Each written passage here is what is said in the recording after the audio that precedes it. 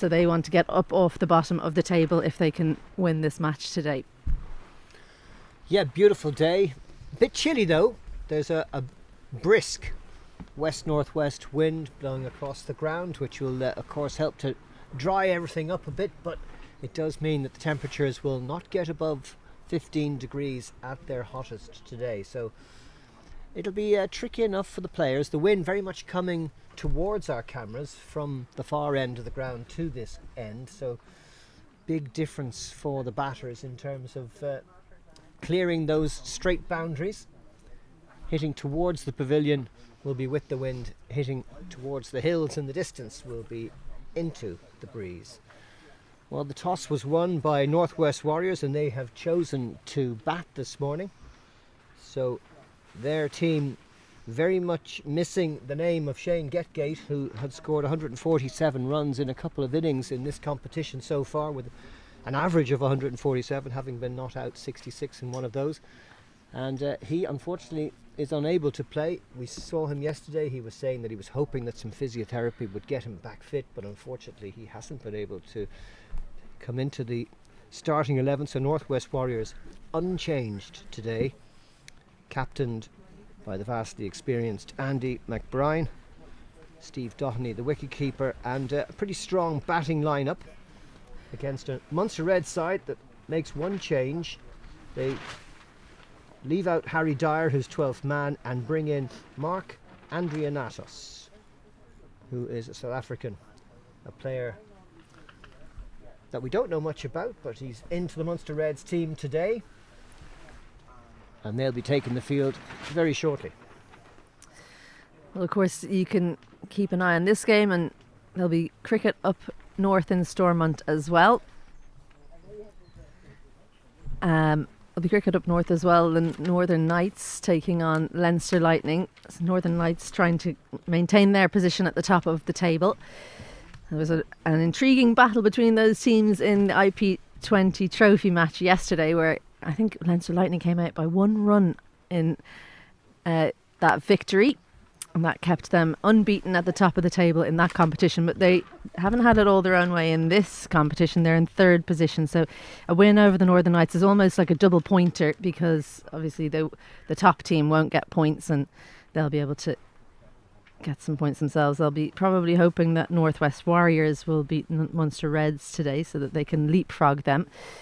The umpires are making their way out into the middle. Johnny Kennedy and Aidan Seaver will be standing today. Azam Ali Beg is the 3rd, and Graham McRae is our match referee. Busy man, Graham McRae. He's going all around the country and all around the globe, I believe, this summer with his match refereeing duties. Just going back to that match yesterday up in Belfast, 142 for 9 Leinster Lightning. They probably thought they didn't have enough, but turned out that the Knights came up just 1 run short with 2 wickets in hand, and Leinster Lightning winning on the last ball of the match by a single run. Fionn Hand with 3 for 22 and Sidhu with 2 for 28. You have to pity Rian Pretorius, who took 3 for 25 and top scored with 58, but still came out the loser. Yeah, he's been in unbelievable form, Rian Pretorius. Stormont hasn't been easy to play on, and whenever he's gone out there, he's made it look like he's playing on a different surface. He barely moves his feet, and just the power he possesses, I think, his core strength incredible. So I'm not surprised to hear he was the top performer, because he's just continuing and where he left off last week. Munster Reds making their way out now, joining the Northwest Warriors opening pair. Yes, interesting huddle of players on the edge of the boundary, just in front of the pavilion here in Oak Hill. 2 batters patiently waiting out there in the middle. It usually works the other way around. The fielding team are usually in position and ready to go before the batters take to the field. But here we go. We're about to start this IP50 match between Munster Reds in their familiar red tops against the green of the Northwest Warriors. And it's Stephen Doheny and Gavin Ralston opening the batting for the Warriors. We'll be hoping to set a good total here. We saw yesterday this pitch is lively. It's got a bit of pace in it. Well, they'll be hoping that they can repeat what they did yesterday, which was an opening stand of 81, and possibly add to it in the longer form of the game. They won't be in as much of a rush. Joshua Manley, the captain of Munster Reds, will take the new ball. 2 slips are in place, just the 2 fielders on the leg side, and 4 fielders. Well, we'll wait and see if one of them is going to go out to the cover boundary. I think it's going to be 3 fielders saving the single on the offside, 2 saving the single on the leg side, square leg out, and third man out. And of course, different power play rules in the 50 over game, Isabel. Yes, 10 overs of power play. 2 fielders allowed outside the ring for those 10 overs. So 2 catchers is a good sign, I think, that Munster Reds are on the attack. But they don't have too many seamers to call on Munster Reds. We've seen pretty much entirely Josh Manley and Liam McCarthy with the new ball. Manley coming in now. So away we go in the first ball, just tapped down into short third and a single taken. These two ran brilliantly between the wickets yesterday, and they're hoping to continue that thread. Yeah, they did. It was a real feature of their opening stand. I think Gavin Ralston in particular looks to create singles where maybe others wouldn't, and comes back for 2 where maybe others wouldn't. That was the new man, Mark Adrian Atos, that fielded that ball. That was played into third by Stephen Doheny for the opening run of the match. So the left-handed Ralston to face Manley. Nice lifting delivery through to wicketkeeper Metcalf. No run. Yeah, Metcalf has taken the gloves. PJ Moore still out injured. I think he's looking to try and come back for those Ireland A matches against West Indies under 23s. That's what he's aiming for. But he's been at most of the Munster Reds games, watching on. He's usually captain of this team, so takes a keen interest.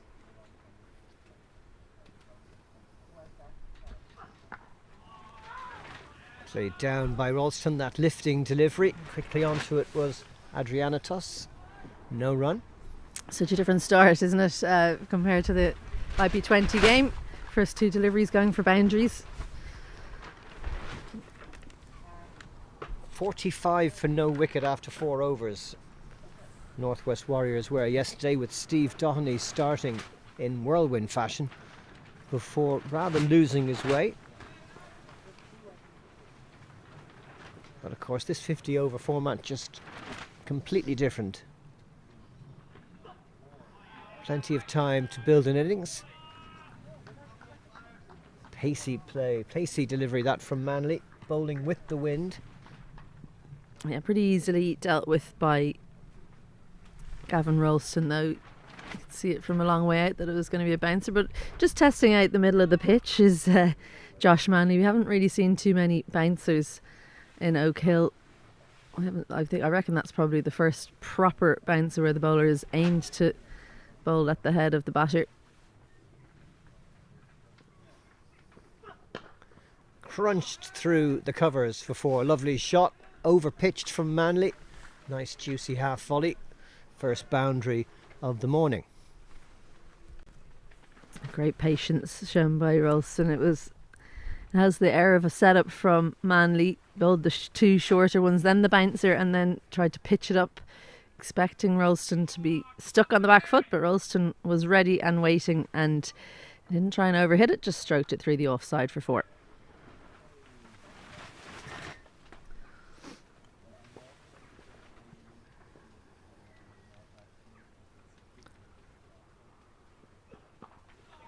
That one turned round the corner, but Brandon Kruger is there, backwards square leg, no run. So the end of the first over, 5 coming from it. 4 to Ralston, 1 to Doheny. Liam McCarthy will take the second over. We've seen these 2 bowling in tandem since the beginning of the season. They've bowled lots of extras, but good to see Josh Manley, his first over. Apart from that boundary, obviously he's going to go for runs off the bat, but no extras to start off with, which will be a positive for Munster Reds. They want Liam McCarthy to back him up, but he tends to get a little bit more swing, and as he tries to go for the stumps, he can stray down leg side, especially early on in the innings.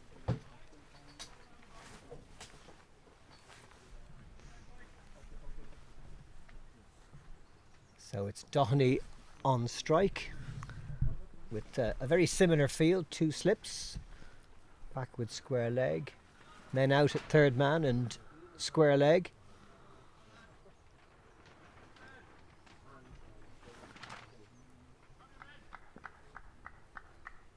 Manley and McCarthy having a good chat before he gets into this attack.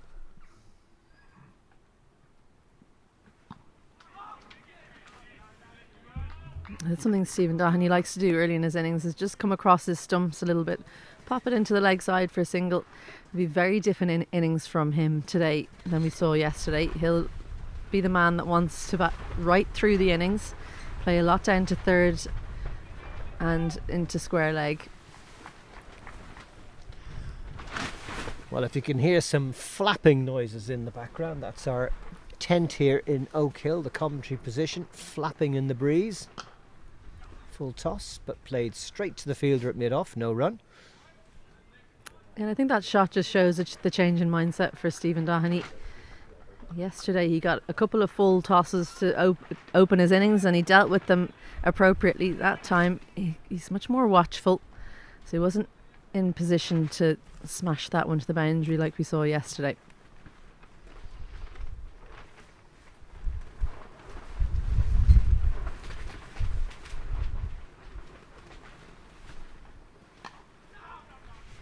Played quietly to point, no run.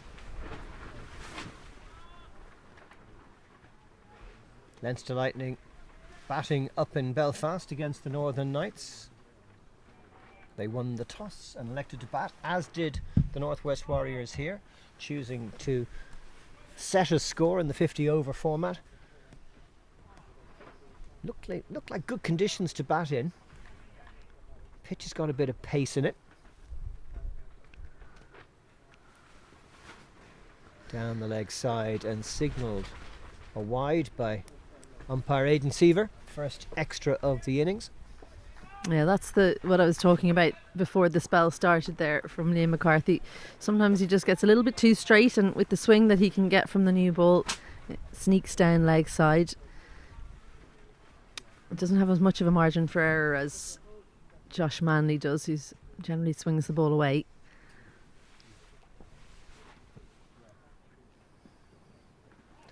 That one going down the leg side too, and some very good glove work from Metcalf. It's been somewhat of a thorn in the side for Munster Reds, because the extras up the front, not only do they add runs, but it adds a lot of time to the game. You know, a 50 over match last week, the first ring straight break was taken after 12 overs, so very, very slow going for the opening spell.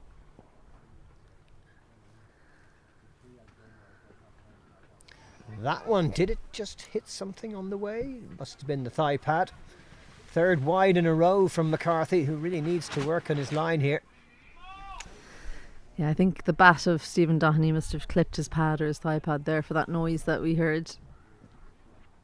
There was clear daylight between the ball and the batsman.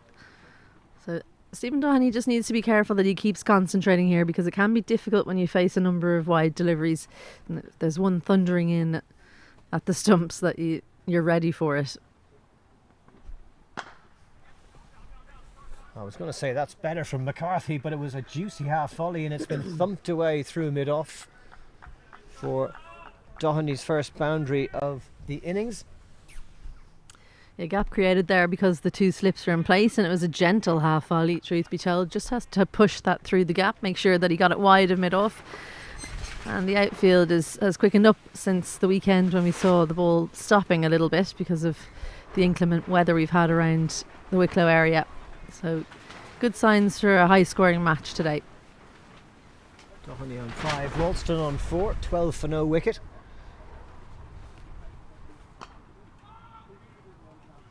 Good start from Northwest Warriors, showing patience. I think that innings yesterday will have given Ralston and Stephen Doherty a good understanding between their partnership. I think you've mentioned a number of times that they ran so well, and when you have a good partnership like that gets off to a flyer, you gain confidence going out as a partnership, don't you? So they do look comfortable with each other. They look on top form out there.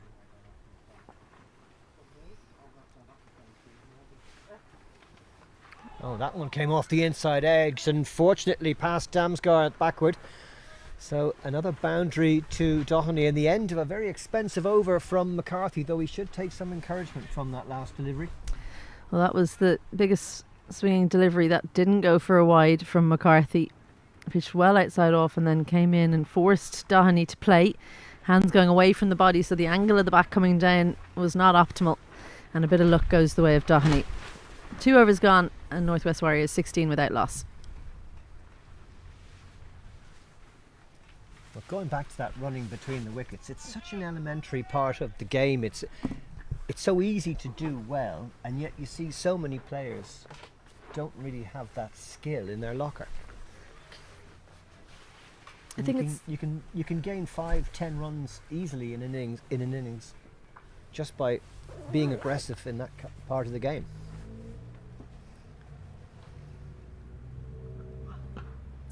Well, I think 5-10 runs in a T20, but 20 or 30 more in a 50 over if you've got a number of good runners in the team. But it's a confidence thing and an awareness thing. I think that's something that people don't pay enough attention to before they go out.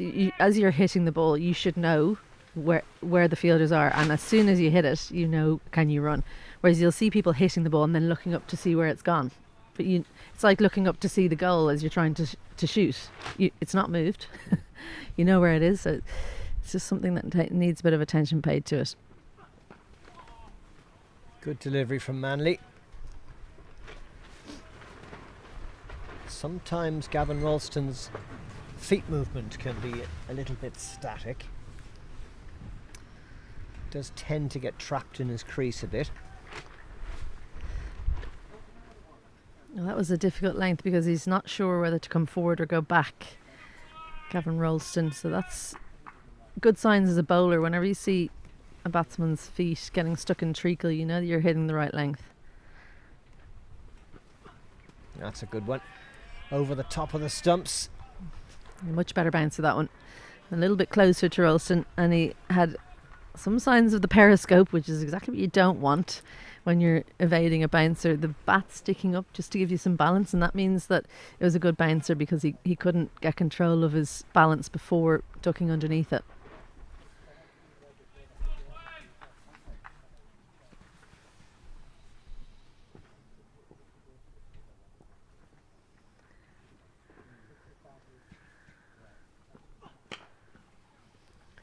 Good shot, but straight to the fielder at point. Mike Frost stopping it there and preventing the run. 16 for no wicket in the 3rd over. Solid start from the Warriors. Well, they've been light on seam bowling, Munster Reds, in the last couple of games, but they do have an extra seamer in Sean McNichol today. He's played in the T20 yesterday as well. And that nicely played down the line to mid-off, but again straight to the fielder, no run. He's got the outside half of the bat and now the inside half of the bat, Gavin Ralston. So not as sweetly timed as the boundary we saw in Manley's previous over, which was hit sweetly out of the middle.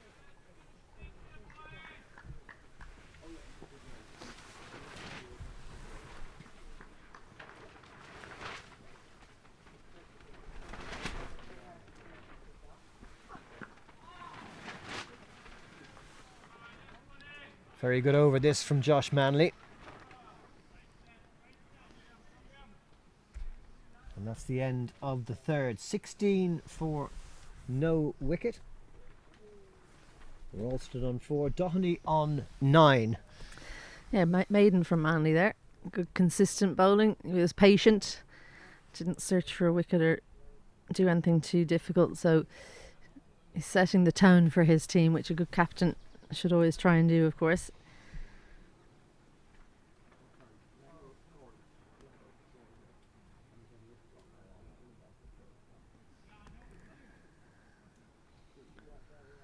Into the fourth over now.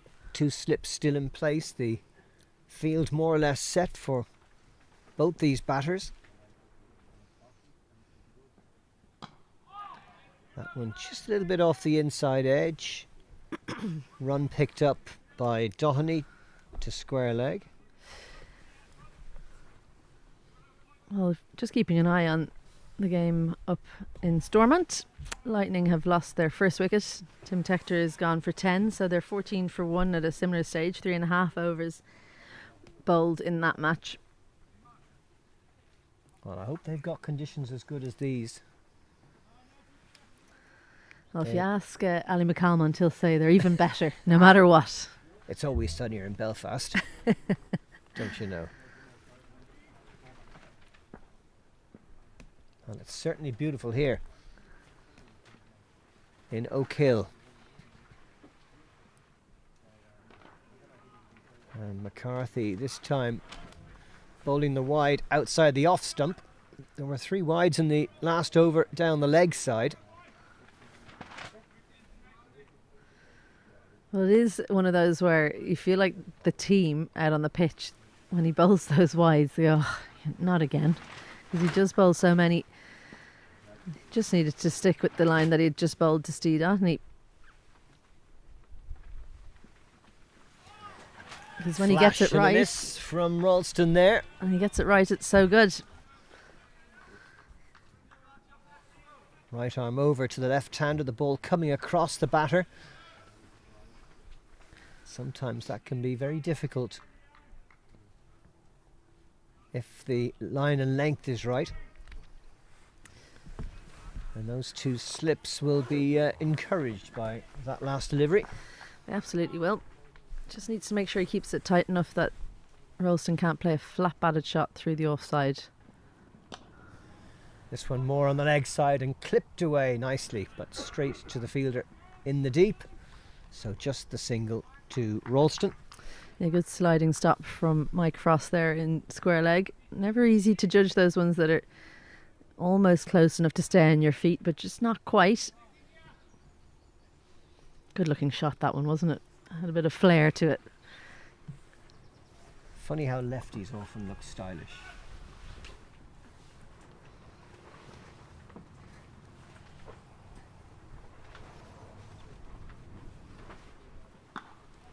Kept down well. Just a single though. Yeah, there's that shot I was talking about, the rotation of strike shot that Stephen Doheny loves to play, especially early in his innings. So the in swinger he'll try to play in there, and the away swinger he'll look to go down to third. Well, he's done much better at rotating the strike. 11 from 9 for Doheny, 5 from 14 for Ralston.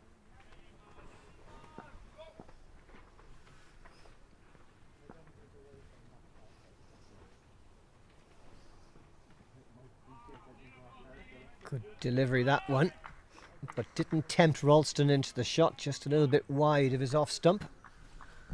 I'm a little bit surprised that that wasn't called a wide, because the movement was so much that it was, you could argue, outside the wide line by the time it passed Ralston.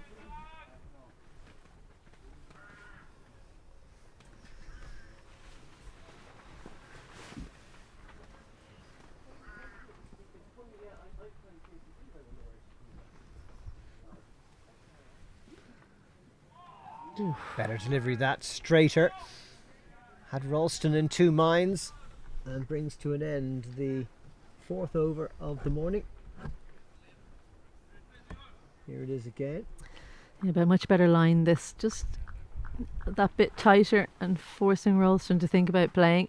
Did come inside it in the end, but it was, yeah, it was pretty close. If he'd tried to play an attacking shot there, I think it would have taken the edge. So good watchful play.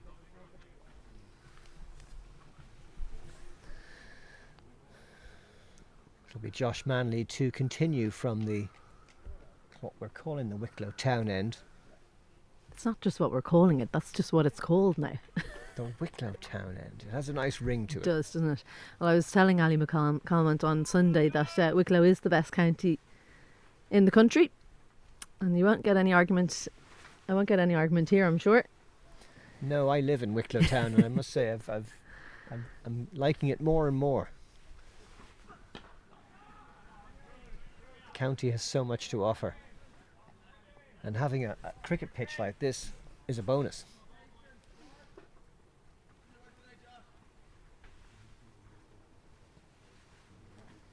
Yeah, hopefully we'll see more and more cricket played down in Oak Hill, because it's now being run by Cricket Leinster.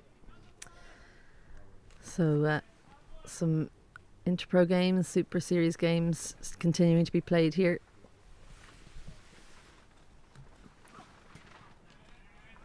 Wide delivery from Manley, who really put his back into that one. He certainly did. It was only marginally wide. Yeah, it was only marginally wide. I think the idea was right. He was trying to direct it at Stephen Doherty, because the line he would generally bowl to a right-hander is outside off, but no point in bowling a bouncer that's not threatening the actual body of a batsman. So he tried to bowl that bit straighter.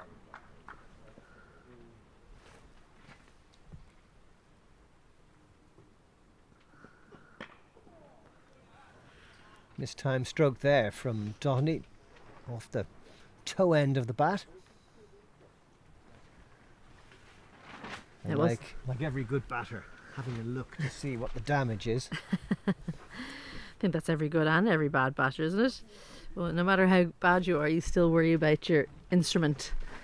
But that wasn't a very convincing shot from Stephen Doherty. I think that's what he needs to be concerned about, more so than the state of the toe of his bat. Ooh. Thought about it, but left it alone at the last second. And he's just shifted outside his stump here, Stephen Doherty, trying to get closer to the ball, but Manley was alive to it and just moved his line with Doherty, and that was almost a very ill-judged shot from Doherty. Not too far away from the blade. Good pace here from Manley.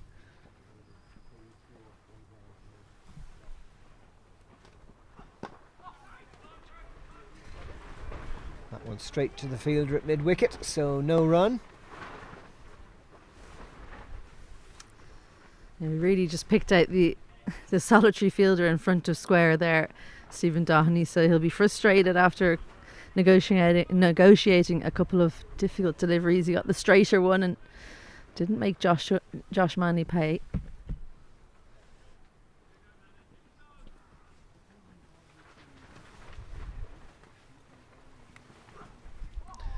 And again, the bat not too far away from the ball. Another unconvincing shot from Doherty, who's not enjoying this over. Well, this is the job of an opening batter, is to deal with the swinging ball. This one, the length a little bit shorter from Manley. And Doherty, well, I think he's played at it and then pretended to leave it. So the good news for him is he hasn't actually gone through with any of the shots. So while he's hung the bat out outside off, he hasn't really given the ball an opportunity to take the edge. And again, the line is perfect from Manley, just tempting Doherty into a false stroke. A great over from the skipper. Well, this one was just a leave from Doherty. Pulls the bat right across in front of his pads. So a better leave from him to close out that over. 5 overs gone there, 21 without loss. And Manley with just 2 scoring strokes so far off his 3 overs.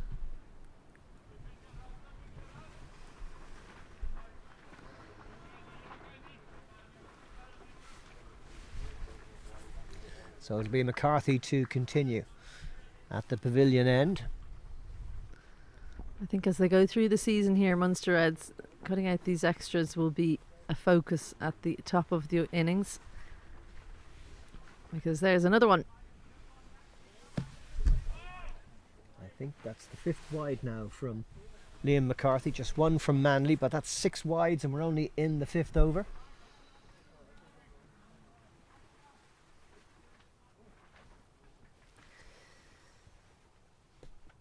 He tends to bowl his allocation, Liam McCarthy, but because of the wides he tends to bowl 11 or 12 overs every match.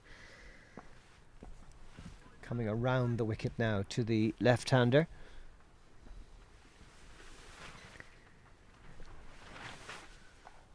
That's just played down to third. Single to Ralston. I think Ralston will enjoy this change in angle. He seems a bit more comfortable with the ball coming into him. McCarthy attempting to cut out those extras by coming around the wicket to the left-hander, but just does take out a little bit of the threat that coming across the left-hander gives him.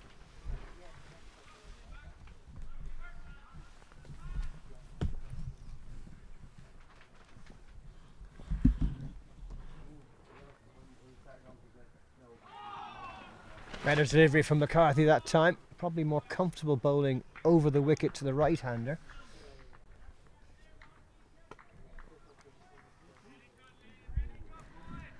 He's seen a lot go past the outside edge in the last few overs, Stephen Doherty. This one just leaving him a little bit. He was expecting the ball to continue on its inward trajectory, but straightened up. Doherty playing inside the line. He's just slowing things down a little bit here, Stephen Doherty, because he's had a rough 6 or so deliveries.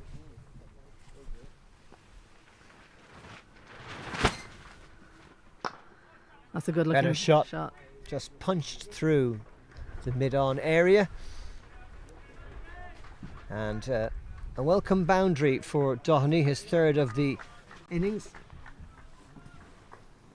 Just about misses the mid-on fielder. Sean McNichol dived to try and cut this off, but it just about got straight of the mid-on fielder and trickled away to the rope. Just a push, and I think that shot shows the pace that there is in the outfield now.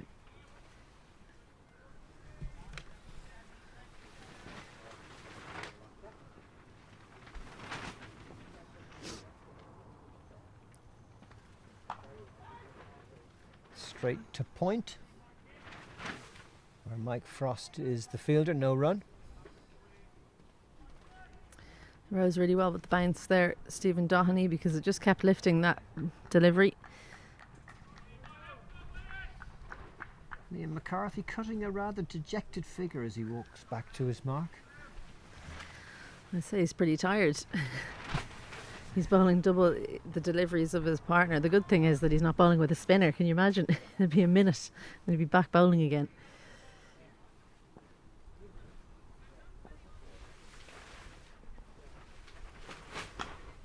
Over pitch this time. Diving stop by Frost at backward point. Good athletic fielding, saving the boundary. Just a single. Moves the score to 28 for no wicket. Doherty on 16, Ralston on 6. Yeah, 6 from 16 for Ralston. Just been watchful.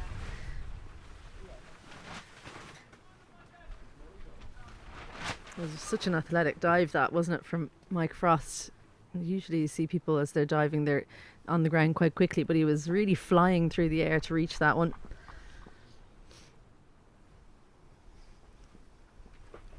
Usually the best fielder in the team would be given that responsibility at point or backward point. Yeah, often a left-handed fielder as well. Needs such quick reactions. The end of McCarthy's third over, 22 runs coming from it. Not really complimenting the excellent work of Josh Manley at the other end. 28 for no wicket after 6. Yeah, he's gone for 22 in his 3 overs, and Manley gone for just 6.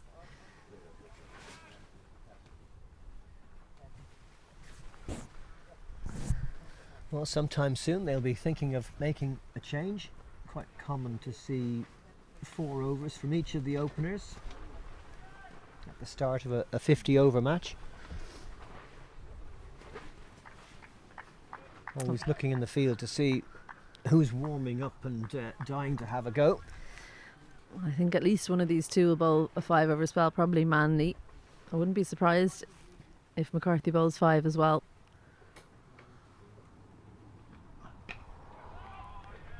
Straight to backward point, no run.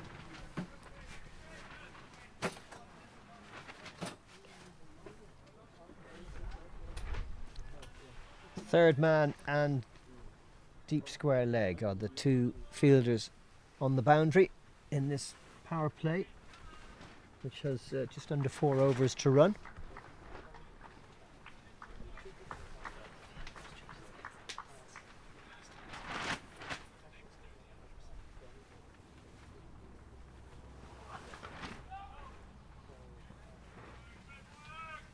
Manley very accurate, probing on or outside that off stump.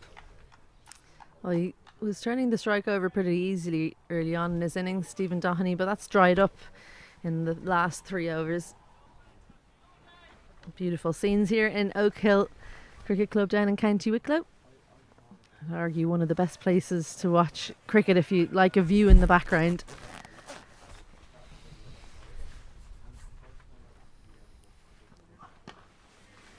Yes, indeed, a sylvan setting if ever you wanted it. Saw some swallows flitting around the outfield a few minutes ago. So much wildlife in this part of the country. Well, there's a horse and her foal in the field that you drive past as you're parking your car as well, and there's a kite, I think, that lives in one of the trees nearby, so you often see the kite just gliding over the cricket field, enjoying the view as well.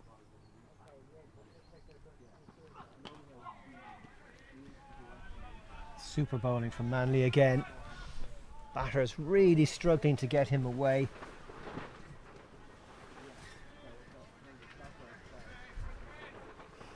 Only 3 scoring shots so far off his first 3.4 overs. Well, he's straightened up his line a little bit, so maybe he's getting fed up of the ball beating the outside edge. Does open up opportunities for Stephen Doherty, but the length has been too good so far in this over.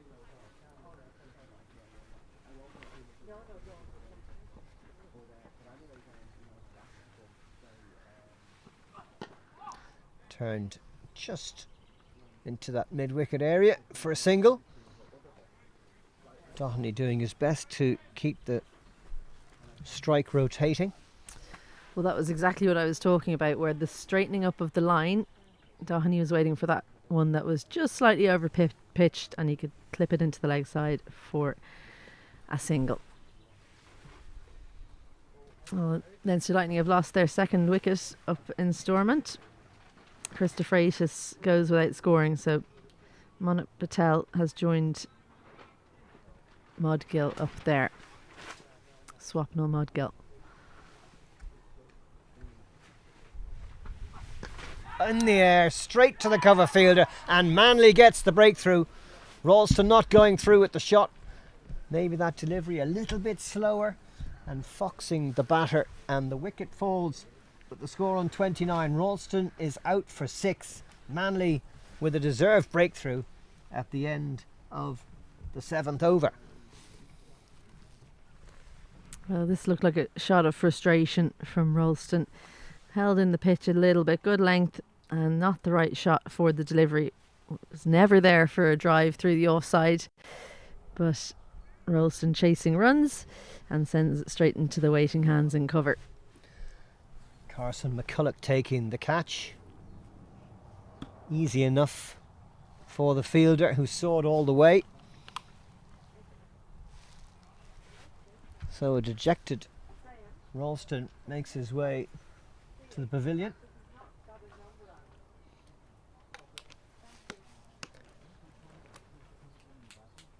And a really good spell of bowling so far from Josh Manley. 1 for 7 off 4 overs. Very impressive.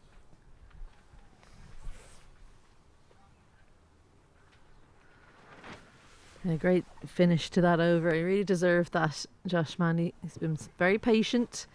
Hasn't strayed from his line of length too often. Just the odd bouncer here and there. Cian Hilton, the new batter, out at number 3 for the Northwest Warriors.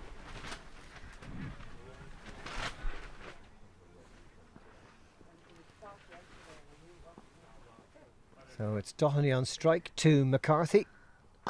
Full toss, not dispatched.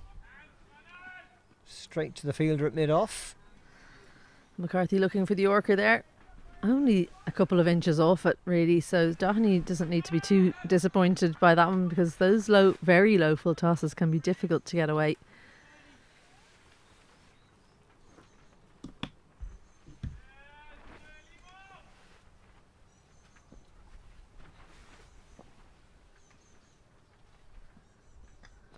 And that one's clipped just wide of Metcalf. And it's gone away for 4. Edgy shot, but gets the boundary. Bit of luck again for Stephen Doherty.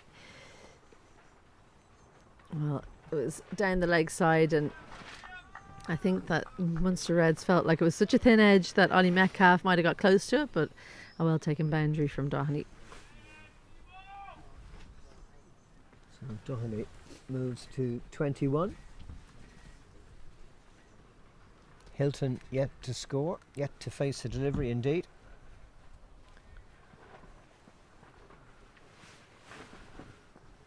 Manley constantly in the ear of McCarthy. That's up over the top, nobody out in the deep but cover.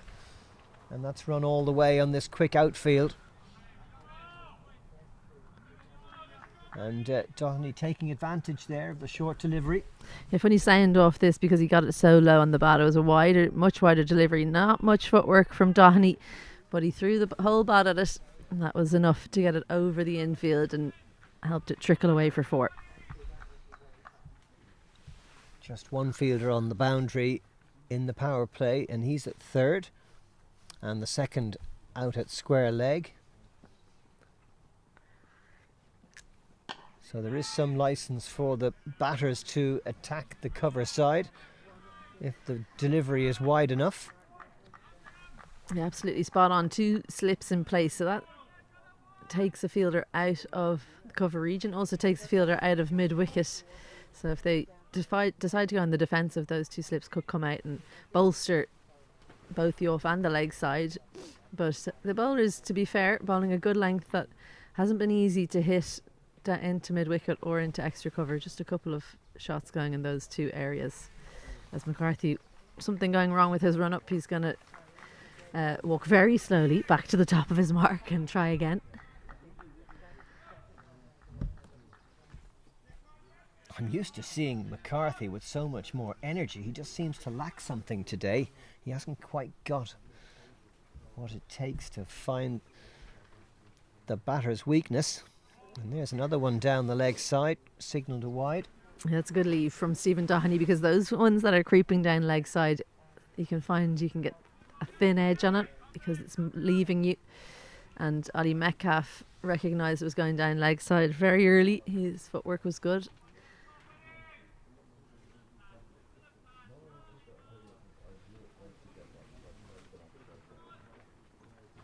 Two 4s and a wide in this over already. 2 deliveries remaining. And that one again just away from Metcalf. Now, did it get something off the bat, or no? It's leg buys. I thought it might have been. It was much thicker sound from here anyway. He did play a shot at it, Stephen Doherty. That's why it would have been runs anyway. I suppose it went to the boundary, but 4 useful runs, but just not from the bat of Doherty.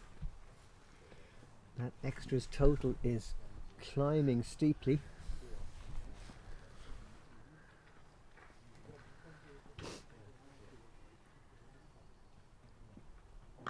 Oh no. And there it is, flash straight to the fielder at point. I think it's Mike Frost has taken the catch, and McCarthy with a pretty nondescript delivery gets the breakthrough. Another wicket falls. And Doherty will be furious with himself getting out to a delivery like that. 42 for 2 in the 8th over.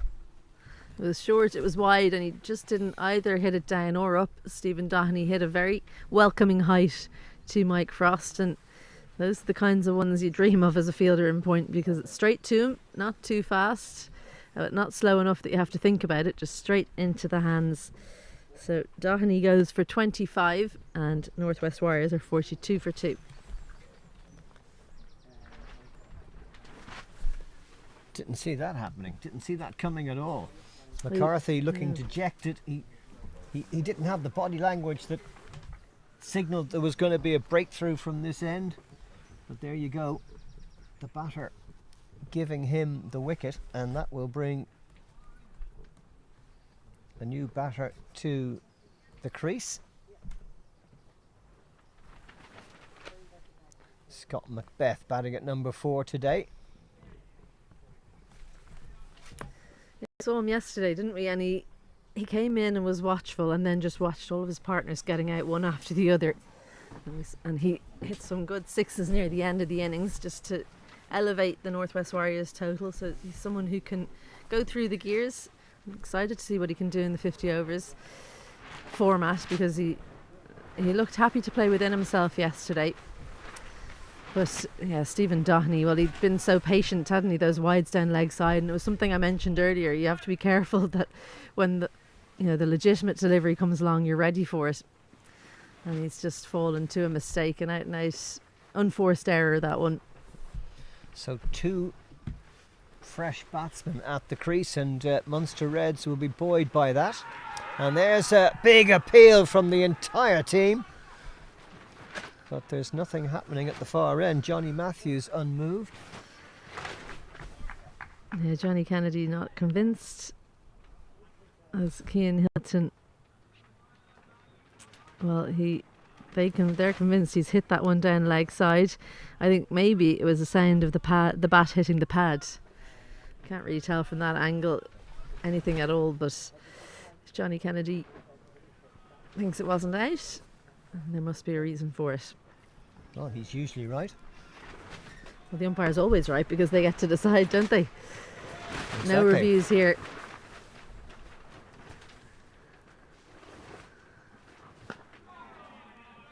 Right on the spot from Manley, making Hilton play.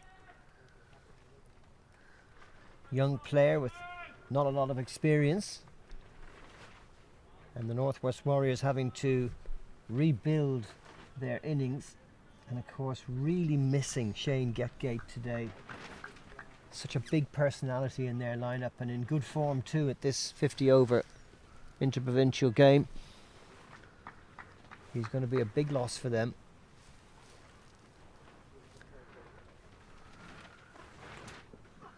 Oh, a play and a miss. Hilton going for that one. Beaten by Manley outside his off stump. Just didn't get close enough to that one. Cian Hilton threw the hands at it. But you talk about a young player like Cian Hilton coming into the lineup, and I think that's what's exciting about these interpro fixtures happening when the international team is away. Lots of opportunities for young up and coming players, Ireland under 19 players, to step in and see what they can do at this level.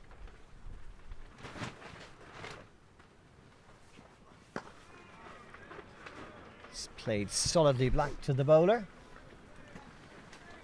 Yet another dot ball from Manley.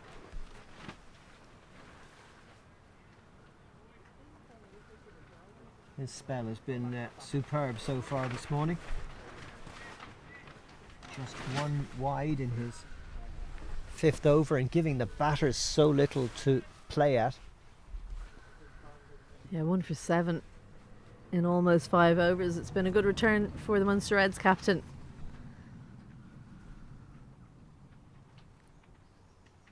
And that one too, pushed straight back to the bowler, who gets down to field.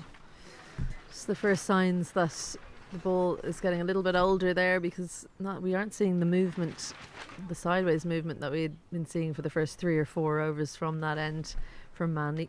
2 different balls used, of course, one from each end, one from the Wicklow Town end and one from the Dublin City end.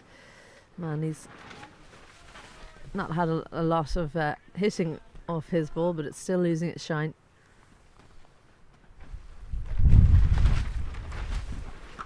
Shorter delivery, but miscued by Hilton, straight to cover, no run. Manley getting away with one there, and that brings to the end his 5th over, 2 maidens, 1 for 7, and just 1 over left now in the power play. 42 for 2. Yeah, for the next 30 overs after this one, 4 fielders allowed outside the ring. Then for the final 10 there'll be 5 allowed out as we get into the hitting phase of the innings. There will be a change in the bowling inside the power play, and it's not going to be another seamer, as I thought it might be Sean McNichol, but it's left arm spin. Nikolai Damgard from the Dublin City end. Damgar, who bowls pretty orthodox right arm off breaks. So left arm, my apologies. Well, he came on yesterday, didn't he, when Northwest Warriors were doing so well and stemmed the flow of runs. And he went for 4 in that first over of his. It was the 5th over in the game, and Northwest Warriors were flying on 45 without loss. So big changes in the field here. We've got a couple of players at backward point inside the circle. Well, they'll just move around a little bit because they only have 4 fielders saving a single because they want to have the slip in place. Long on and square leg, the 2 fielders out, so 2 fielders saving a single on the leg side, mid wicket and 45.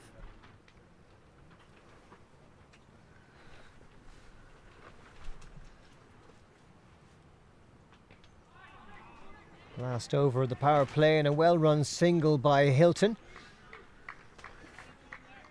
Brings the score to 43 for 2 and gets Macbeth off the mark.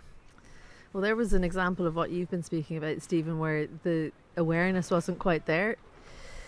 Scott Macbeth was thinking about the shot and thinking about how the ball had reared up, and Cian Hilton was calling him through for a single. Just as soon as the ball came off the bat, he was still thinking about the shot rather than the opportunity for a single. There's a big appeal and the finger goes up and it's another wicket. And Damgar's made the breakthrough with his second delivery. The end of Cian Hilton, LBW to the Dane. And a 3rd wicket in the power play. 42 for 3 and Munster Reds very much on top here. A slight little bit of turn has squared up Hilton, who cuts a desolate figure as he comes off the pitch. Not from 6 deliveries for him. Damgar, it's a little bit of movement in, some drift in with the ball, and then this one straightens up. And Aidan Seaver had a quick think about it, but that one's crashing into the middle of off stump, so an easy decision for the umpire. And Damgar comes on and makes a change straight away. There was a single at the beginning of that over, so 43 for 3 at this point in the new batter. Andy McBride, the captain.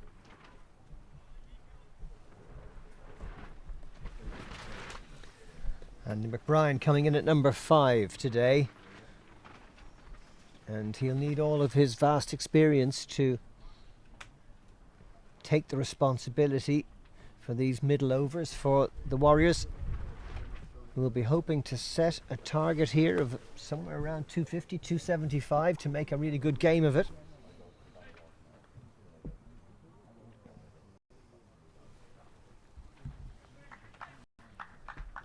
Final over of the power play. Damgar doing exactly what his captain would have wanted. Change of bowling and a quick wicket. The left-handed McBride on strike. Just turn to 45 where there's a big misfield by Brandon Kruger, but just the single. Yeah, just played that with the turn there. Andy McBride off the mark on his first delivery. A little bit fine of Brandon Kruger, and there's a hill down towards the Wicklow town end, so Brandon Kruger somewhat undelicately sprawling to stop that one from going past, because if it had gone past it could have easily gone for 4.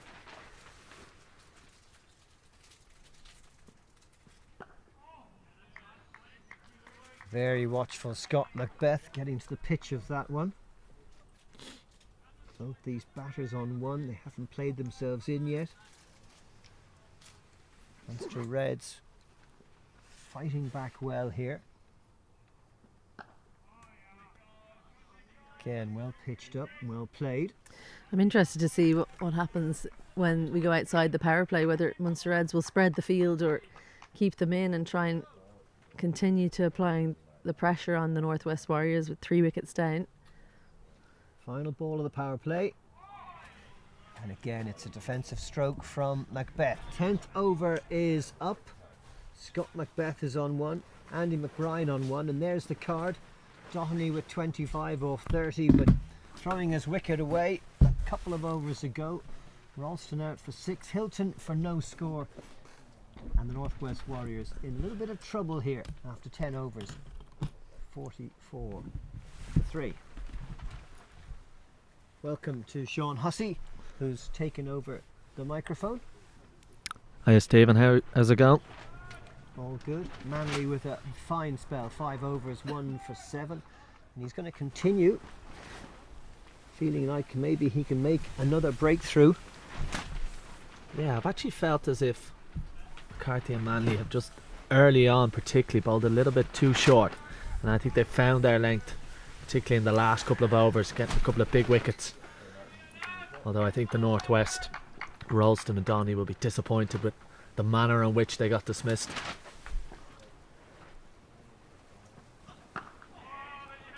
Well pitched up. Defensive stroke from Andy McBride.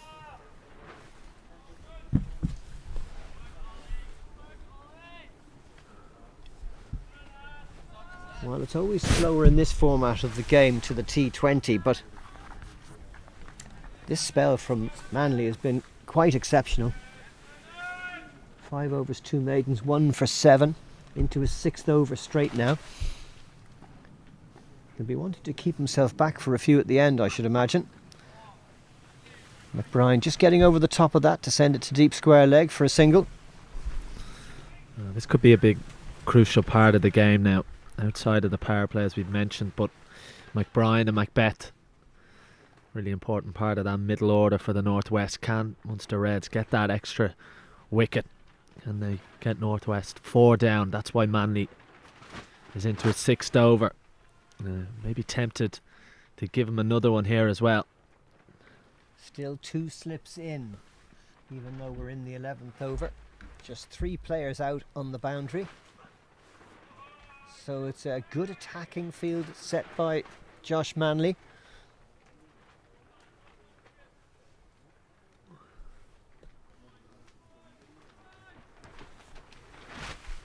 Munster Reds, who have won 1 and lost 1 in the series so far, sitting on 5 points. Northern Knights lead the table with 2 wins out of 2.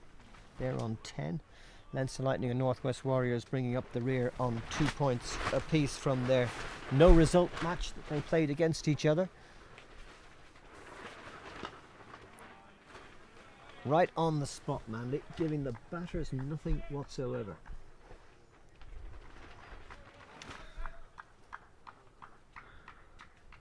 And that's what they've done well in the last couple of overs. There's a few too many boundary balls early on. They pulled it back really nicely, particularly Manley. He's been outstanding. Maybe just looking for that extra wicket. Scott Macbeth really concentrating on playing himself in. We know he can hit the ball hard. Quick single taken there to mid-wicket, easily home. Kruger having a shy at the stumps, but Macbeth was well in.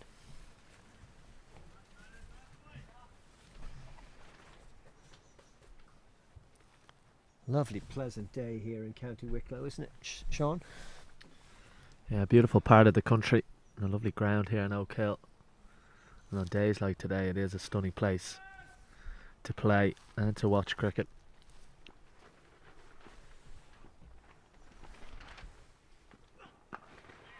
Final ball of Manley's 7th over. The defensive shot from McBride. And the end of 13 overs, is it? 11 overs, 46 for 3 the score.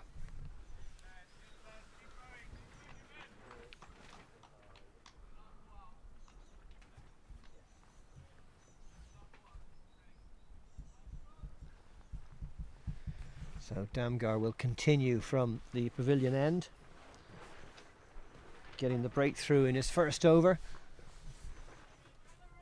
Cian Hilton LBW to the 2nd ball of Damgar's spell. The 3rd Northwest Warriors wicket to fall. They need a big partnership here between these two.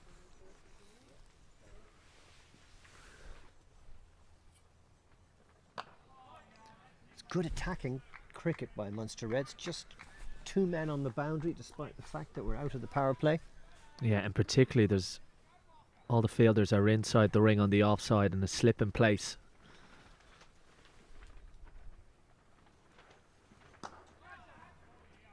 And that's just hit nice and easily down the ground for a single to McCarthy. Macbeth moves to 3. McBride on 2. 47 for 3, and Munster Reds very much on top here.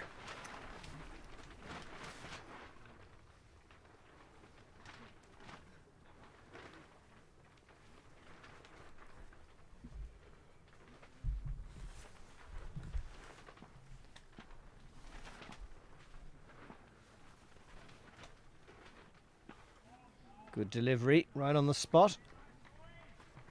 Patted down defensively by Andy McBride. I think that's Damgard's line here. Just took McBride up for room. Try and get him to play a shot he doesn't want to play. Good sweep, and it beats the fielder just behind square. A much needed boundary for Northwest Warriors. And that gets the 50 up, 51 for 3. McBride to 6. That's the only issue if you go straight. Seem to be a little bit quicker through the air from Damgard. Really good shot from McBride. Gets his left leg outside the line of the stumps. Really good shot.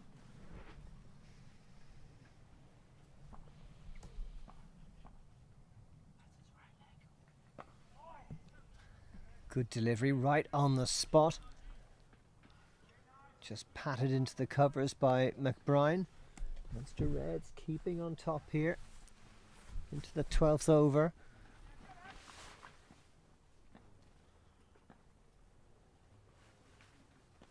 That one's turned to backward. Easy single. And the end of Damsgaard's second over. 1 for 8.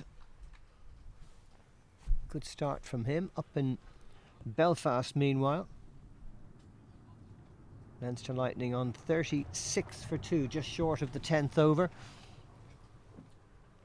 Patel on 9. Modgill on 15. They're the not out batters. Tector and De Freitas both out early in the innings. Wicket each to Pretorius and Foster. So a long way to go in that match. We'll keep you in touch with what's going on in Belfast. And of course later in the day, Ireland starting their T20 World Cup campaign in New York. That'll be interesting to see. Yeah, well, we are going to have a change in bowling. We did wonder if Manley would continue. What a wonderful opening spell from him. It's going to be left arm spin from both ends now, with Mike Frost coming from the Wicklow town end.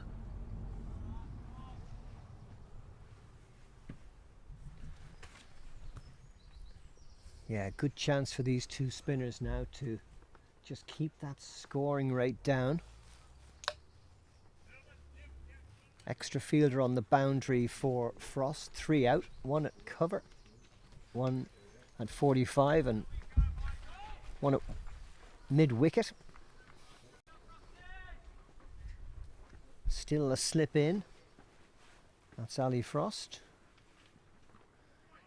And that one just straying down the leg side. Quick single taken. Macbeth was on his way. Sharp running that between the wickets. Just as we were speaking about the lovely sunshine here in Wicklow, they're actually off for rain at the moment up in Stormont. Ali won't be pleased. No. We've got plenty of sunshine down here at the moment. Hopefully the rain stays away. There are a few clouds over the ground, but due to stay dry for the moment.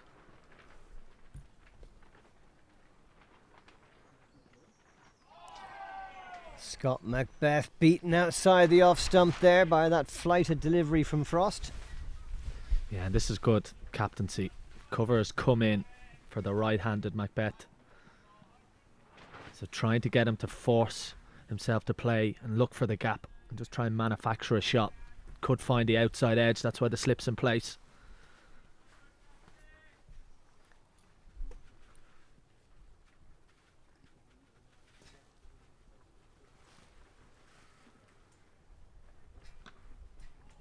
there you have it. There you can see Macbeth. He's just a little bit uncomfortable there at the moment. He's trying to play a shot that forces that fielder at cover to go to the boundary, give himself a option of rotating the strike.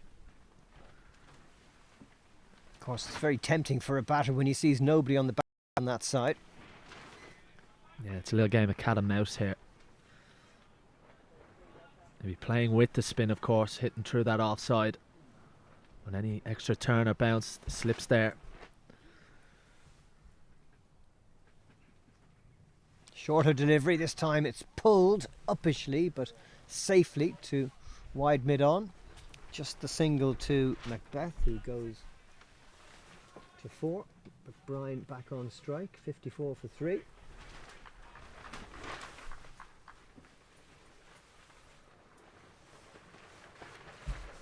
Batters have to be patient here. They can't force the game. They've just got to be patient and wait for the opportunities. Not every delivery is perfect. We've got 4 out in the boundary here for McBride. 3 on the leg side, 1 in the covers. Played straight to mid wicket for no run. The end of Mike Frost's first over, just 2 coming from it. McBride on 8, Macbeth on 4. It's 54 for 3 after 13.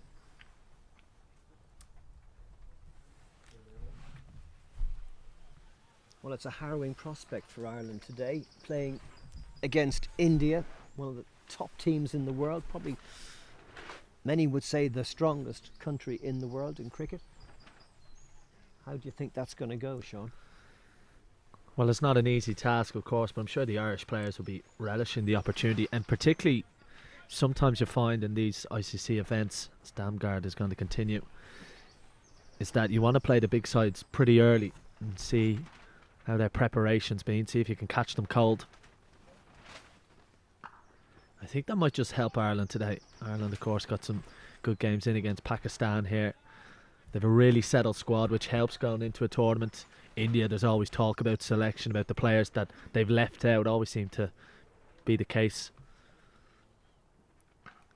They've only got about 300 million to choose from. It must be hard to decide who are the best players in the country. Yeah, and I think for Ireland it's just about trying to grasp the opportunity. Someone in that side could really make a name for themselves, like we've seen over the years. The Kevin O'Brien innings, of course, against England in 2011. I think if you're in that Irish dressing room, of course there'll be a lot of nerves going in, playing against India, everything that brings, but there is also that opportunity. We've seen Josh Little over in the IPL show his class. We've seen Lorcan Tucker and Harry Tector in the past, and last year's T20 World Cup, Curtis Camphor as well. So I just think you've got to go out and try and take the opportunity. So often you find when you get to a stage like that, it's just about enjoying it and trying to deliver on it. And ultimately, as an Irish cricketer, I don't think you're going to be judged against how you do against India. But there is that opportunity. Nice stroke by McBride, sweeping it to backward for a single. Damgard keeping it really tight here, the 2 spinners, doing a great job for the Munster Reds. That run rate of just a shade over 4. But the 3 wickets lost, that's the key for the Northwest Warriors. And that's the end of over number 14 here in Oak Hill. Damgard 1 for 10 from his 3. Scott Macbeth on 5. Andy McBride on 9. And after 14 it's 56 for 3.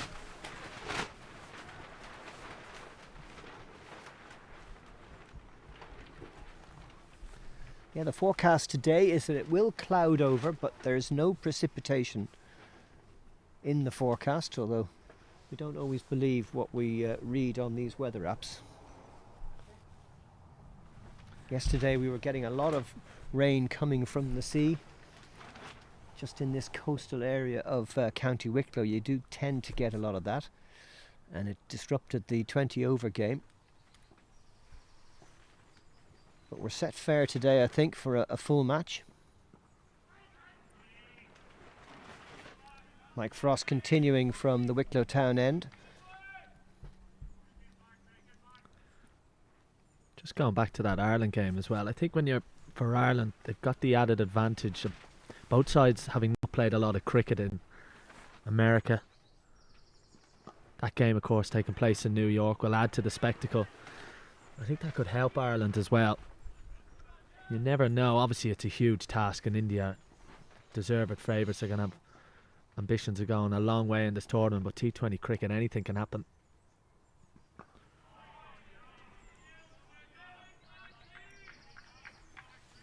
And it's proven to be an interesting tournament already. A couple of really low scores in there, close games. Obviously the weather affecting England and Scotland yesterday. So we'll have to wait and see that game getting underway at 3:30 later, Irish time. Yeah, being played in Nassau County in New York. And of course there are so many expats from cricket playing countries who live in that area, so the sport is growing a lot. Yeah, Frost just changing the angle up here. Good over this to McBride, 5 dot balls. Can he finish it off? That run rate slipping below 4. Extra player out in the deep at backward square leg.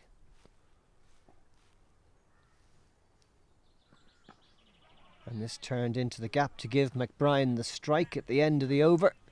Just one coming from it.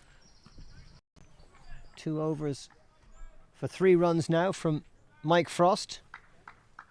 And this left arm attack, this left arm spin attack is doing the business for Munster Reds at the moment, keeping the Northwest Warriors quiet at 57 for 3.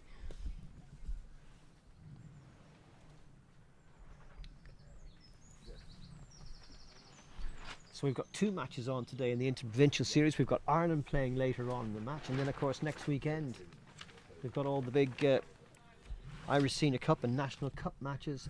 A blitz of cricket on Sunday, June the 9th, with all of those games down for decisions and some really interesting draws which we can talk about as we go along. Well, it's a great time of year, June, when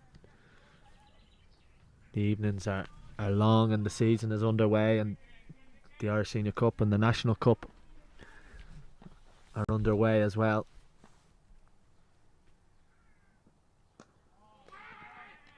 Turned into the space there. McCulloch was quickly onto it, and might have been a single if Macbeth was on his way from the start, but he was on his heels rather.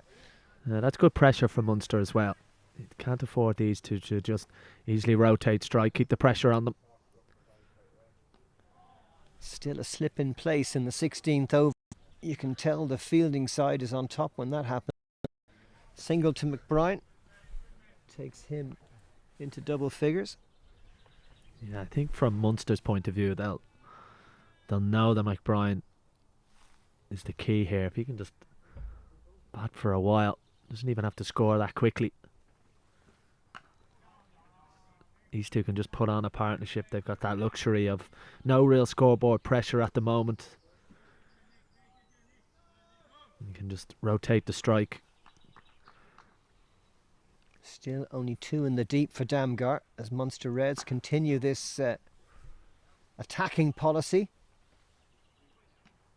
It's really good captaincy from Josh Manley. He's done his bit with the ball, but he's also very much involved in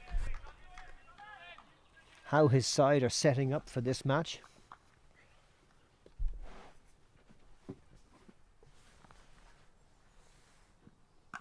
Shorter delivery, cracked past the cover fielder. McCulloch couldn't get down quick enough. That's a nice shot from Scott Macbeth for his first boundary. Brings the score into the 60s. Yeah, that'll frustrate Munster. On the eve of the drinks break, short delivery. You can see the reaction of Damgard straight away. Good batting by Macbeth, found the gap. And that brings the Northwest Warriors to 62 for the loss of 3 wickets after 16 overs. It's time for a drink here in Oak Hill. We'll be back very, very shortly.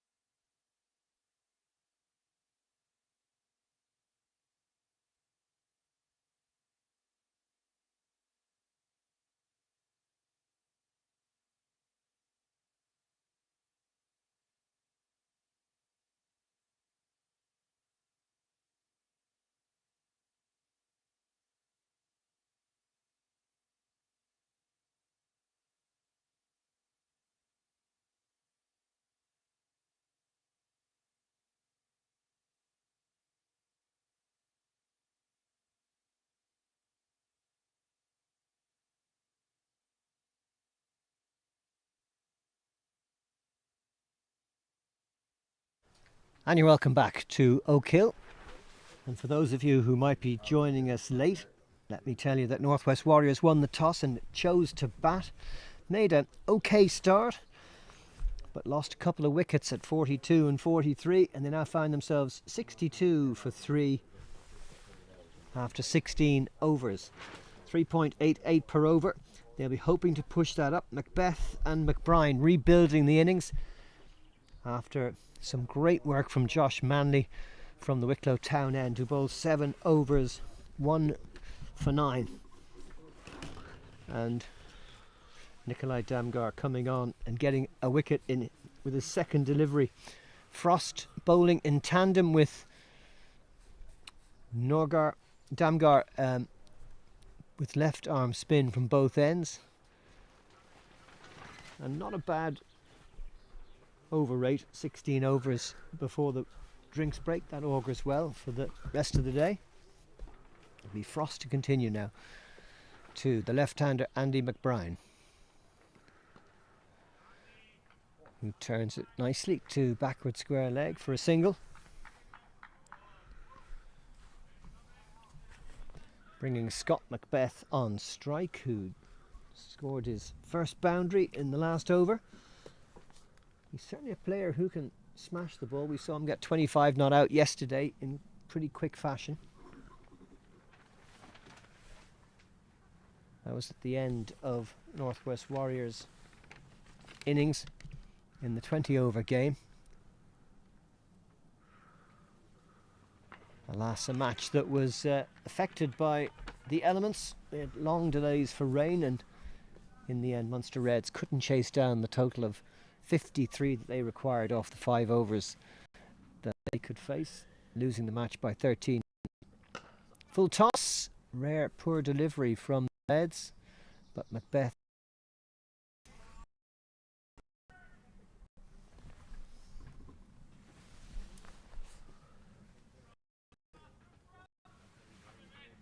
good start to this game. Both sides will feel that they're in it. Yeah, I like this field as well. You got a slip and a leg slip and a deep point, so they're trying to get McBride out here. Played it firmly. Frost with the misfield. It gives McBride a cheap run. There haven't been too many misfields by Munster Reds so far. Yeah, that will frustrate them as well. They want to try and build a bit of pressure on McBride. They can't afford to allow him to just settle in. Have to try and break this partnership before it gets going. That's why the slip and the leg slip were in place for McBride. And a very different field for the right-hander Macbeth, with 4 on the offside saving a single plus the slip. Just 2 men out for Macbeth. Full toss, smashed away past the mid-wicket fielder Kruger, who had no chance of getting near that. Very poor delivery from Frost, a rare poor delivery, 7 off the over. Yeah, that's good batting again from Macbeth. Poor delivery to end the over again. 2 boundaries of the last delivery of the 2 previous overs now. It's a good batting from Scott Macbeth. Brings the score to 69 for 3 after 17. And this partnership now worth 26 and just building along nicely. And a change in bowling at this pavilion end, because Damgar has been taken off and he's going to be replaced by Brandon Kruger, so the spin attack continues.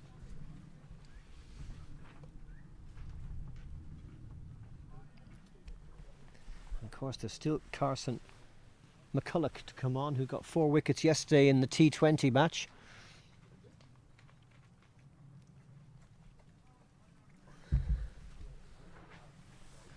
Just a third of the way through the innings now. The run rate just a shade above 4. But Macbeth and McBride building the innings again. 14 and 13 for them. Trying to establish a good partnership here. That's a single. Out to deep cover.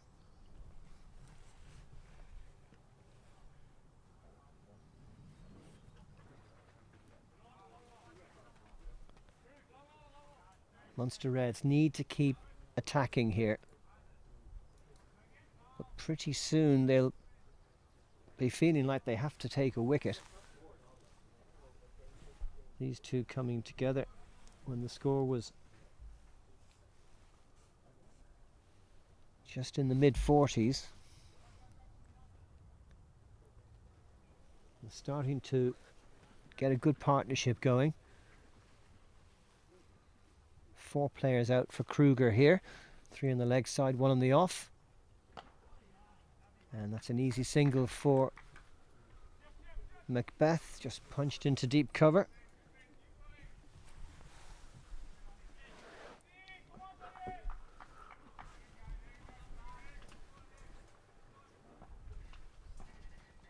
Slip still in for McBride. Down the leg side, floating delivery. Looked like a slower ball. I actually think that could be the way to go here. Just bowl it a little bit slower through the air, try and get some grip off the surface. Maybe a little bit of uneven bounce. That one more pitched up, more orthodox, easily played by McBride straight back to the bowler. Well, we saw 2 of the wickets earlier, the first 2 wickets to fall. That of Doheny and Ralston. Ball just kind of sticking in the surface a little bit. Both getting caught in the ring on the offside. Just a little bit of turn there for Kruger.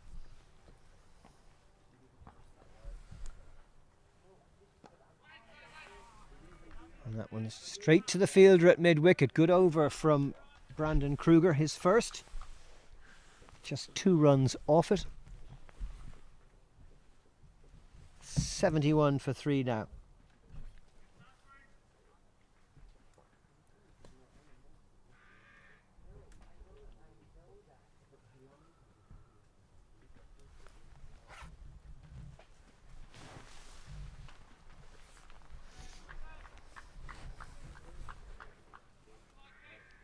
When the sun shines, it's often hard to see the screen that we have as we try to get a closer view of the action. A lot of glare in the air here today in Oak Hill. Frost continuing from the Wicklow Town end. On the spot to Macbeth. And they're back underway after that delay in Stormont.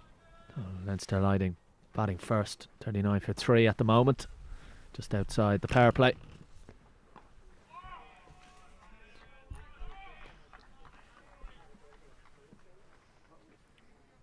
Very good bowling by the Munster Red spinners so far today.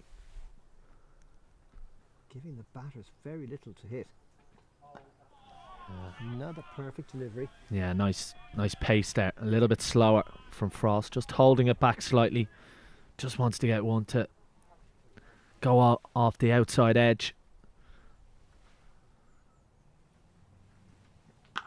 Full toss, given the full treatment. Whacked away to mid-wicket. You can't bowl full tosses to Scott Macbeth. He loves those. Yeah, another poor delivery. And that's 3 poor deliveries in 4 overs now for the Munster Reds. This is a full toss. Every batter in the world will take that. Doesn't have to get all of it. Just gets enough to beat that man in mid-wicket. Oh, a flashy one there. Not the best of strokes from Scott Macbeth as he thought he was going to get another. Yeah, that one just seemed to really just stick in the pitch. You can just see it, a little bit too paced out there. Well pitched up, last delivery of the over, just the boundary off it. Not a bad over from Mike Frost, none for 14 for him now after 4 overs. And after 19 it's 75 for 3.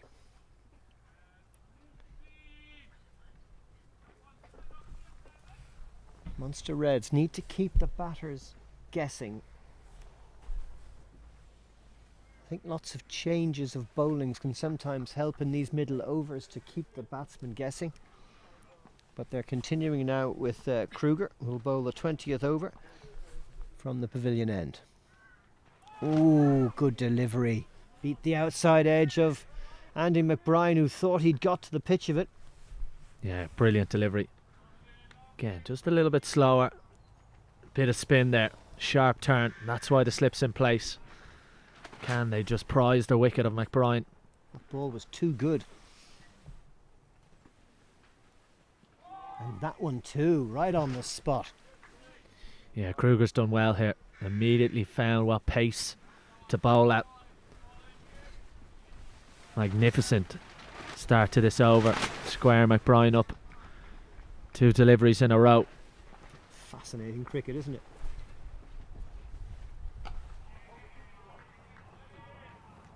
Real respect from the experienced Ireland player who knows a thing or two about spin bowling. Reverse sweep this time, gets it away backward of square, and that's going to run all the way to the boundary. Great change of tactics there by McBride. Yeah, it's really clever cricket. You saw what Kruger was doing.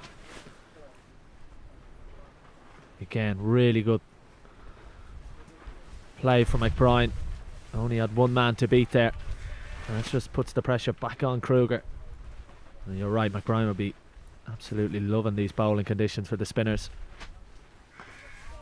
Again, nicely tossed up, punched past Damgar to McCarthy in the deep for another single. Bryant moves to 18, Macbeth on 19. Just one delivery left in the 20th over.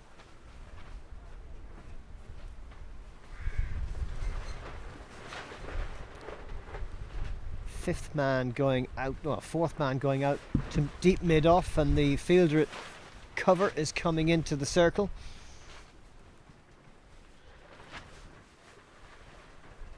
Great delivery, and it's through, and it's beaten Macbeth.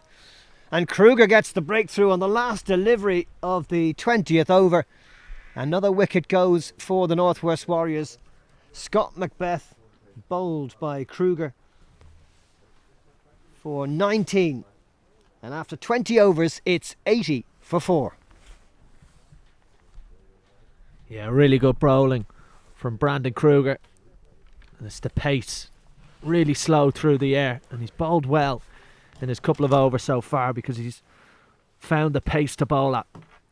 Gets the spin. It's a little bit rash from Macbeth. Nowhere near the pitch of the ball. Through the gap, and a huge wicket for the Munster Reds. You felt like they had to break that partnership.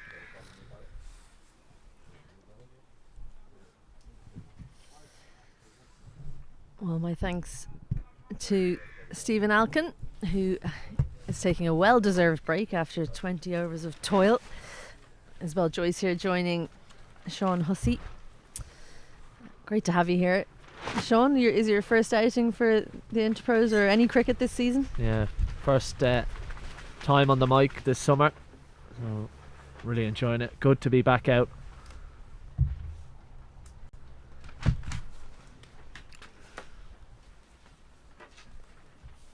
Well, great to have you with us, of course. Liam Doherty coming out now at number 6 for the Northwest Warriors. It's a pity for the Northwest Warriors they lost that wicket just on the turn of the 20th over, because those two looked like they were building a good partnership. 23 in that last 5 overs after a quiet 10 to 15. But you're right, Brandon Kruger has come out and found the exact right pace and length to bowl at. And well, Scott Macbeth pushing at that one, just reaching for it, feeling for the ball, and they've got the breakthrough.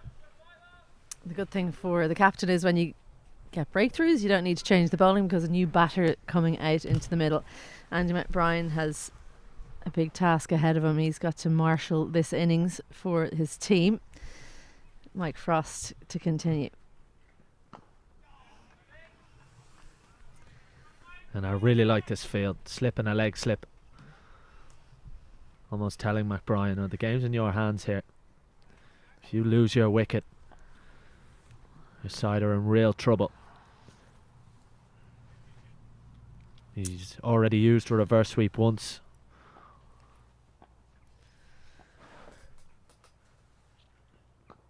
It's such an attacking field. 4 fielders on the offside. That slip you mentioned. point on the boundary, and quite a square cover, quite close in, catching mid-off as well. There's plenty of space through point. He looks for this regular sweep, big appeal, but Johnny Kennedy not interested. 2 fielders out on the sweep as well, so he's not going to get a huge amount if he does pull that off. It is going with the spin, and I think they're saying to him, if you want a boundary, you have to go against the spin here.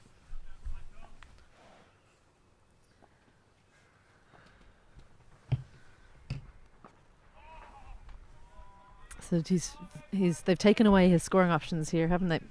Yeah, and you just feel like McBride, such a clever cricketer, will know that the wicket isn't the best, so now he'll just have to get that northwest total up around the 200 mark.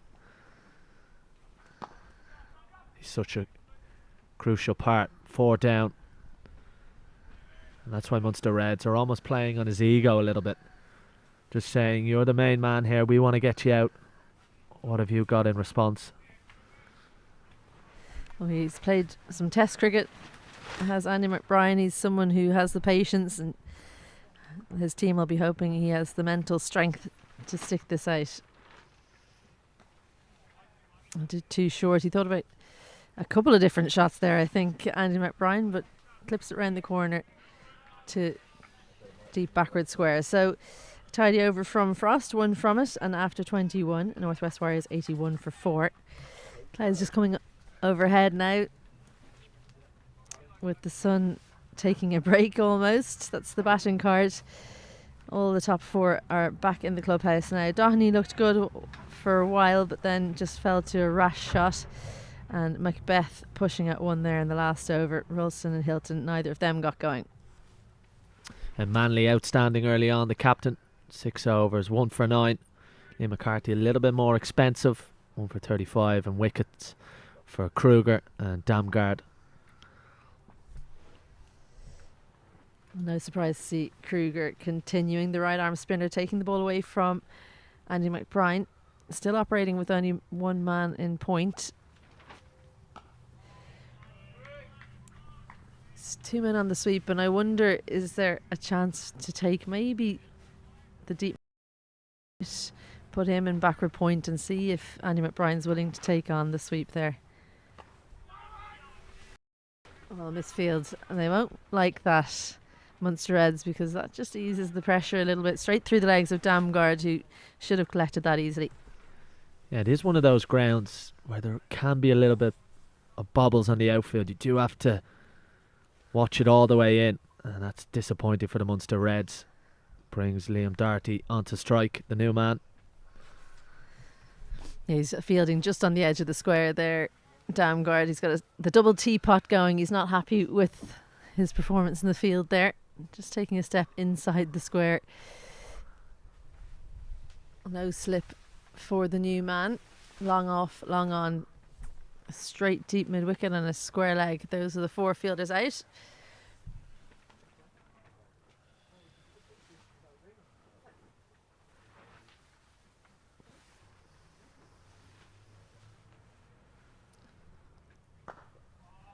Nice confident shot from Doherty to get him off the mark.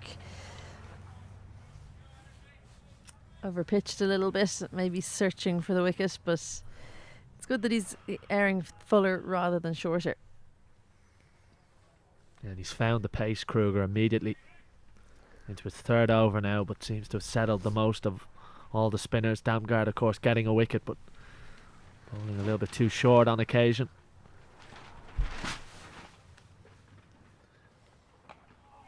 Well, there's that length and pace.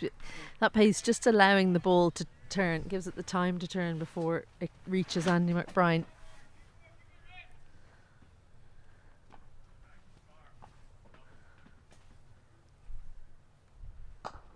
Good footwork, beautifully placed as well by Andy McBride. No fielder down at long on. Sweet contact and 4 runs. Yeah, really good shot. First time we've seen him use his feet. It's the only issue with bowling at that same pace the whole time. Just lets McBride get used to a really good shot. Beats mid on his right shoulder. Welcome boundary. Well, he can change his pace up, Brandon Kruger, but he hasn't needed to up until now. That shot will will make him think. He knows that McBride is willing to come down the ground now, so he has to keep that in mind. Deft touch from McBride sends it backward of point, so 4 and a single. Good cricket. 22 overs gone. Northwest Warriors 88 for 4.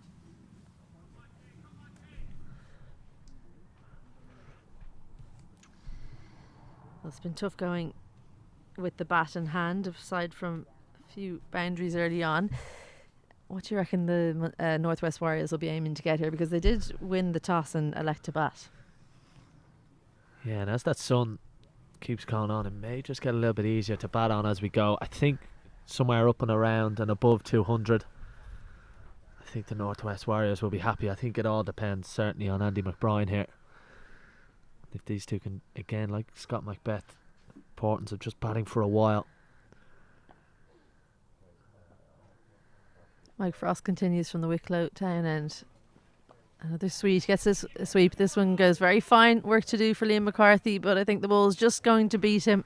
A real teaser, and that breaks the shackles a little bit for Andy McBride and Northwest Warriors. Good shot from McBride. Gets that right foot really outside the line of the stumps. I just would be interested to see, would we see Liam McCarthy maybe get an over or two in the middle? He has bowled 4 overs up top. A little bit of extra pace, just change it up slightly for McBride. And of course no Sean McNichol yet either. McCullough so effective yesterday. I haven't seen him yet.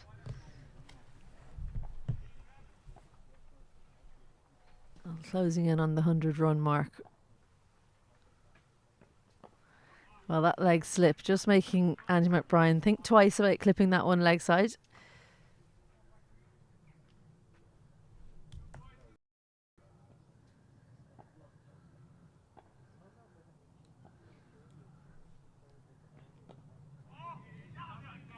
And he's not only there for the catch, Alistair Frost, he's there as a fielder to just try and close up that single option into square leg for Andy McBride.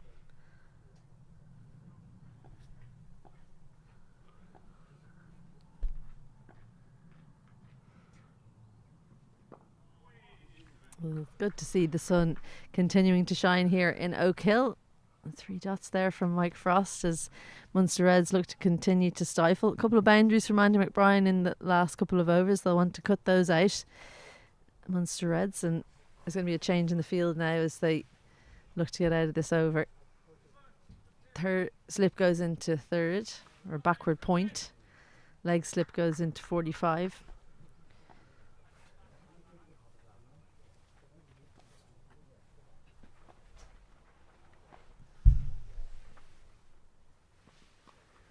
A quicker delivery just to get out of the over from Mike Frost. So he's finished his, or he's got 1 ball to bowl, in fact, at the new man. That was what they wanted. That was the discussion between Manley and Mike Frost. Let's just bowl at the other end.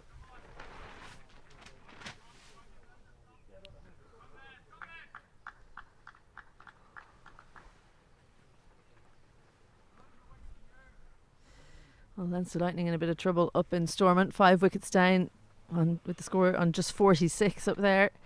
Big rebuild needed. Good finish to that over from Frost. The boundary and the single in it. He's 0 for 20 from his 6 overs, and after 23, Northwest Warriors 93 for 4.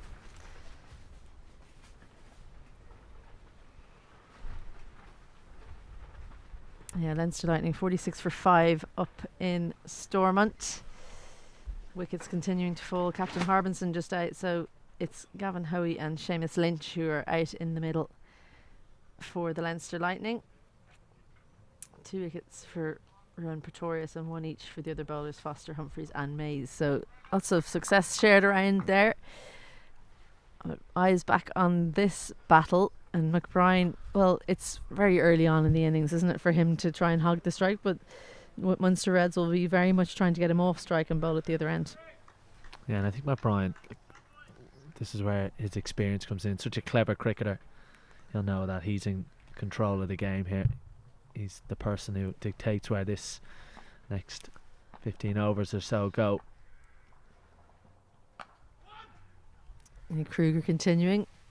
Gets McBride off strike, so Liam Doherty has plenty of time in this over to get himself in, get the pace of the pitch, see what his intentions are. Is he going to just try and turn the strike over, or is he going to take the attack to Munster Reds? Long off, long on, straight mid-wicket and square leg out on the boundary. Fielders all in on the offside, apart from long off.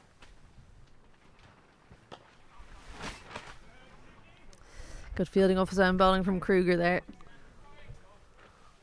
Would just like to see one extra fielder in close. Maybe a slip or a leg slip. Well, the shorter length drew Doherty into a back foot shot, but there is a lot of turn in this pitch, so he needs to make sure he plays those ones straight. It was coming into his stumps there, Doherty.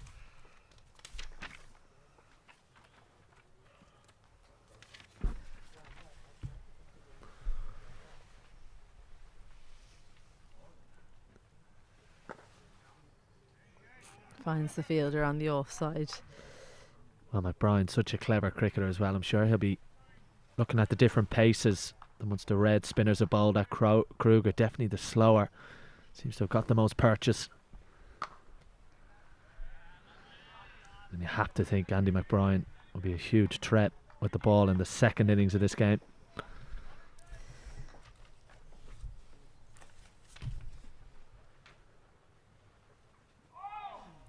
Well, they'll make a lot out of that one. It did turn a lot, but it was still quite far away from the stumps of Liam Doherty. So good finish to that over from Kruger, just the single off the first ball. And after 24, Northwest Warriors 94 for 4.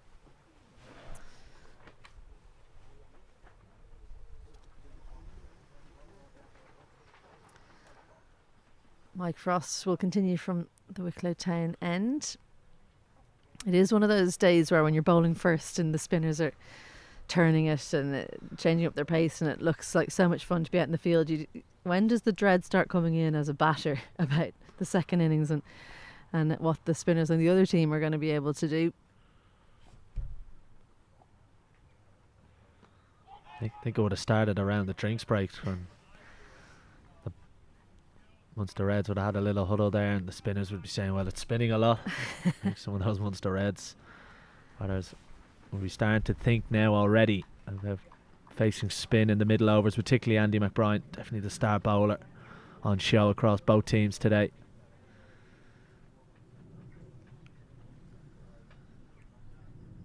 I definitely think sometimes when you bowl second, you learn a lot, or you should learn a lot from the first innings.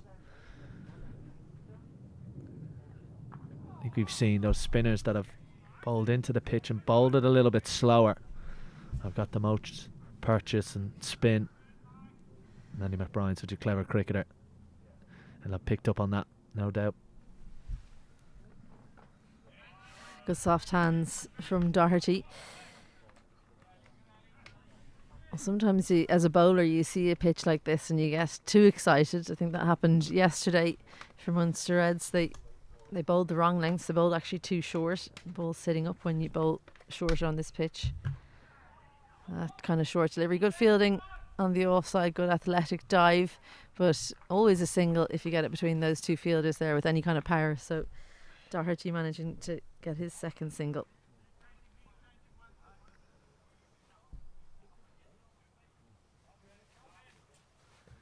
Well, a little mini win for McBride. No slip or leg slip now. So that just shows you Munster Reds understand that McBride's well set.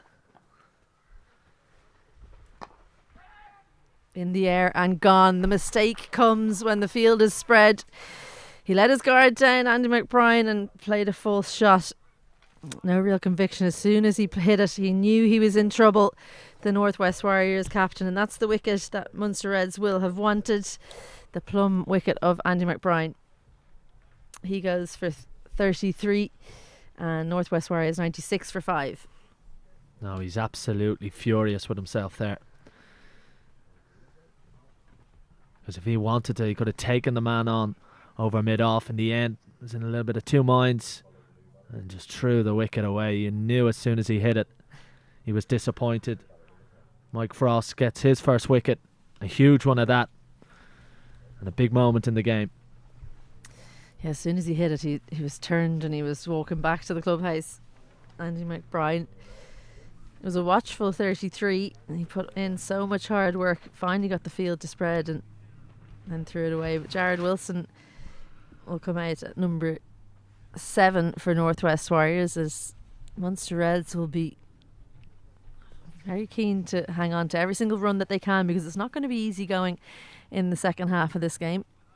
Northwest Warriors will no doubt be watching this innings and learning what length to bowl, what type of deliveries they can use. So every run they'll be itching to save Munster Reds.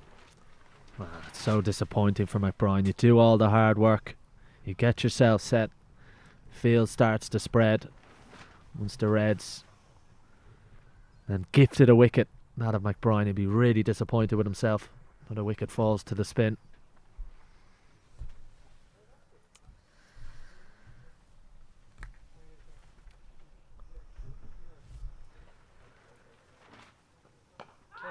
In the air and just short of Damgard at mid-off. It was a teasing opportunity, and well, that gives you an indication of the type of pitch that we're talking about. It just popped off a length there. Jared Wilson, almost gone on his first delivery, pushes at one here. Just holding off the surface, nowhere near it, Jared Wilson. I think Damgard was on his toes, picked it up late, couldn't get there. So close to the 6th wicket for the Munster Reds. Halfway through the Northwest Warriors innings, and a little bit of bother on 96 for 5.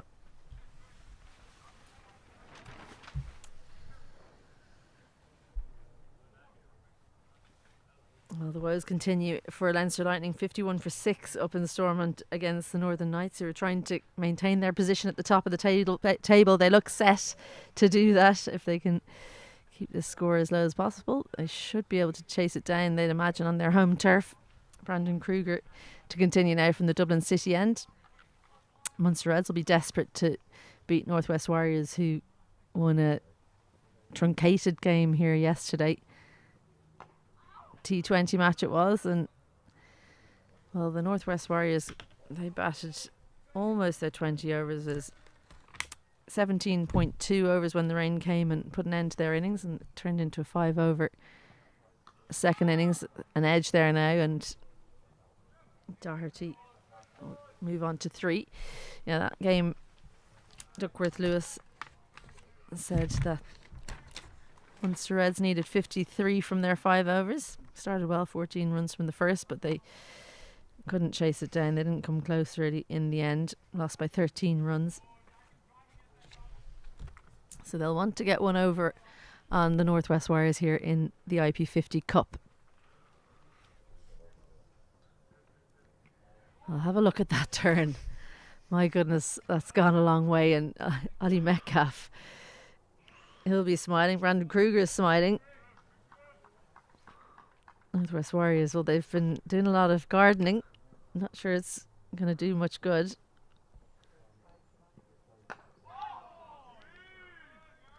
That's good from Kruger off his own bowling. I would like to see one of mid-on, or long off and long on, come into the ring. I already saw the last delivery of the previous over, Wilson's first. Quick single taken to 45, should get home safe and sound. Well, I think what the plan is there with that field, right? Well, I can understand why you want them to come in, but that shot that he played there, he's going the turn so much. I think he thinks as they're trying to hit long off and long on, they're actually going to hit it to extra cover or mid wicket. So it could be a great plan, as they're 1 away now, Northwest Warriors, from their 100. And it could just be for the overpitch delivery either. 100 up for the Northwest Warriors. Yeah, well, I must say I've been impressed with Kruger. Definitely the quickest of the spinners to react to the surface and get the most out of the surface. Immediately decided to pull his pace back. Yeah, he generally does bowl a bit slower than other spinners. Not afraid to toss it up. Gets good revs on the ball. 26 overs gone now, and Northwest Warriors 101 for 5. The partnerships, it was a good start from Rolston and Doheny. Doheny in particular started well, 29 from them. And then Macbeth and McBrien looked well set before Macbeth just played a full shot, one through the gate. And then McBrien losing his wicket next. So they just need to get something else going. Perhaps it's one of those days where it's going to be lots of small partnerships, but need to keep on scoring here, Northwest Warriors. Mike Frost showing some frustration here.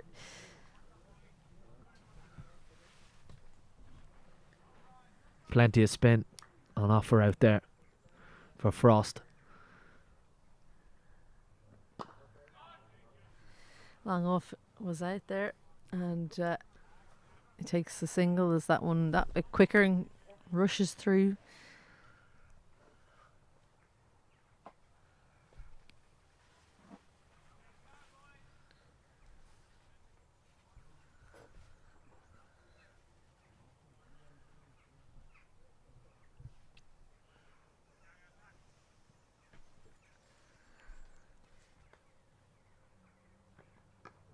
Well, there's that hold in the pitch that you were talking about. Just drops the bat on it for a single, does Doherty.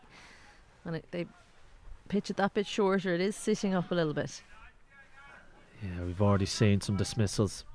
Ball's just sticking in the pitch. Batter's going through the shot. Getting caught in the ring. Well, there's the real tempter from Mike Frost. Took all of the pace off that one. Was trying to draw Wilson forward. It's beautiful bowling from Frost, using the angle, going wide of the crease. Yeah, follows up the slower one with the quicker one, trying to surprise Wilson.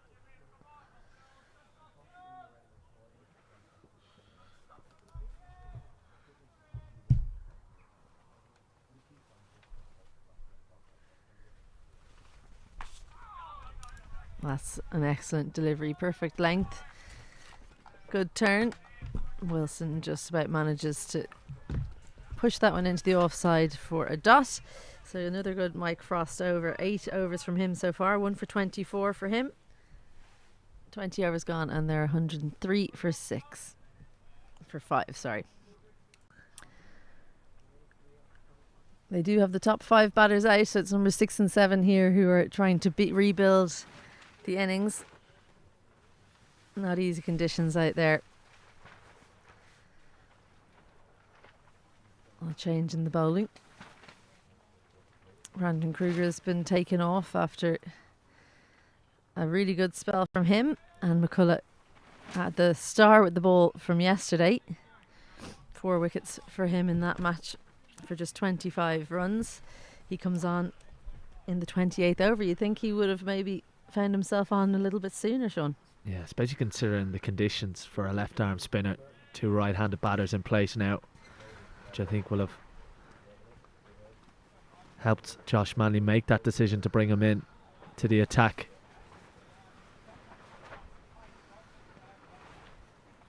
He hasn't quite made his way up the pecking order of left-arm spinners in this team that has 3. Damgard and Mike Frost still ahead of him. They got the ball earlier, but it's McCullough now to see can he repeat his spell from yesterday.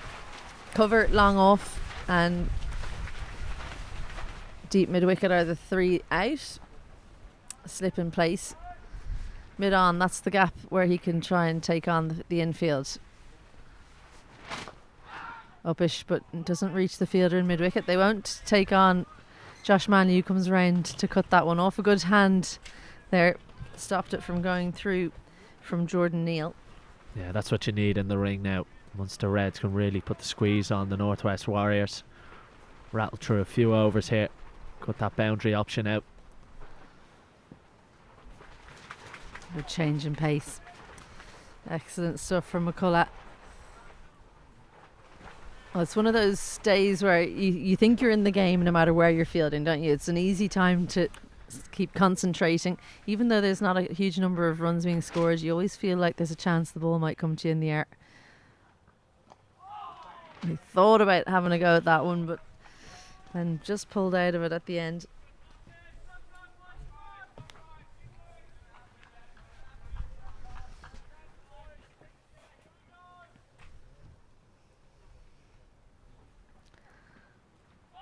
Excellent start this from McCullough. It's just those small changes, isn't it, as spinners. They've already had 2 left arm spinners. Well, these 2 haven't faced Damgard, but small changes in height or arm angle, pace can make it difficult. And there's a slightly quicker one again. Excellent opening over from McCullough. A maiden off his first, and after 28, Northwest Warriors 103 for 5. I heard you talking about the World Cup coming up today. Well, the World Cup game, Ireland's opener. There have been a few others, obviously, in the group stages elsewhere. What are you most excited about with this Irish team, Sean? Well, I definitely think the balance of the side is really good, and I think it's such a key component. And you also have to be flexible with that on conditions. But I think everyone on this Irish side knows their role, and I think for a few years there was a lot of chopping and changing. You see Mike Frost come in. Quicker ball. And I think with this Ireland side, I think there's probably that with the balance comes a lot of clarity for them. I think it's a really big opportunity as well. I saw Harry Tector quoted as saying, why can't we go and win the World Cup? And I definitely think it's the attitude they should have, as Wilson just pushes it down the ground. You know, gone are the days of our sides just being there to compete. I think there is an opportunity now for these players to make household names for themselves. I mentioned the riches that are in the game now, in the IPL, the PSL, the Big Bash, all around the world, and World Cup performances really put you to the top of franchise names. We see deep cover coming in to the ring, so it's a huge opportunity, and I think the side has got a lot of players who are starting to come into their peak as well. Harry Tector, Lorcan Tucker, Josh Little, who've started international cricket quite young and have now amassed 4-5 years experience, which gives them a real platform to hopefully shine on the world stage.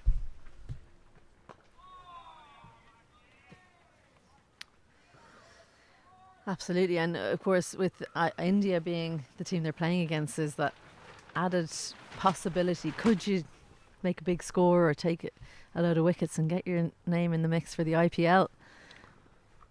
Chance and gone. What a sharp catch that is from Alistair Frost in slip.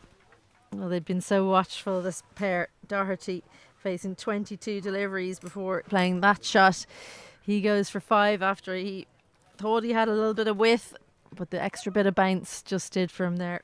He goes for 5, and Northwest Warriors 104 for 6. And it's good captaincy from the Munster Reds. It brought deep cover into the ring, which meant Doherty felt like he had to play with a bit more power on that shot to beat the ring. Finds the outside edge, and it's a magnificent catch from Ali Frost. Sharp to his right, always difficult at first slip off the spin bowlers. Real thick outside edge. Anticipated it well, moved his body to the right early. And it's a big catch, a big wicket for the Munster Reds. Yeah, interesting to watch that slow motion, because as Liam Doherty shaped up, as you said, Alistair Frost moved a little bit to his right. Of course, he is the brother of the bowler, so he's seen him bowl plenty. No better person to have in slip than the person who's probably seen you bowl the most apart from yourself.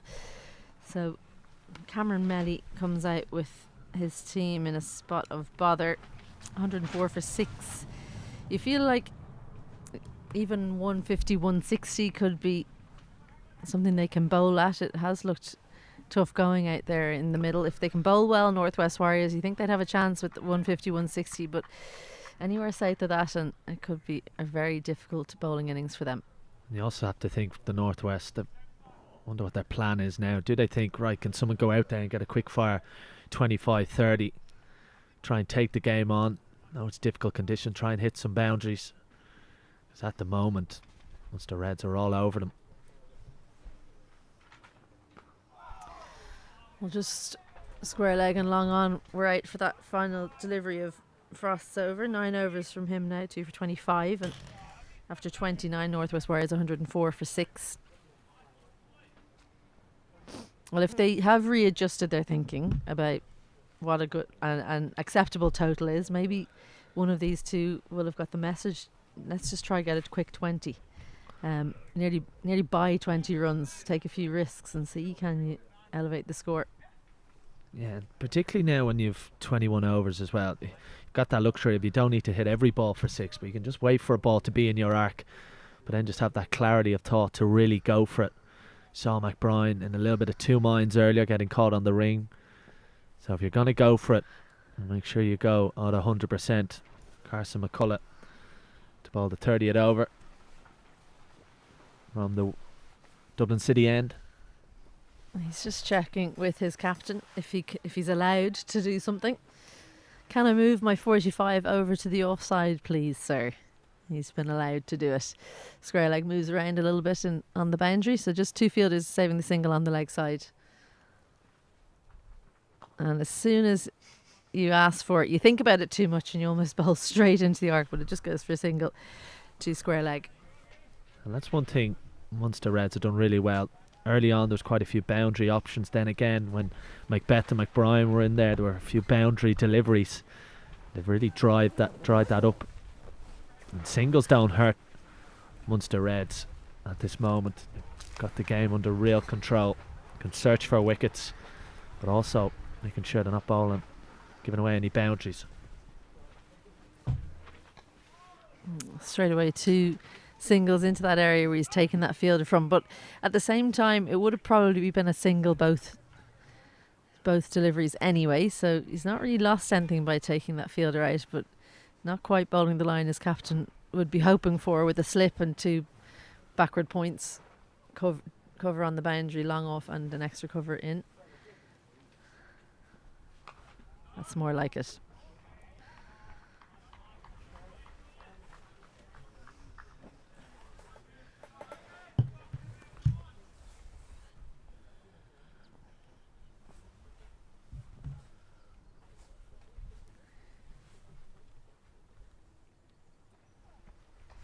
Oh, that's excellent turn, and almost has that carrot there, the vacant area at 45.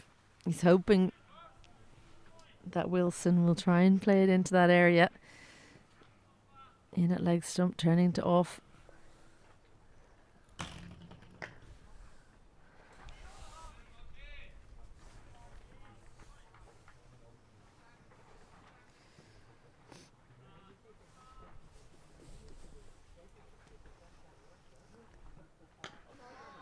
Takes the pace off again. Wilson pushing at that one, but another 4 dots to close out that over. 2 runs in it from McCullough. 30 overs gone, and Northwest Warriors 106 for 6. Well, Andy McBride top scoring so far, 33 for him, and Doheny 25. They were the 2 most comfortable looking batters, but neither could go on and make a big score, and aside from that, not much resistance from Northwest Warriors. Wilson and Mehdi out there in the middle, seeing can they rebuild things for their team. 6 bowlers used so far, 3 left arm spinners, and Manley and McCarthy the 2 seamers used. Wickets shared around, 2 for Frost, 1 each for Kruger, Damgard, McCarthy and Manley. And Sean Hussey takes a break after 20 overs of watching spin pretty much exclusively. Stephen Alkin, after a bit of a break, has joined me back into the commentary position as Frost continues his spell. His last over, his 10th over, he's bowled from that end continuously, and it's been a fine display. 21 of the first 31 overs now have been bowled by the spinners, including this one. And it's been a fine performance by the Munster Reds.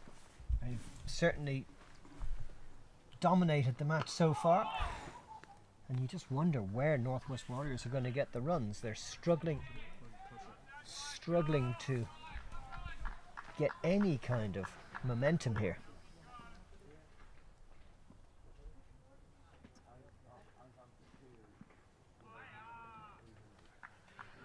It's gently down to Kruger. It's very much a spinner's wicket, isn't it? They have the ability to bowl 40 overs of spin should they choose to. Munster Reds, one off spinner and 3 left arm spinners in their attack.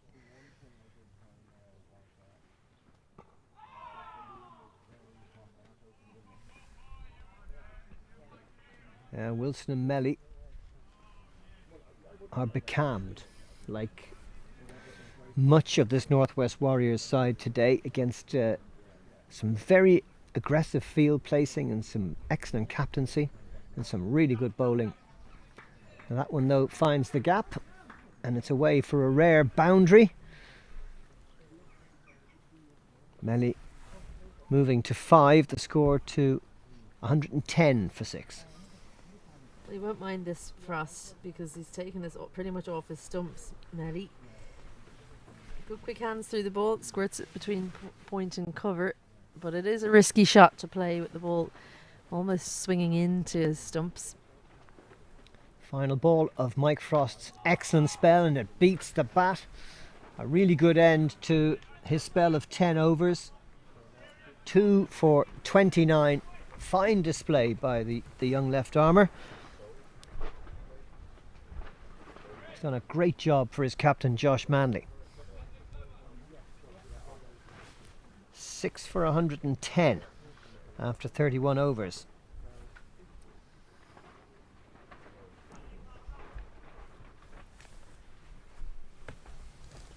Good over rate too, of course, because the batters are so much under the cosh. They're really rattling through their overs, are the Munster Reds, and it'll be McCulloch to continue from the pavilion end, with Wilson on strike.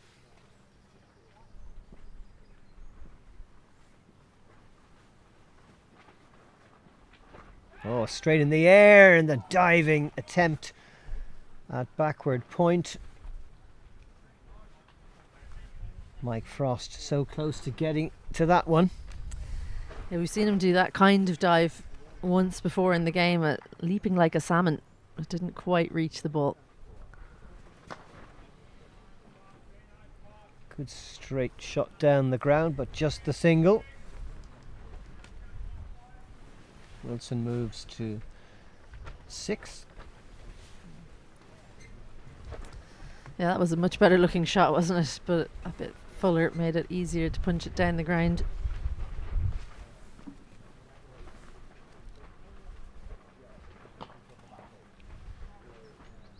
McCulloch's a super bowler. He didn't join the attack until the 28th over, as Munster Reds are spinning their way here to a very gettable target. Well, there's so much time left in the game, isn't there, for Northwest Warriors, so that it's almost a difficult one to choose. Do you, because there's 6 wickets down, do you maybe see if one of you can bang a few boundaries and try and elevate the score, or do you just keep on toiling away getting ones? I suppose in the back of the Northwest Warriors' minds is the hope that they'll bat the full 50 overs. And with 6 wickets already down, I suppose there's bound to be a bit of conservatism by the players out in the middle, hoping maybe for an onslaught off the last 10. Yeah, every wicket lost pushes that possible onslaught back 1 or 2 overs. Shorter ball, and that's cracked away, but there is a man out in the deep who slightly misfields it, so they'll get a second here. And if I'm not mistaken, I think that might be the first 2 of the innings. I think you might be right. It seems like 1 or boundary on this ground. Another good over from McCulloch. None for 7 now after 3.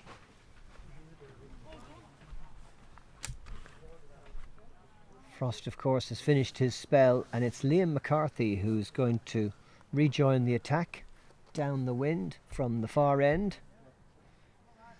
Went for 4 very expensive overs in the context of this match. 31 runs coming off his 4 overs early in the piece. So he'll be hoping maybe to get a bit more accurate here as he comes from the Wicklow Town end with the wind at his back. And if you are choosing to stay with us rather than watch the other game that's on today, let's keep you updated. Leinster Lightning 72 for 6. Gavin Hoey and Seamus Lynch doing the rebuilding work for the Lightning. Short delivery from McCarthy, slashed away for 4. And the slumped shoulders of the medium pacer as he trundles back to his mark. Well, he'd be disappointed with this because it was short, it was wide, and it just lets Northwest Warriors off the hook a little bit. There's also the feeling of all that hard work done by the spinners, and they come on and go for a boundary first ball.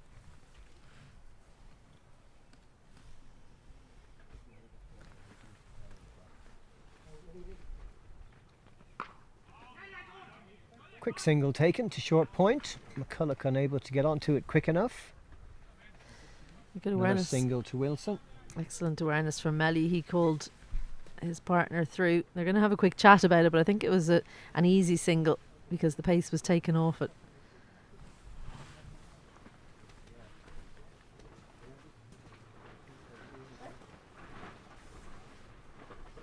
Slip in for McCarthy, but 4 men on the boundary, so there's plenty of gaps.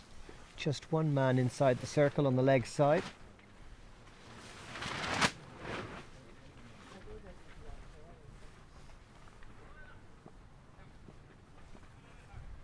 Third man moving just a little bit finer. Harry Dyer, who's on as 12th man, and it goes straight to him for another single.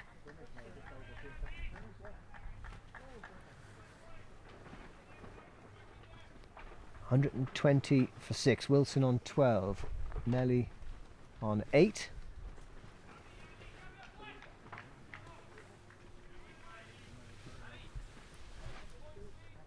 Slip comes out now.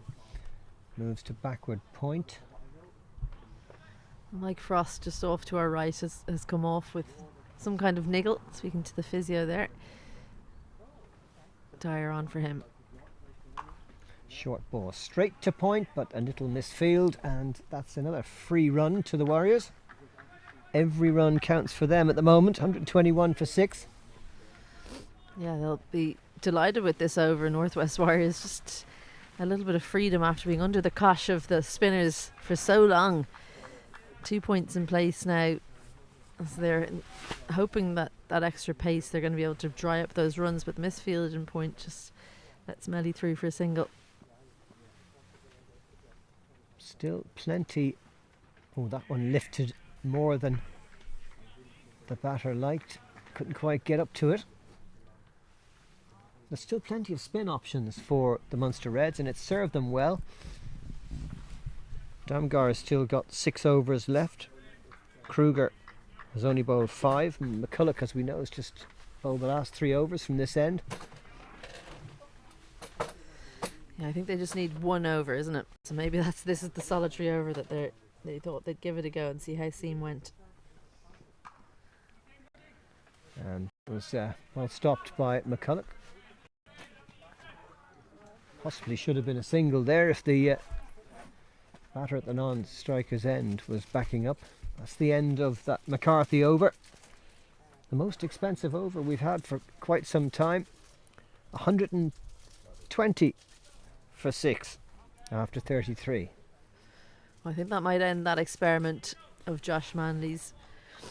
He's going to change the bowling up from the Dublin City end again. I think Damgard will return for another spell. McCullum may change ends.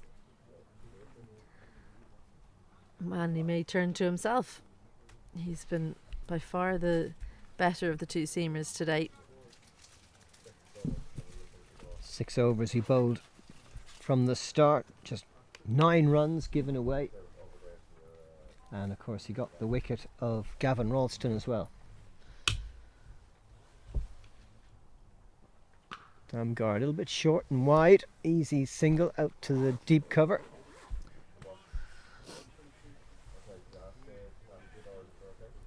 Almost like a warm-up, that delivery. Very important for Munster Reds to keep the pressure on here. They're well on top. another wicket or two and they'll feel they've got this game more than half won. Gently played straight to the cover fielder, Andrea Natos.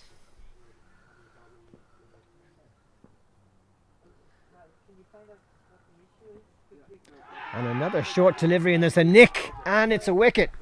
Breakthrough again from Damgar. He did it with his first over, and he's done it again with his first over of this new spell. The 7th wicket goes down. Northwest Warriors in a huge hole.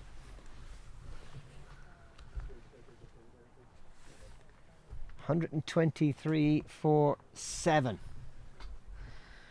Well, that one just kept coming in, and the extra bit of pace and bounce. Damgard always causes trouble because he's so tall.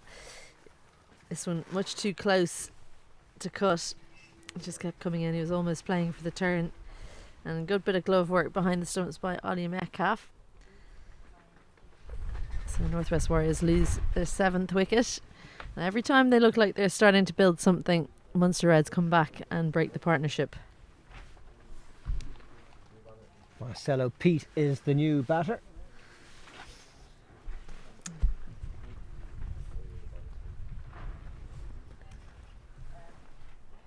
Melly went for 9 runs there. So Pete has plenty of time to see if he can make a big difference in this match. Left-handed batter, so they will have to deal with the left-right hand combination, and he'll be happy to see the left arm spin on, well, the brigade man.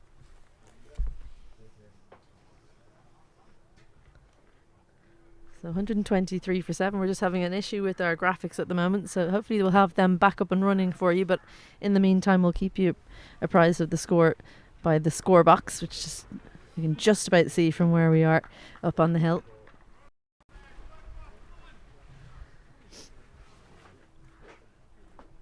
Great comeback from Damgar.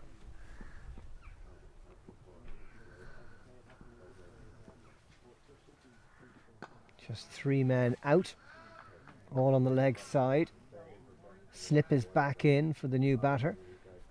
4 saving the single on the offside.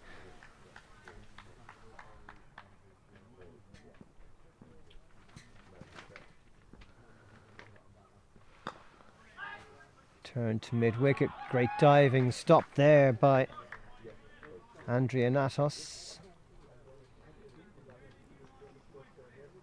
Coming into the side today in place of Harry Dyer, who's dropped to 12th man for the Munster Reds.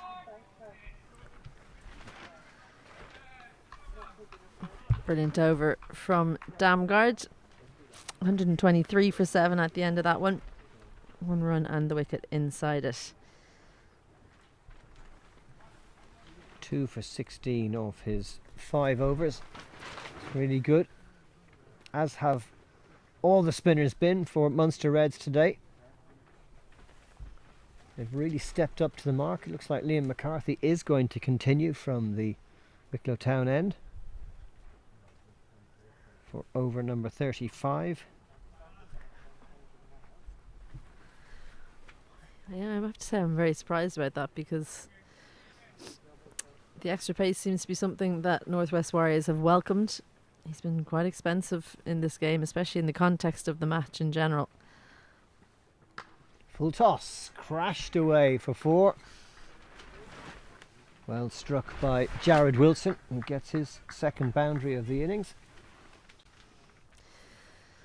Yeah, full toss, and Wilson is shaping up to try and hit McCarthy. I think he thinks that's his best option of scoring runs, and manages to bisect the fielders and point. There's such a small gap between them, but he hit it with such power. He managed to get it between them. There is a fielder in the deep in cover. I think maybe they should have one of those points out on the boundary there, so that if one of them's beaten, at least there's someone cutting off the boundary. Manley having a word with the bowler. It was a 6-3 offside field, but they've now switched Damgar across to mid-on.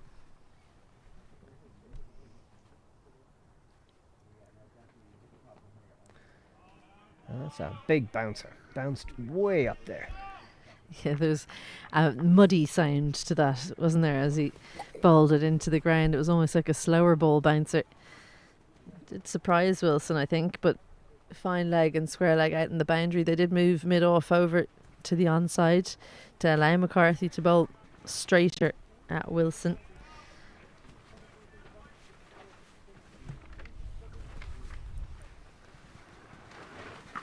Short again, and that's pulled away for a maximum. The first of the innings, sweetly hit by Jared Wilson. Yeah, that one's gone absolutely miles, and it's gone into the neighbouring field. There'll be no finding this one. Asma Ali Beg is already on his way with the replacement. It was going down leg side, that delivery, but Wilson, rather than allowing it to go for wide, decided to help himself to 6 of the best. Really well timed. I think he was ready and waiting for that delivery, and I have to say I think this is a poor captaincy from Josh Manny. There's no need to be bowling Liam McCarthy, who's 1 for 48 in the 6th over. He's plenty of overs from his spinners and indeed from himself. He doesn't actually need to bowl McCarthy again at all in the match.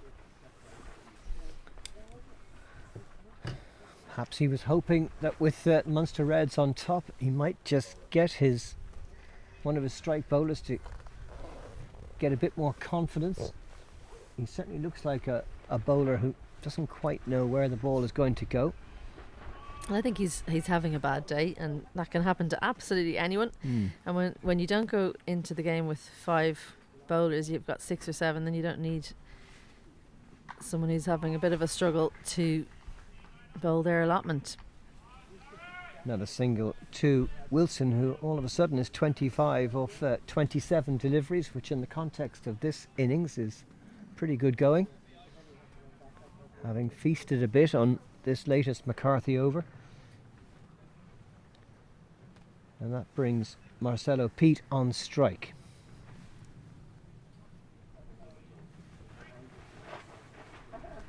Yeah, 0 for 3 from him, and I think that maybe the fact that Marcelo Pete has come out to bat is the reason why McCarthy has been kept on. They wanted him to bowl at the left-hander.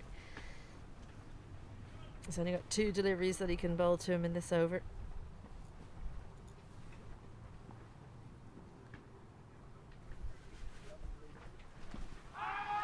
Off the pads, but probably pitching outside leg. Leg by is the call from Johnny Kennedy.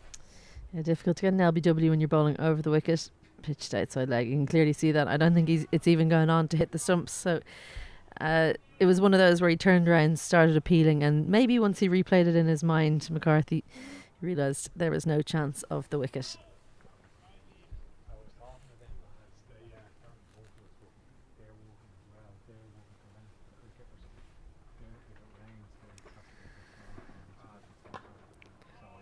Well, wide of the stumps and just paddled into the offside by Jared Wilson. The end of McCarthy's second over of this second spell. 1 for 49 are his figures so far of his 6 overs. A much better 5 overs that from Northwest Warriors. 29 coming from that. The previous 5 just 10. Well, good rebuild happening for Leinster Lightning up in Stormont. 46 between Gavin Hoey and Seamus Lynch as they attempt to give Leinster Lightning something to defend up there in that IP50 Cup match. So we're going to have a drinks break with just 15 overs to go in this first innings at Oak Hill. Join us again in a few minutes.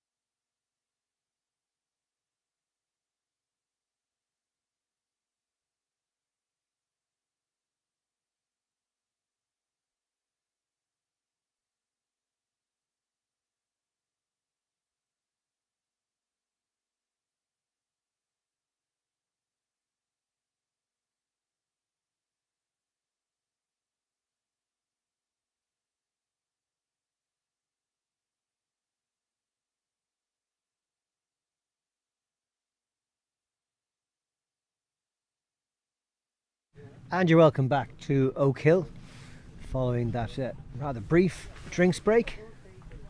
The weather is staying fair, thank goodness. The sun is out. The wicket is very much running the way of the Munster Reds, who are well on top here. Northwest Warriors winning the toss and electing to bat, 135 for 7. And still 15 overs to go. Oh, Damgar couldn't quite catch that. Well, he's a big man and he had to go down quickly, and the ball wasn't really carrying through to him, but a chance nevertheless. What a fantastic effort from the big man. And pushed that by Pete, the left-hander, and made an athletic effort to get down, but just couldn't hold on. And a big swing and a miss from Marcelo Pete. Such an interesting field. All the fielders up on the offside and slip in, but they have deep backward square, deep mid wicket and long on in place because they know that this is how he's likely to play, Marcelo Pete. Hit straight down the ground, just for a single, gets him off the mark. These kinds of innings are so much fun as a bowling team because you just feel like you're a chance for a wicket at any moment. Keeps all of the fielders absorbed in the action.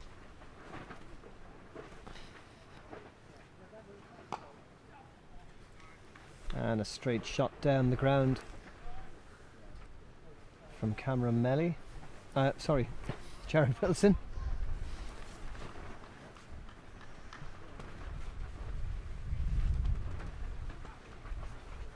Still the slip in the 36th over.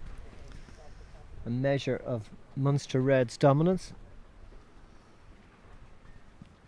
Yeah, change of angle from Damgar coming around the wicket to Pete. He knows that Pete wants to sweep him to the leg side, so he's pushing it across the left-hander. He's a strong boy, Marcelo Pete, but he has to make contact. Squirts away off the outside edge for a single.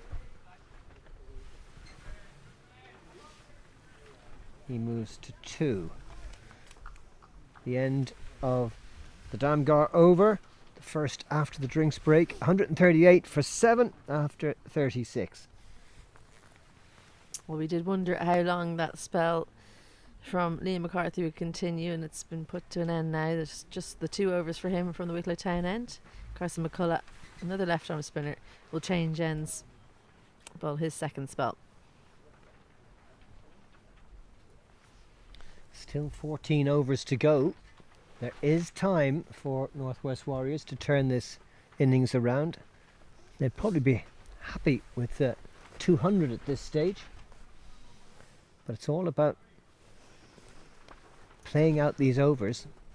It's funny, we were talking about them being happy at 160 a couple of overs ago, but then McCarthy came on and went for about 20 in his 2 and his second spell.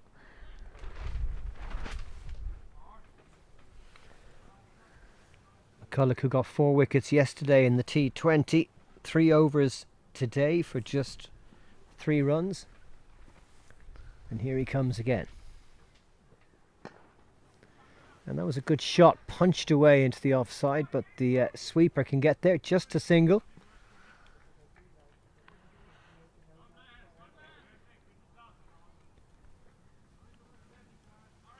One, 3, 8 for 7.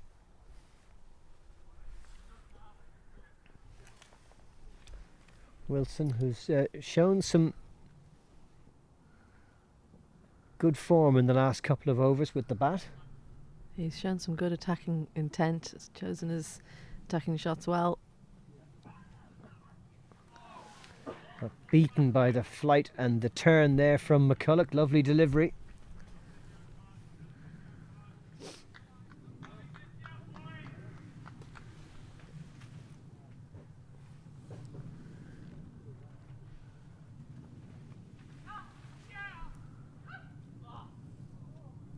Well, I think they thought that there was a chance there, but it had bounced just before Ali Frost, I'm pretty sure, with how casual he was about trying to take that catch on the second or the third bounce. So much in this wicket for the spinners. Shorter delivery though. That one was straight to McCarthy at backward point, no run. Wilson will feel like he let at least a couple of runs slip away there.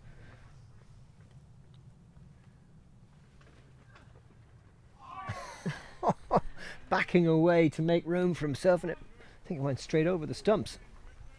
He's definitely not as comfortable against the spinners as he was against Seymour McCarthy.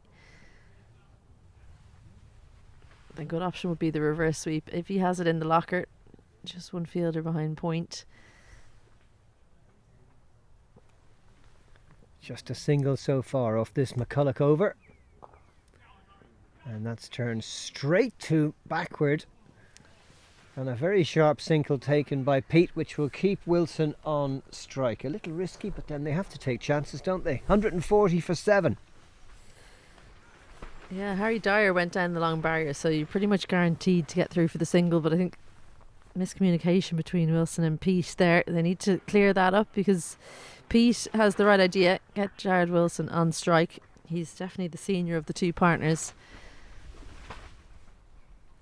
There is left arm spin, of course, from both ends though, so those two spinners will prefer to bowl to the right hander than the left.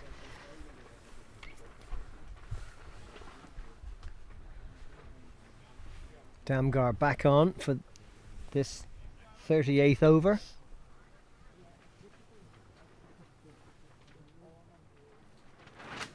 Deep mid wicket, deep mid off, deep cover, just 3 on the boundary.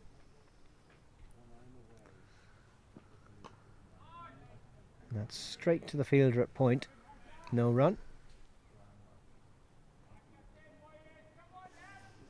It's quite warm here when the sun comes out, but we were just talking about how the weather changes whether the sun is in or out. Good strike, well stopped. Manley there at mid on.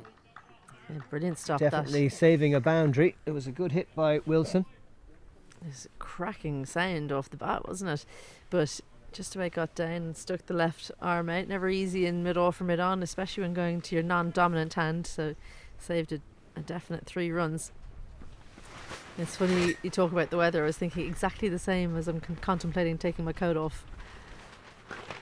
Pete goes for the big one, and he slashes it over cow corner for a boundary, his first of his innings. Yeah, I don't think that's where he meant it to go, and it took me a while to find the ball, searching the skies for that one. Massive swing. Damgard electing to stay over the wicket to the left-hander, but gives the room and the arms to Pete, who manages to find the gap between deep mid-wicket and long on. Well, that will give Pete a little bit of confidence.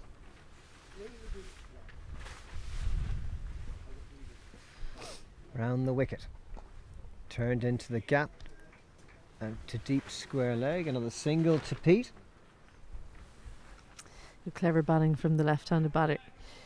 With the 2 left-arm spinners on, I think he has to be the one who looks to score boundaries, and Wilson just needs to try and stay there for as long as possible. Second top scorer of this innings so far. Skipper Andy McBride out for 33. Doheny for 25. Wilson not exactly sailing along, but doing a great job for his team as they try to set a target. Full toss straight back to the bowler. That was definitely one that he missed out on. Damgar's over comes to an end. His 7th. 2 for 25. Good return. Good bowling from the Dane. And just an update from Stormont. Rain again. So Oak Hill winning the battle of the weather so far in this chock-a-block day full of cricket for Irish cricket fans. 2 IP50 Cup matches and the opening game for Ireland in the men's T20 World Cup. That's coming up at 3:30. So you need to have a number of screens available to you to keep up with all the action. This is an absorbing contest between Munster Reds and Northwest Warriors, as Northwest Warriors making a late stand to see can they amass enough runs to bowl at something. They know it's not going to be easy to chase.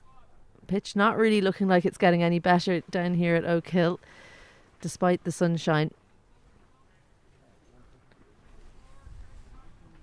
Brandon Kruger returning to the attack for the Munster Reds. 1 for 20 from his first 5 overs.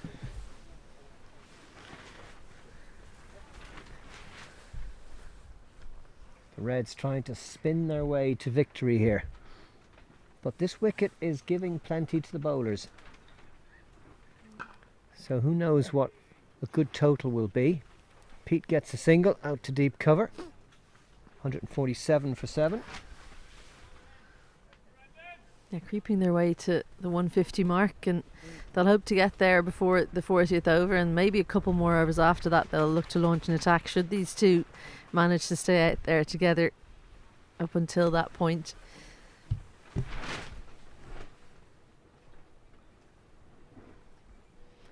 Josh Manley just coming in to have a chat with the bowler. A little bit of confusion about what field he wants to set. Deep cover, deep mid off, deep mid on and mid wicket. They're the man out.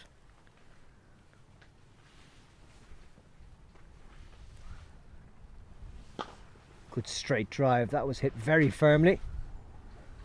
And a slight misfield at deep mid on will give the boundary to Jared Wilson, who moves into the 30s. 150 up for Northwest Warriors and a powerful strike. And much as I said that Pete will want to attack the left arm spinners, Wilson will want to do the same to the right arm off spinner. That's the difficulty when you've got a left-right hand combination. A bit off the edge. Straight to McCarthy though, no run. Wilson on 32, Pete on 9.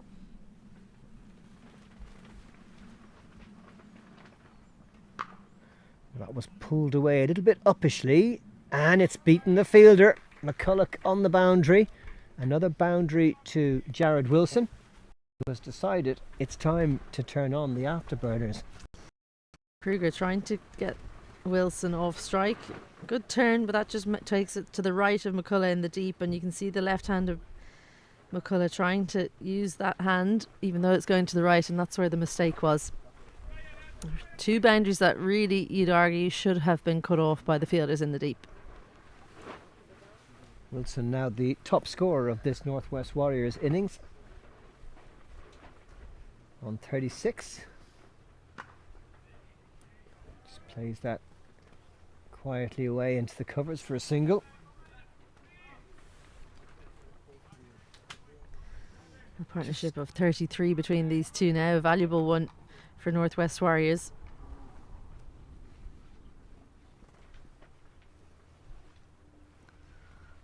Expensive over this from Kruger. Oh, what a comeback. Lovely turning delivery, beating the bat of Pete. And that's the end of Kruger's over. 156 for 7.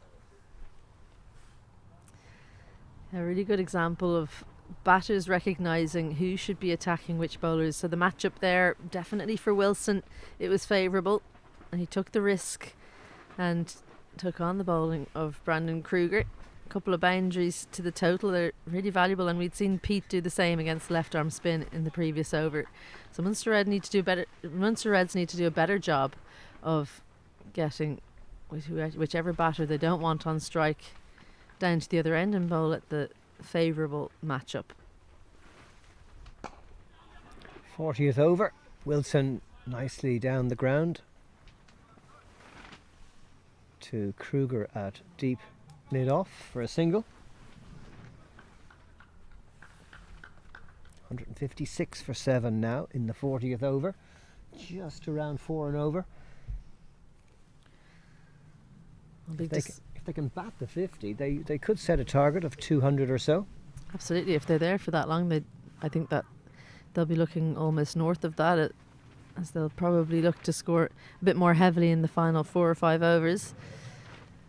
Change of the field, mid-wicket goes out to the boundary, so Pete has mid-wicket, deep cow and long on. That's up in the air. This is a catch for sure. Oh, it's beaten the fielder who came in too far, and it's over his head. And an absolutely disgusted Sean McNichol hurls the ball back to the stumps, having completely misjudged that chance. Well, this is the execution of a plan that just didn't come off in the end because the fielder came in too far. There's a lot of wind up here in Oak Hill. We're quite high up, and that ball went even higher. Swirling wind just takes it over Sean McNichol, who ran in underneath it. A hit and a miss from Mr. Wilson. Beaten on the outside by Nikolai Damgard's flighted delivery. Good comeback from the bowler, who'll be feeling mighty frustrated that he hasn't got a third wicket. It could have been 2 in 2, but instead he's come out with none from those 2 deliveries. That one just creeping past the stumps.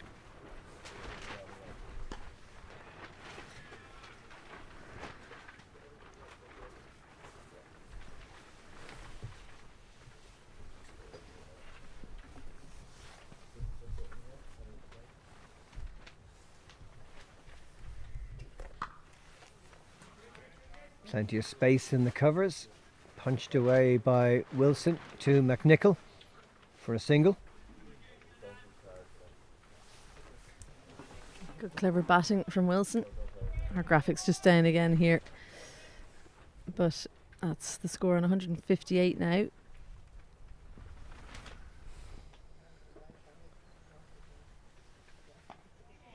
And cleverly played by Pete into backward point, and a missed field. Unnecessary throw there. Gives them the extra run. 2 to Pete. 159 for 7. Wilson on 39. Pete into double figures on 10.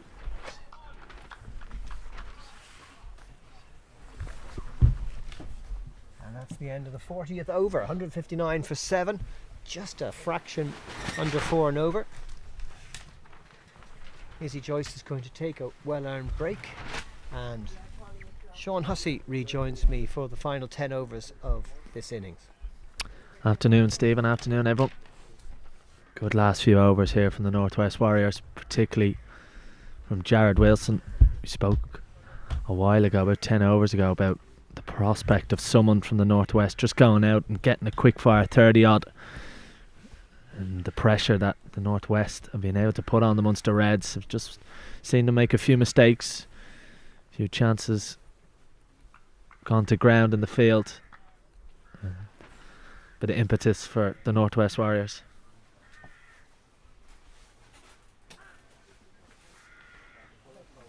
Got 24 without loss in the last 5 overs, so it's improved their situation quite a bit. That one squirts away to backward point. Another run to Jared Wilson, who moves to 40.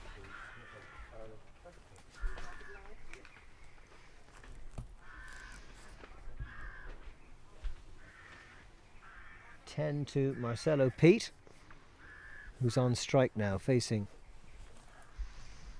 Carson McCulloch's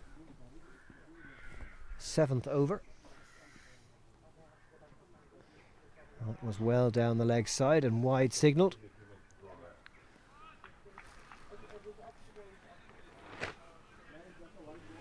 Mr. Reds really need to keep the concentration up here for these final 10 overs. Very important that they keep the pressure on.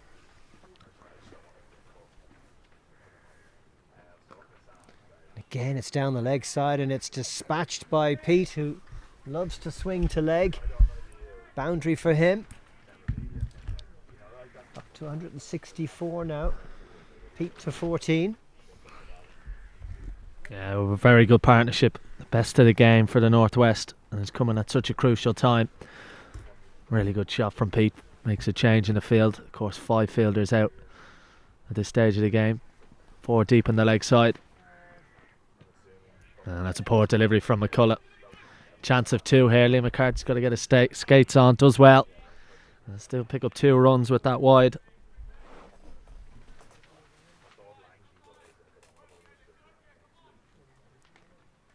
Yeah, you can hear Josh Manley out there exhorting his troops to keep their concentration. They seem to have just lost their way a bit in the last few overs.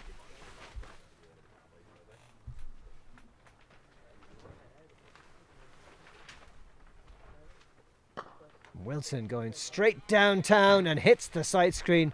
A maximum for him.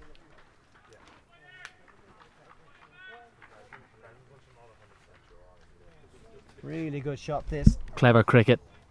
Always like to see batters hit it straight back where it came from. Down onto the side screen. Short delivery. Very poor that one from McCullough, who's just lost his rhythm a bit. Bowled several very cheap overs in his first spell, but he's been taken to the sword here by the Northwest Warriors, who are getting on top for the first time today. 4 on the leg side, nobody in on the leg side at all, and there's another one straight down the ground for a 6 from Pete, who's joining the party. And all of a sudden this match is turning around somewhat. Yeah, brings up the 50 partnership as well. 2 6s in the over. Again, really good shot. Flied it up there. And with long off in the ring and mid off, he's gone back now. That was help yourself. Clever from the Northwest Warriors.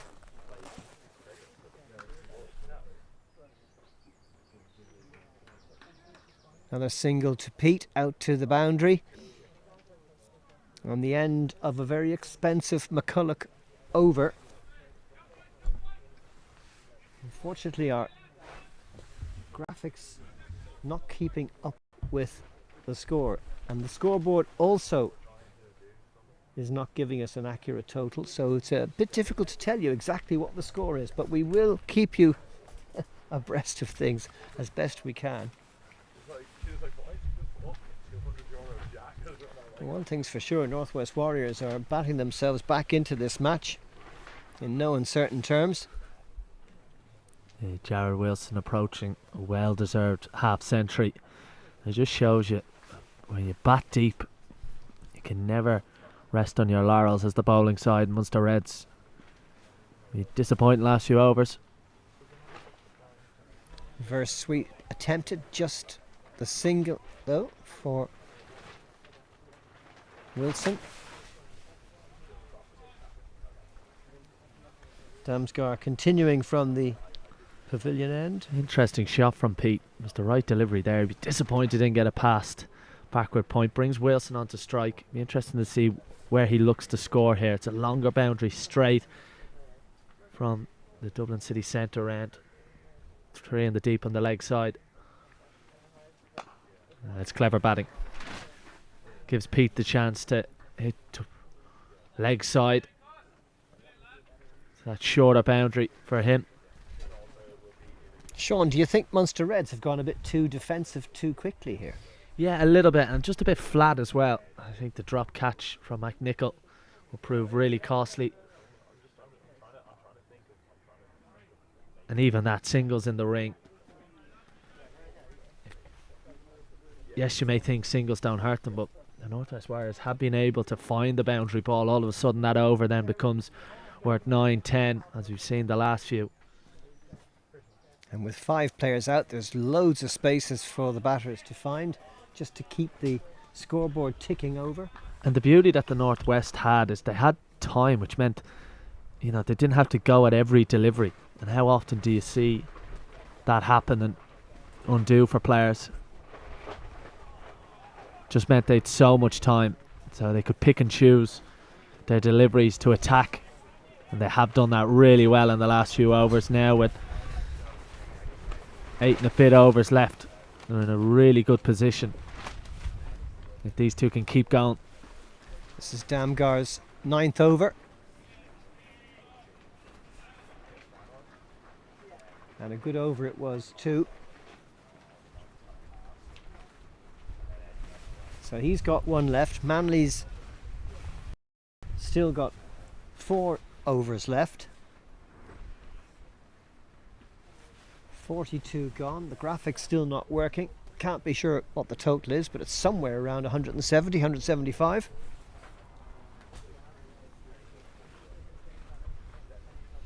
$183 for 7 after 41 overs. Wilson on 49, Pete on 21. Really good comeback from the Northwest Warriors.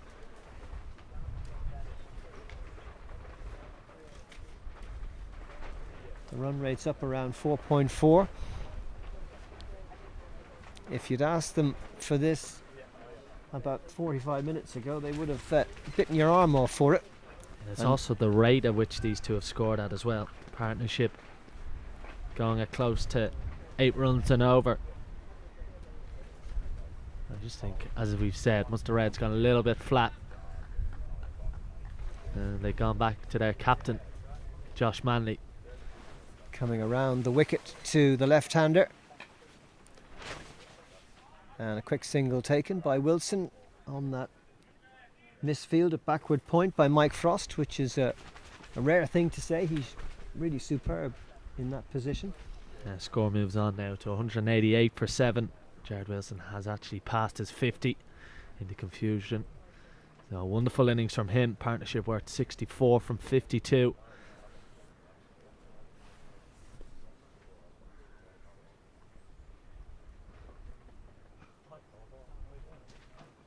It's up in the air. There's a chance here at backward point, and it's taken by Mike Frost, and that's the end of a splendid innings by Jared Wilson. 51 or 52 deliveries with 4 fours and 2 sixes. He's turned this innings around for the Northwest Warriors, but he's gone with still nearly 8 overs left of the innings, and he looks up to the heavens as if to say, I really shouldn't have done that. Oh, he'll be frustrated because it was in the slot. It was in his arc. And a big leading edge. And it's caught well by Frost at point. As you can see, clears the front leg. It was there to be hit. That's what will frustrate him. And a good catch from Frost. We've seen one put down already off the left-handed Pete. A magnificent innings from Jared Wilson for his side. A well-made half-century. And has given the Northwest Warriors a bit of impetus. That was a fine knock. Wilson goes for 51 off the bowling of Manley, who brought himself back into the attack. 62 in that partnership in double quick time, and they've really made a game of it. And the new batter is Ryan Macbeth, joining Marcelo Pete at the crease. Manley instantly back into the action and having an impact.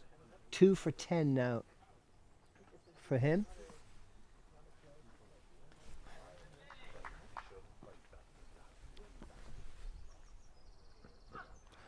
And a little bit of frustration, I think, let out there by Josh Manley.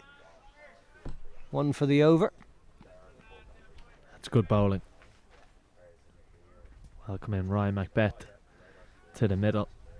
Munster Reds will be looking to get these last couple of wickets as quickly as possible.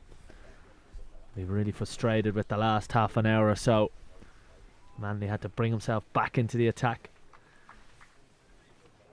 Imagine if it goes to 50, he'll bowl out from that end. Ryan Macbeth caught in about 3 minds there about what to do from that shortish delivery from Manley, and in the end not much happened at all.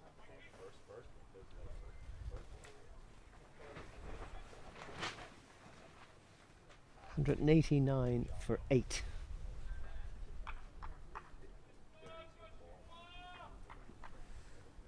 .43rd over. Still plenty of time for the Northwest Warriors if they can keep these 2 wickets intact. Well, he was called 1 for the over, and he's just bowled another short one there. Well, that one, maybe not quite as high. yeah, deemed below shoulder height, but good for Manley. I think he'll be really frustrated with the last half an hour as well, particularly as captain. Munster Reds had Northwest Warriors and all sorts of bother before that partnership for the 8th wicket. Over 60 in quick time as well.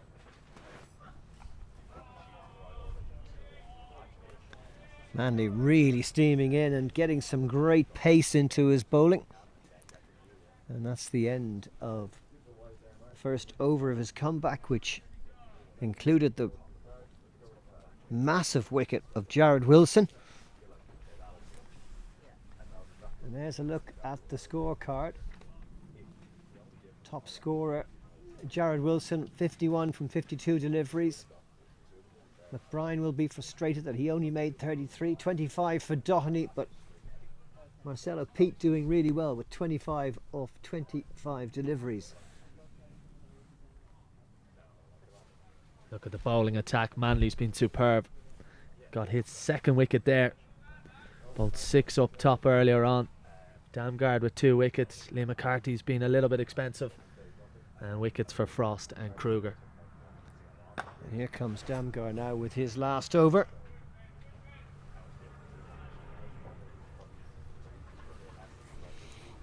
He's bowled well today.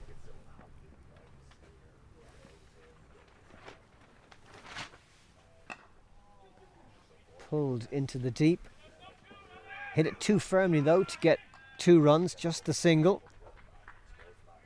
Pete was anxious to try and stay on strike, but it will now be Ryan Macbeth to face Nikolai Damgard.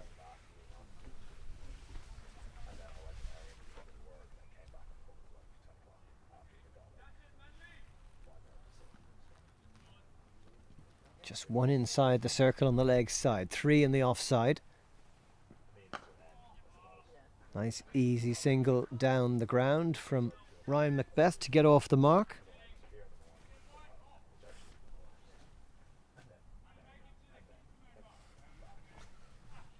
$190 for 8 now, 43.2 overs.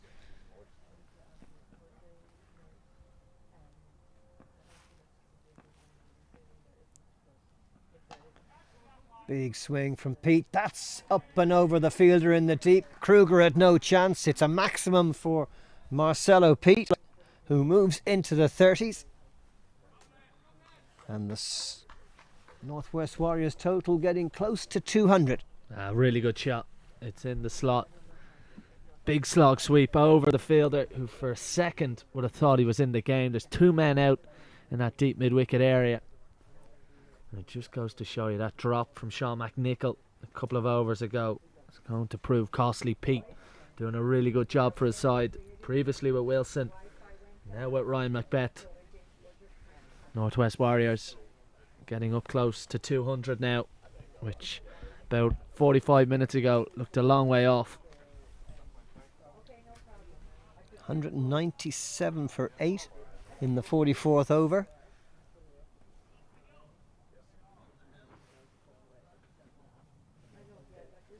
And a new ball needed, or an old one rather, that was similar to the one that's been lost out there in the sylvan fields of County Wicklow. Very much surrounded by farming country, this beautiful ground of Oak Hill. On a fabulous day, the sun shining brightly. A little bit of heat in the sun. We're in a good position here, aren't we, Sean? Just slightly sheltered from the breeze. Bit of a sun trap. Here comes Damgard again, and the reverse sweep and the appeal for a stumping, but Johnny Kennedy not moved. It must have been close. Oh, magnificent glove work from Ollie Metcalf. Goes for the reverse sweep. I think he's a little bit unlucky because he does well, Pete. He drags the leg as opposed to lifting it. Brilliant glove work though from Metcalf. So difficult, and I think it may well just be the right decision. Turned into the vacant mid-wicket area for a single.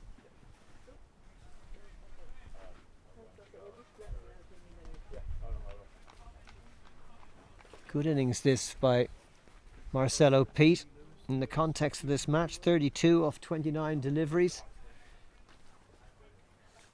Came in when the score was 7 for 123, and here we are, 198 for 8. Could be quite a match, this. There's plenty in the wicket for the bowlers. If Northwest Warriors could get 230, 240, could make it quite a good total to defend. Be interesting to see what stage of the game Andy McBride's introduced in the second innings.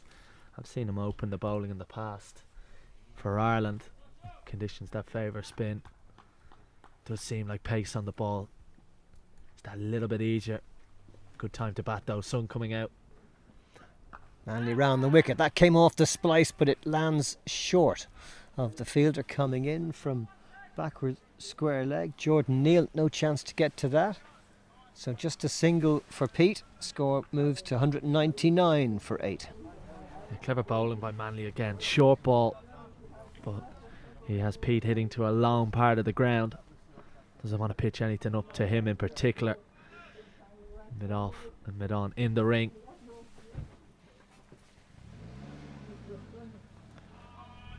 Well wide of the off stump. I'd say Johnny Kennedy was having a look at that one, but no wide given. Clever bowling though, took the pace off the delivery. Just seems to have stuck in the pitch a little bit. But clever from Manley's been really impressive. Be looking to finish this out, pick up these last couple of wickets. 2 for 11. That's well hit. That's going to clear the fielder. Just bounced inside the boundary, and just a couple of runs. Did well in the end, McCarthy. I don't know how Ryan McBride has managed to manufacture this ball over mid-on. Brings up the 200 for the Northwest Warriors. A fine effort in the last hour or so to get them up to that mark. Can they get up around 220? You spoke about that earlier being a really good total. Oh, that's beaten Metcalf behind the stumps. And through to McCulloch, who was fielding at third man. 1 bye added to the total. Every run counts. 202 for 8. And the dangerous Marcelo Pete back on strike with 3 in the ring on the offside and only 1 on the leg side. And that ball was short, and he's played it into the gap between fine leg and square leg, and he gets a couple. He moves to 36. Every run so important here for the Northwest Warriors, and they've done really well in the last while. And Munster Reds will be disappointed. A couple of chances gone down.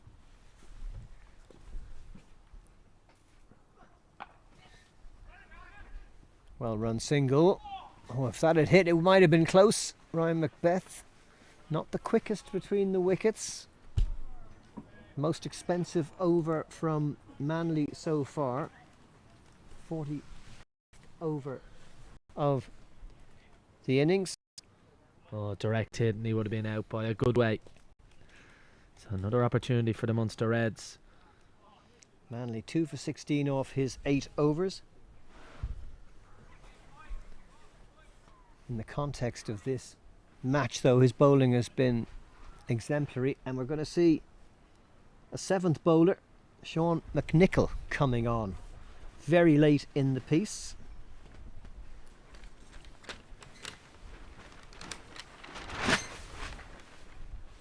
Coming on for the 46th over.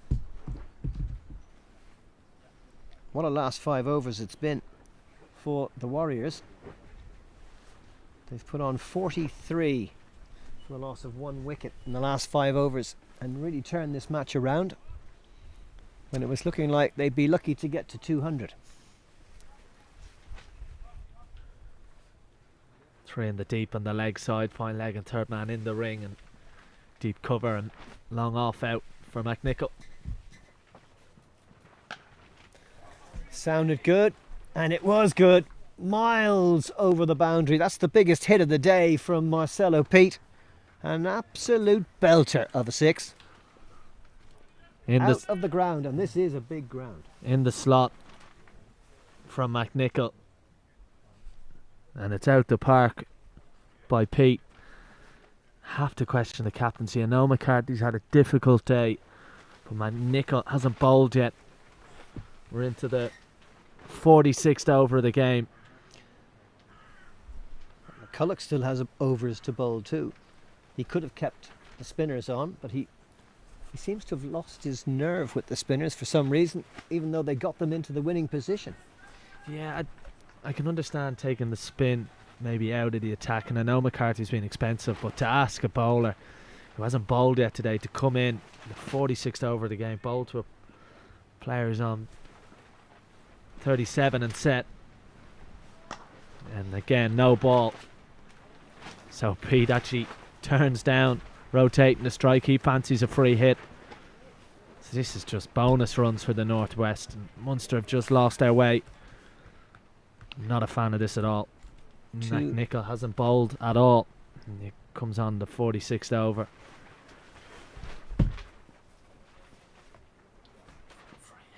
Free hit here for Marcelo Pete, and that's surely a wide.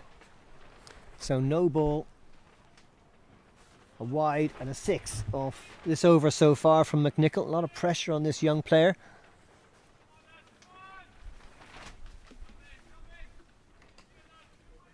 And he's up against Marcelo Pete, who has hit 43 from 34 deliveries.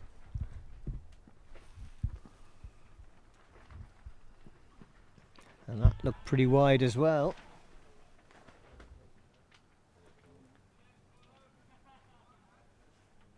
McCarthy bowled an over very early in the match when he had 3 wides in a row. McNichol now with a no ball and 2 wides. At some point he has to put it between the blue spots, doesn't he? Yeah, well, McCarthy's bowled 6 overs, 1 for 49, and he has been expensive, but sometimes you want your captain just to back you to get the job done. Full toss, swung away, but not very well by Pete. Just the single off that.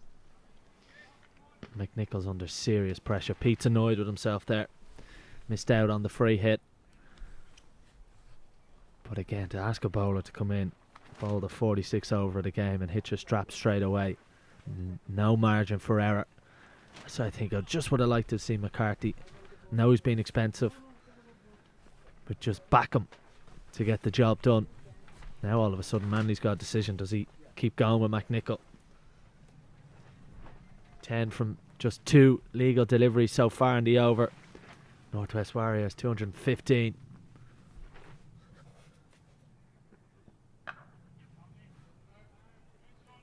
Nicely played by Macbeth into the covers for a single. Gets Pete back on strike. On 44, one big blow away from what will be a remarkable 50. Came in with the score 123 for 7, don't forget. Well struck, that'll beat the fielder at mid-off. No chance for McCulloch, who was only about 8-9 yards away from it. On to 48, Marcel Pete. Wonderful shot, but it's in the slot again, over pitched. He's done that well, Pete. He just cleared that front leg, giving himself a swing and arc. The 220 now up for the Warriors. Pete on 48, and that's lifted into the deep. They could get the second here. No, they've decided against it. Good idea. Good fielding out there by Jordan Neal, who got the ball in quickly. So Manley has a decision to make. He's going to bowl out from the far end, the Wicklow Town end of the ground, but does he give McNichol another over? 16 already off it. Slower delivery beats the bat of Ryan Macbeth. And that's the end of a very expensive McNichol over. None for 16 off after his first. As you were saying before he bowled, it was a decision by the skipper, Josh Manley, to bring him on so late in the match when the Northwest Warriors are well on top. And it has cost his team quite dearly. I think Manley's just having a chat there with umpire Jonathan Kennedy. I'm sure it'll be about overs. And he'll be thinking, have I got my calculations right? Well, Manley's coming back to bowl the third over of his second spell. The first one went 6 overs, 1 for 9. And his 2 overs in this second spell have gone for just 7 runs. He's by a country mile the most economical of the Munster Reds bowlers. 3 in the deep on the leg side, both mid on and mid off in the ring, so can't afford to bowl full with pace on. That's good bowling. Bowling to his field. He's done that well, particularly in his second spell. He's been the most accurate of the Munster Red bowlers, particularly the quicker bowlers. That run rate 4.79, looking very handsome at the moment for the Northwest Warriors. Just under 4 overs to go. I think Marcelo Pete's looking for a drink. He's been working hard out there, bashing the ball to all parts of this ground. Yeah, I think we're going to have a concussion protocol here. Ball just hitting the head of the helmet of Pete, rather. Just going through the protocol. 2:21 for 8. A slight delay now as we see some attention for Marcelo Pete.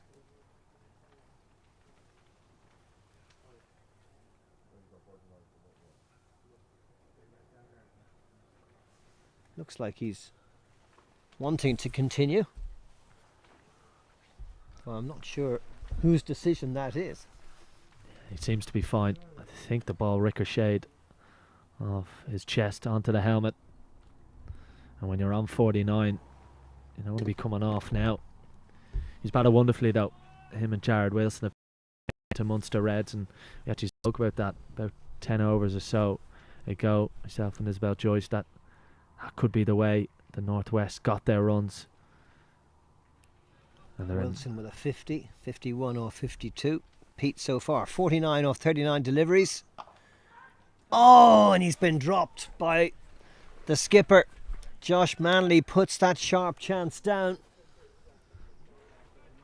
Bowled into the pitch again. Nearly off the toe of the bat. Oh, and he should have taken a Manley. But it's clever bowling though, because he's bowling to his field with both men straight in the ring. Can't afford to bowl full. So going back of a length as protection in the deep. I think he'll be a frustrated figure at the end of this innings with the work he's done, and particularly some of the work in the middle overs, that they haven't restricted the Warriors to under 200. The applause for a fine 50 from Marcelo Pete, pushing it into the covers for 1. The second Northwest Warriors player to get a half century in this innings. Came in at 123 for 7. And the score now 222 for 8. Fantastic knock. 3 4s, 3 6s, as you can see in the caption there. Slightly uppish. Frost was readying himself for the catch, but the ball just never arrived, except on the bounce.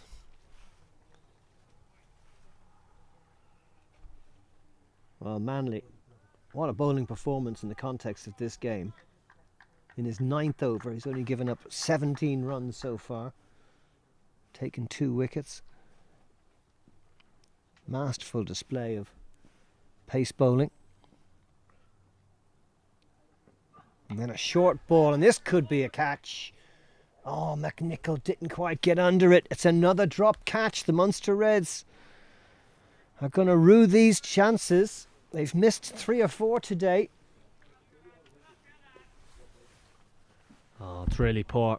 It's good bowling again. Manly deserved that wicket. And McNichol once again drops a high catch that never really looks settled on. Disappointed with that. And just adds to the Munster Reds' woes. Final ball of Manly's 9th over. Pete on strike. Short ball. Straight over the stumps. Manly just asking if there was a little nick, but there wasn't. Pete survives on 50. Macbeth is on 5. Lucky man, he should be out. 2:23 for 8. It's all happening here in Oak Hill. Just 3 overs to go. And Manly with those exceptional figures of 2 for 18, which could be so much better if those catches were taken. He dropped one himself. McNichol dropped another. Really, this innings should have been over already, but they're still out there, Northwest Warriors, battling like crazy. And Liam McCarthy is going to come back for his 3rd spell, the 48th over, and presumably the 50th will be bowled by McCarthy from this pavilion end. I just showed you the McNichol experiment didn't work. So 1 over from him today, which was the 46th over, and went for 16. So the Munster Reds have just well and truly lost their way. Interestingly here, fine leg and 3rd man in the ring. Good shot that by Macbeth. Gets Pete back on strike. That's what Northwest Warriors need to do.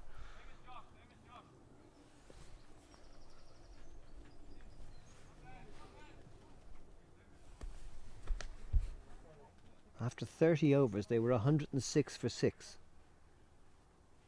And even after 35, 135 for 7. And here they are, 223 for 8, with 2 and a bit overs to go. Maybe a chance to post a score around 240, which would be very respectable.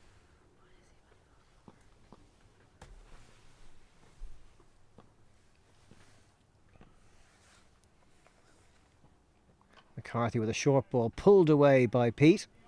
Kept it down well. Just the single.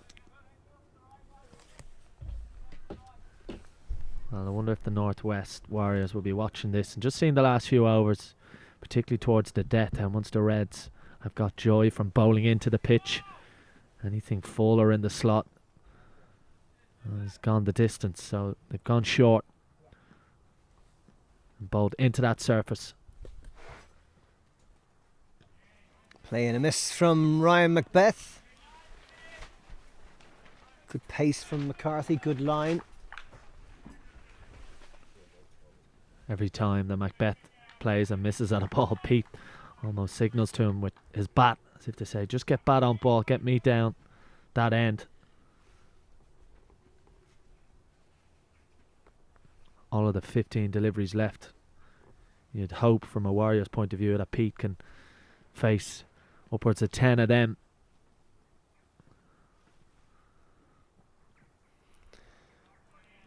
Short ball ballooning up over Ryan Macbeth and through to keeper Metcalf. 2 dots in a row from McCarthy. He'll be wanting to just finish out this over without costing his side too many runs.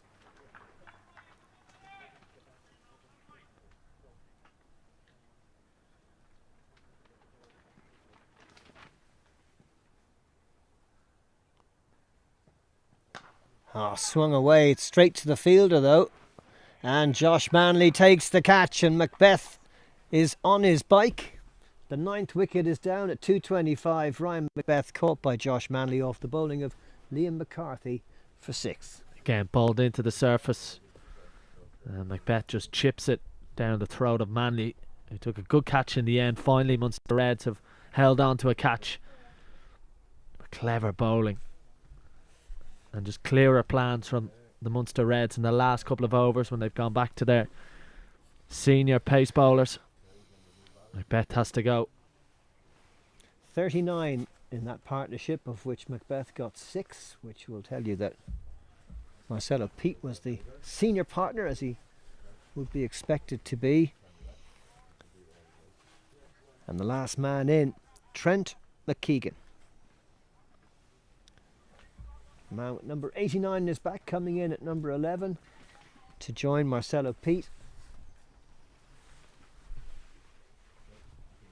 And really the most important thing here is for McKeegan to try and get Pete on strike and at least make the innings last the full 50 overs.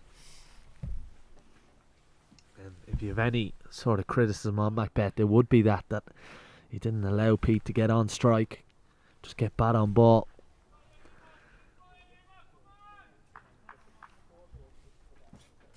McCarthy entrusted by Manley to bowl the 48th over after giving up 49 runs in his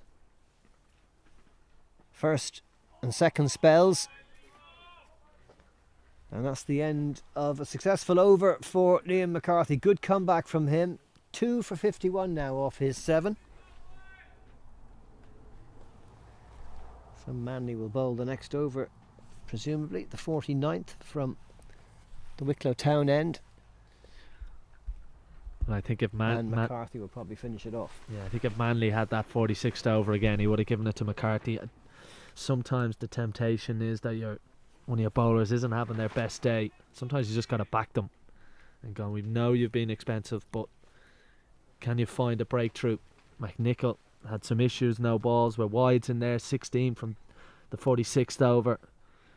Could be crucial in a low scoring game come the end. Pete just gets the single down to deep third, bringing Macbeth back on strike, which is just what Manley would have wanted.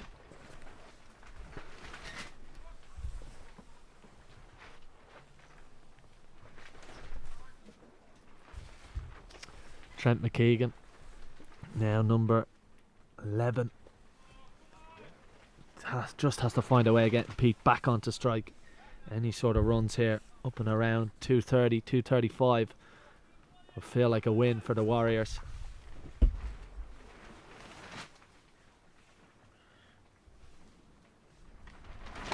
Here comes Manley, short delivery. McKeegan couldn't get anywhere near it. I definitely think if you're the Warriors, what you're taking from the first innings, particularly from the bowling side, is in the middle overs with spin, the slower the better to get that turn, to get that grip off the surface. And if the Munster Reds innings goes deep, definitely towards the back end to be bowling into that surface. Anything in the slot has gone the distance with Wilson and Pete. Another short delivery. Great bowling from Manley, hostile, unhittable. Well, it's just clever. It's bowling to his field. He's got 3 deep in the leg side and mid-off and mid-on in the ring, so can't afford to bowl full. So it's just clever cricket. Just bowling to his field, telling the number 11, if you want to hit it in the air, if you think you can hit it out the park, go on, try it.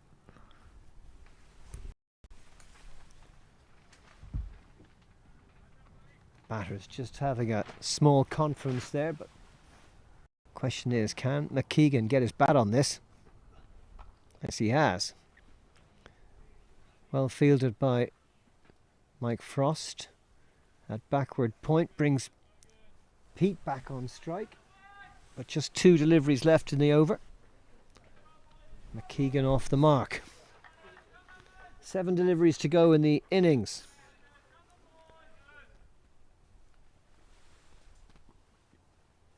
8 rather. 2 balls to go in this over. So a chance for Pete now to attack Manley. And he does just that, as the ball sails over the rope for another maximum. Brilliant shot from Pete, even if it was a bit of a top edge. He goes to 58.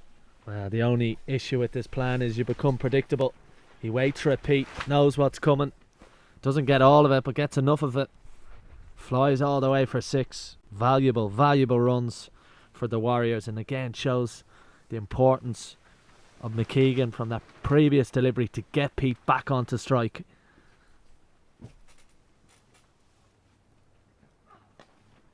And he managed to slice that one away. McNichol is under it, and this time he takes the catch. And Manley gets the wicket off the final delivery of his 10th over. And the very dangerous Marcelo Pete is out for a fantastically compiled 58, which has really done wonders for his side's chances today. But what a spell of bowling too from Josh Manley. 3 wickets for not too many runs. He's really bowled well today and been the pick of the Munster Reds attack. Yeah, 3rd time's a charm for McNichol.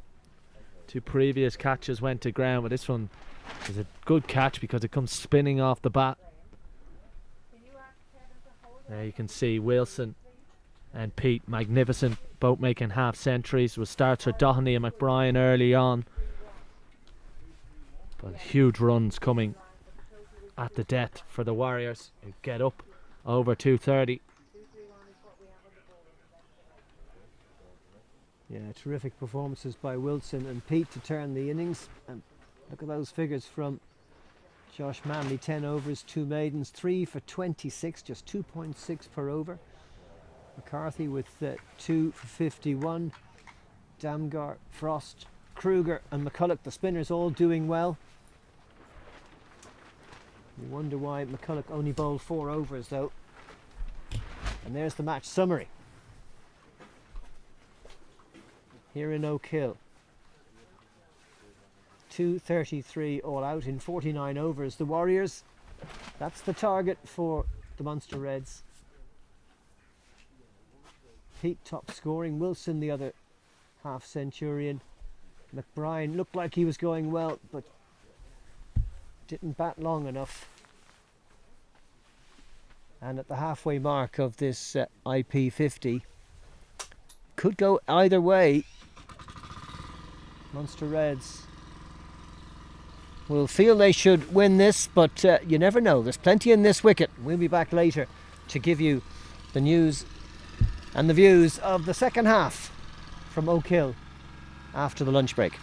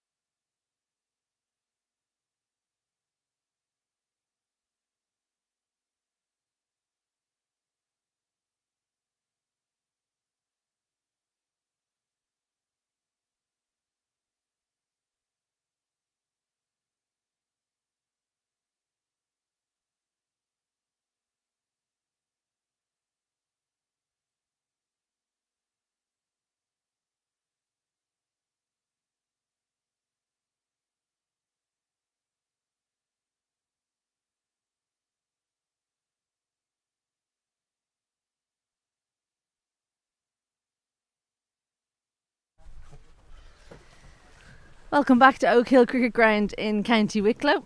It's the IP50 Cup fixture between the Munster Reds and the Northwest Warriors here. We've had the first innings, and after electing to bat, Northwest Warriors have amassed 234. It wasn't looking good at one point when they were 123 for 7, but the tail very much wagged.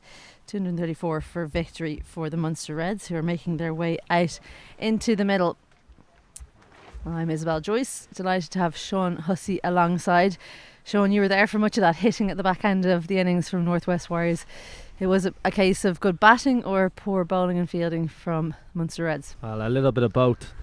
Afternoon is the afternoon. Everyone just felt Munster lost their way slightly, and Pete and Wilson were very impressive as well and took the fight to Munster. I was really impressed with some of their hitting, some of their decision making as well. Didn't go for every single delivery, just picked the balls that were in the slot.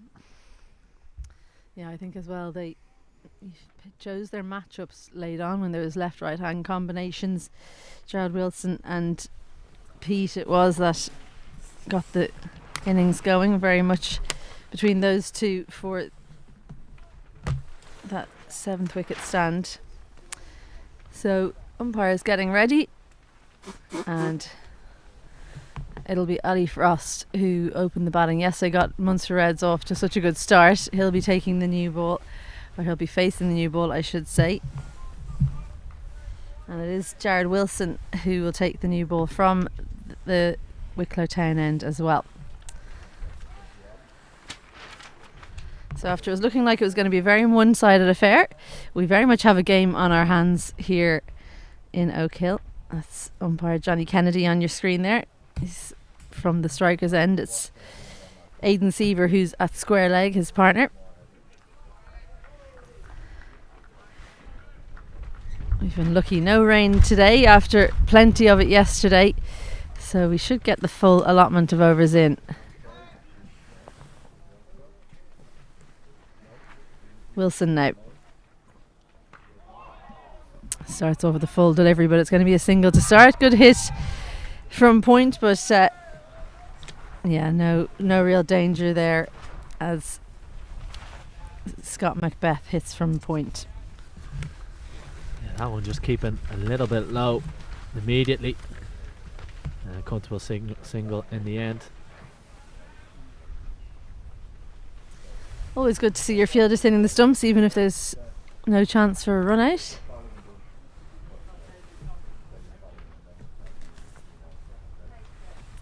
Jordan Neal is Alistair Frost's opening partner.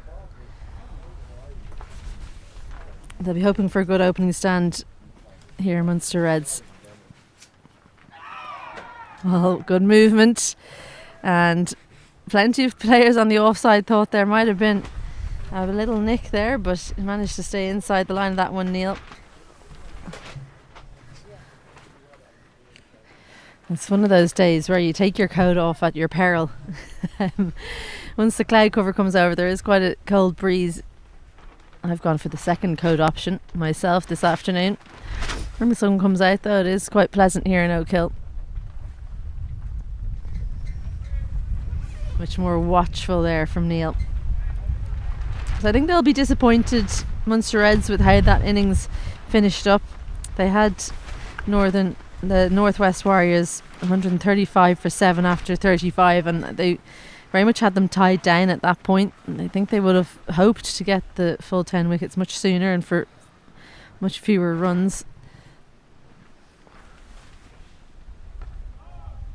They'll have to dust themselves off and treat it like any other game, where I think in an IP50 Cup match in general, a target of 232, you'd be pretty pleased with that if you were given that at the outset of the match. Yeah, and I think it all depends on how the Northwest bowlers bowl early on. I think at times the Munster Reds, particularly Liam McCarthy early on, was a little bit too short. Didn't find that good length enough, trying to hit the top of off stump.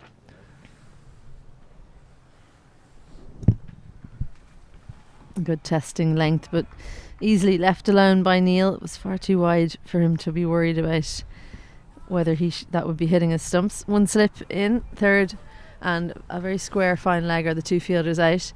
And you were talking in the first innings, Sean, about who would open the bowling for Northwest Warriors, and I think you might have been right about it being a certain Andy McBride, because 12th man is getting ready to run on with the helmet. A much more testing line, but the length was too full. Neil finds the gap and it's a tester, but well stopped in the deep. So just the 3 runs off that final delivery. 4 runs from the first over after 1, they're 4 without loss.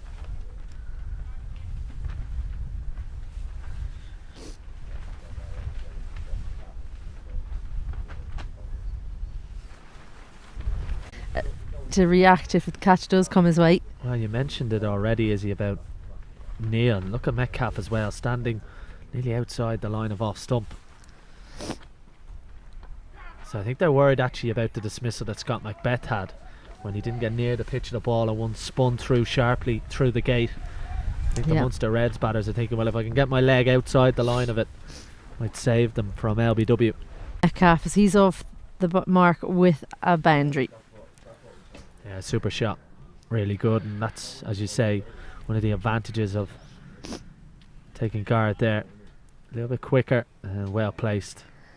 Clever from Metcalf. It's what Munster Reds are going to need to do.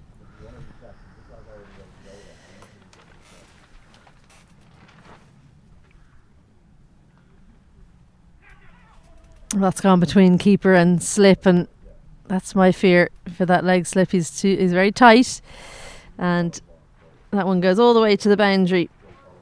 That's taken the edge of Metcalf, given his runs. So he starts out his innings with 2 boundaries off the second over.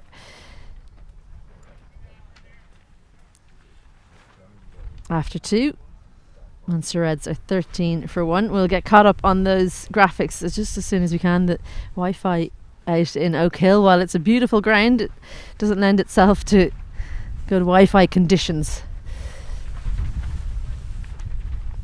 So Wilson will continue from the Wicklow town end. I think he's found a pretty good line, a pretty good length. It's just been the line's been a little bit wide. Sorry, it's Ryan Macbeth, my apologies, down at the Wicklow town end. Yeah, he's bowled well, nice and full. I know he got driven of the last ball the previous over.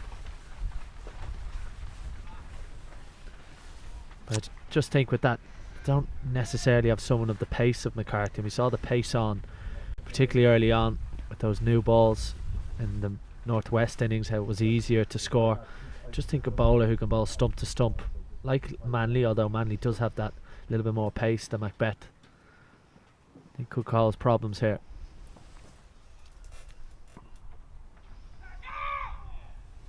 Well, he went 2 straight and the ball didn't swing, so that'll be a wide down leg side as Frost lets that one go through. I was just about to say a stump to stump bowler who doesn't bowl extras will be exactly the medicine, but he straight there, just got a little bit greedy with his line after a couple of deliveries outside the off stump. It's much better making the batsman play. Frost, it seems like an intense character, a big shout of weight there, even though there was no chance of a run. I think that's good from the Warriors. I don't think they have to go searching for the wickets. I saw in the previous over that little bit of scoreboard pressure. Neil wanting to try and spread eagle the field, get Scott Macbeth out of the attack. In the end, was his undoing, straight down the throat of Liam Doherty. Well, that one has absolutely taken Alistair Frost by surprise. Gone up off a length, and in the end he did well to get out of the way of that one. Sharp delivery, just hitting off a length. You can see Ali Frost just tapping down the wicket there. Seen a little bit of that today.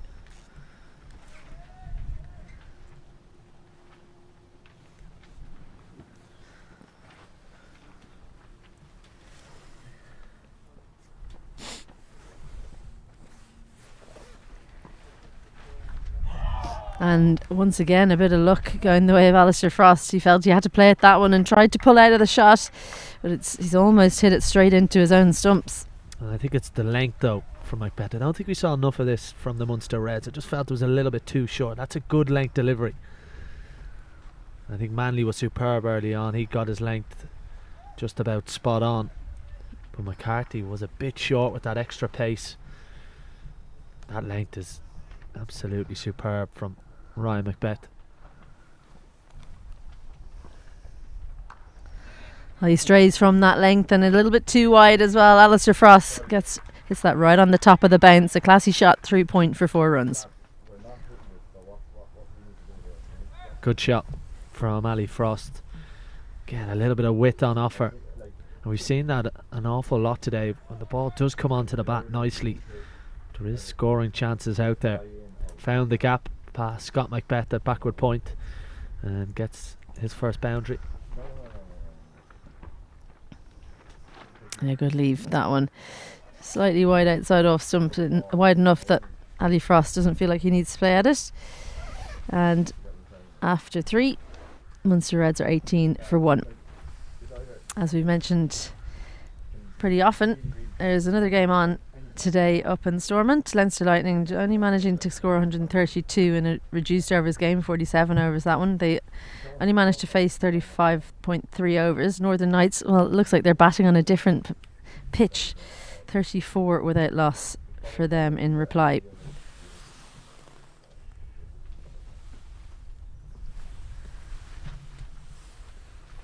And as Ollie Metcalf faces up against Scott Macbeth, India, well, they've won the toss and they're going to bowl first in that opening match of the World Cup for the two teams. Metcalf looks to sweep again. Well, it wasn't an orthodox sweep shot, but he stayed in the shot for a while, hit it actually at the top of the bounce and swept it backward of square for another boundary. What helps him here is he's got the intent. You can see his body well outside the line of the stumps. Got into position early, then he's able to just find the gap. Clever though from Metcalf. Almost like a kneeling down pull shot. Didn't hit that as the ball hit the pitch, and clips this one round. The field had changed before that delivery. Deep backward square was put out, so just the single that time. His teammates showing their appreciation on the sideline as these two getting their team off to a good start after an early breakthrough.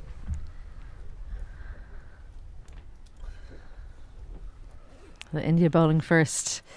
Few jitters, I'm sure, in the Ireland camp, and excitement as well. Sterling and Balbirnie, I would imagine, are going to be opening the batting, so they'll be getting themselves in the right frame of mind, as that's it, very short, and Frost will be frustrated. He's picked out the fielder and point, picked out the knee of the fielder and point, I think.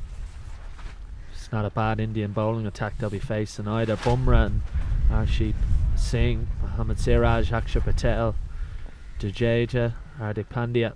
So it's going to be difficult for Ireland.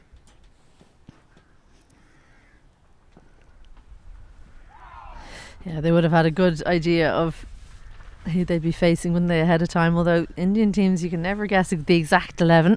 Well, the big news from India really is that Kuldeep and Chahal miss out. Two wrist spinners. Ben White is in for Ireland. Oh, and turning past the stumps, a wide from Scott Macbeth. 14 already off his 1.4 overs.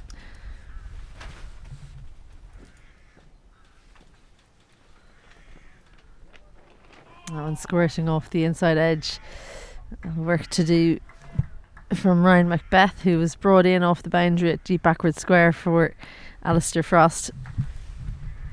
So the end of another over. 4 overs gone, and Munster Reds 25 for 1. I have to say I'm very surprised no wrist spinner for India, because in the past it's very much been a case of one or other of them taking 3 or 4 wickets against Ireland. Yeah, it's a very interesting decision, and Ireland of course going with their own and Ben White.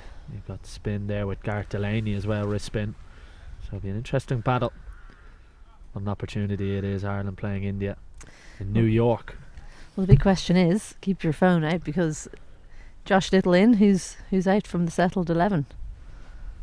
Well, Little's in, so it's Craig Young who misses out at there. McCarthy, Little, Delaney and White, the premier bowlers. You've got Camphor, Dockrell, top four, Sterling, Balbirnie, Tucker and Harry Tector. Okay, so Young, it was a bit of a battle the last month, wasn't there, between Young and I feel like it was McCarthy really, and also then conditions might have meant that White missed out, but they've gone with Young as the player who's been in the kind of settled 11 that misses out. So that will be starting in just under 20 minutes time, but in the meantime we've got a good battle on our hands here. Unfortunately we have a player coming off because of that ball to the knee in point, I think it was, in that last ball of the last over. Gavin Ralston, opening batter, is limping off the pitch.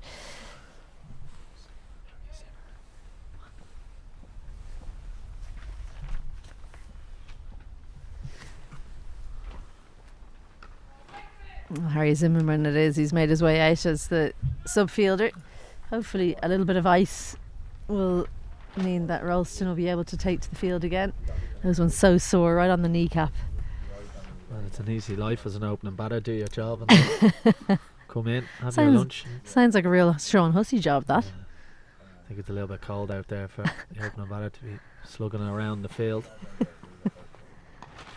I don't think it's as cold out there as it is up here though, especially not if you're running around. You spend too much time walking around in slip, that's the problem.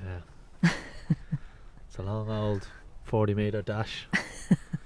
I just remember Chris Gale used to be very fond of that. Just go in and bat and don't come out for a while. It was a big opportunity of course for Ireland, but daunting, that Indian batting lineup stacked with talent. Ryan Macbeth continuing to toil away from the Wicklow Town end. You think Jai as well, the kind of the boy wonder of international cricket, and is left a lot on the sideline. Rohit Sharma, Kohli, incredible depth of talent. Well, the problem for India is you can only have 11 players on the pitch, much to everyone else's delight. And the thing with the Indian players is they're so used to be playing in the IPL where they've had the substitute player come in, so it feels like they've 12 on the pitch. So it'll be interesting to see. It'll be interesting to see how Josh Little goes after a interesting IPL for him, only featuring the once. So maybe short of a little bit of match practice. Of course that game getting underway at 3:30 Irish time. Very much a case of have that on the TV and keep us on your tablet as you see how this one plays out, as Munster Reds, having been very much on top, they went into the innings break probably feeling a bit deflated, because they would have felt like they let that one get away. 100 runs were scored, well 98 it was, after the 7th wicket was taken. So that's very much a case of the tail wagging, and ill discipline in the field in particular cost them. Disciplined here though from Alistair Frost, who's not going to play at those ones outside off stump. So a maiden from Ryan Macbeth, and Munster Reds remain on 25 for 1 after 5, halfway through the power play.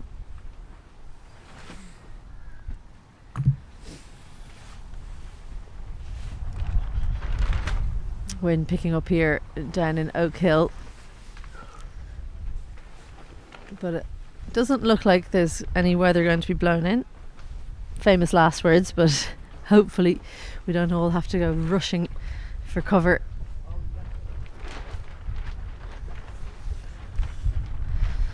Lots of discussions happening here about what the exact right field might be for Scott Macbeth's third over. They're going to take that square leg fielder in, leave deep backward square on the boundary for the sweep shot, and he's going to bowl around the wicket as well. Leg slip and slip in place. 3 fielders saving the one on the offside, 3 on the leg side saving single as well. Well, they just took the fielder out from exactly that position, and I reckon that would have gone straight down the throat of the fielder in the deep had he still been there. Liam Doherty took a catch there earlier on, and he would have had his second. Really clever batting. because of the angle, it just opens up to play in front of square. As Isabel said, field had just come in. Clever batting though, proactive batting, probably something we haven't seen enough of, particularly early on for the Northwest Warriors, taking the game to the bowler and the opposition. Yeah, I just think this is the wrong plan. When he's gone around the wicket, as you say, it opens up in front of square. Maybe if he was still over, and he's pulled the length back because he's worried about exactly that shot. So it's been fruitful for Metcalf. He's played through that area with great success. Here's the danger of bowling a spinner in the power play. Only 2 fielders allowed out. They were backing their bowler there by just having one out rather, and clever batting. The previous shot earned that poor delivery from Macbeth. Good from Metcalf. He's been positive. That fielder goes back and out, and the fielder comes in behind square. So it feels like they've finally hit upon the right combination here. Northwest Warriors coming around the wicket. He needs his, I'd say it's almost just a forward square rather than a mid wicket. He's on the boundary, and instead he gives width outside the off stump, and Metcalf follows up a 6 and a 4 with another boundary, this time through the offside. Again, the margin for error when you come around the wicket just opens up that offside ever so slightly. Really good shot because it isn't too wide in the end, but great hands from Metcalf. Really positive from him.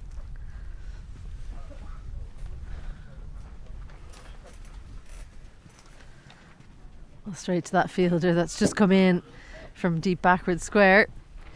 Well, the thing is, you can have all the plans you want, but you have to execute in terms of your line and your length. And Scott Macbeth just hasn't done that this over.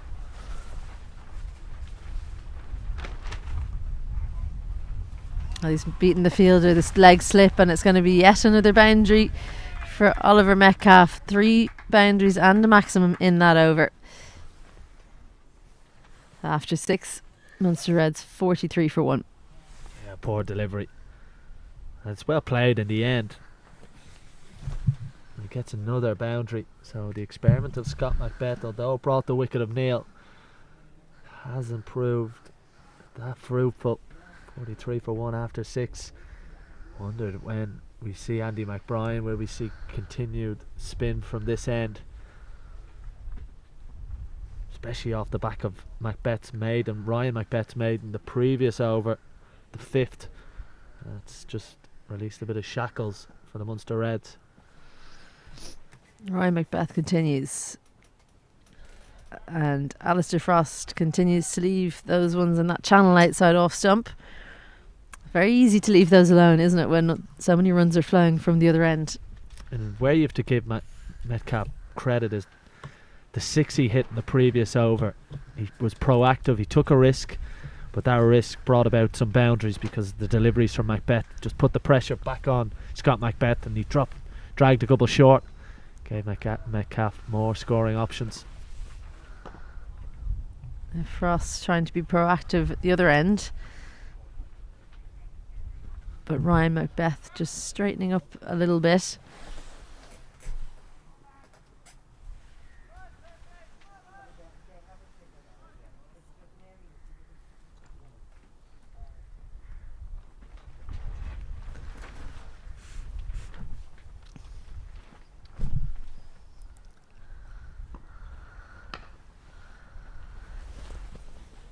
Odd to see former Ireland international Boyd Rankin cutting a lonely path in the distance. He almost looks small with the size of the backdrop in the deep here at Oak Hill. I don't think I've ever said that about Boyd Rankin before. I'll tell you one thing, you won't want to face Boyd Rankin on this wicket. I really don't want to face him on many, but particularly something that's given a bit off a length for the bowlers.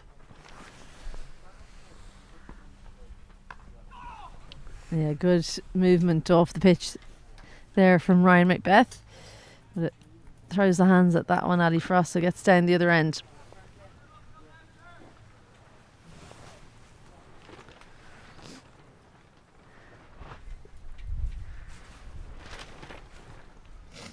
Oliver Metcalf getting his opportunity to face a bit of seam. I think he'd happily continue to face spin at the other end, but it's not quite how it works in cricket.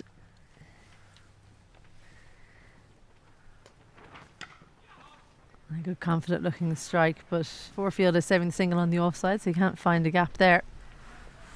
Well, one thing Metcalf's done since he's come to the crease, he's timed the ball really nice. Punching on the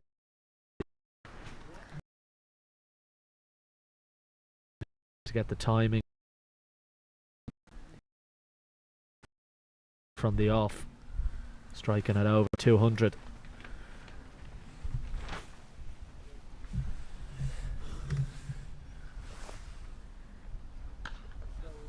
But he's found the gap that time, just held back in the shot a little bit, went for the placement and found the gap between point and cover. Oliver Metcalf marches on, closes that Ryan Macbeth over with a boundary. Again, pure timing, found the gap. It's just good cricket from Metcalf. It's been really positive, really proactive, and it's showing. 7 overs gone, Munster Reds 48 for 1.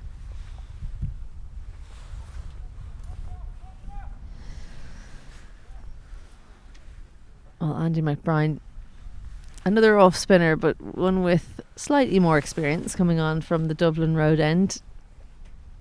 I think he was trying to buy a bit of time there by opening the bowling with Scott Macbeth. He's almost bought a wicket with those first few overs from his junior teammate, but it almost feels like he's trying to say this is how it's done. So we'll see if Alistair Frost and Ollie Metcalf can continue to take the fight to Northwest Warriors, or will they just look to work McBride around? I think this is a key part of the game. McBride's 10 overs, how he uses them.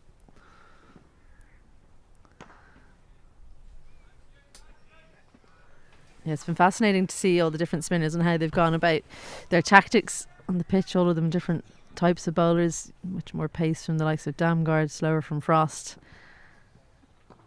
Kruger probably the slowest of them all, as Alistair Frost finds that one gap in square leg. He has much more subtle changes of pace, I think, Andy McBride, than any of the other spinners we've seen today. Yeah, he's such a clever bowler as well. Brings so much control to any side he bowls for.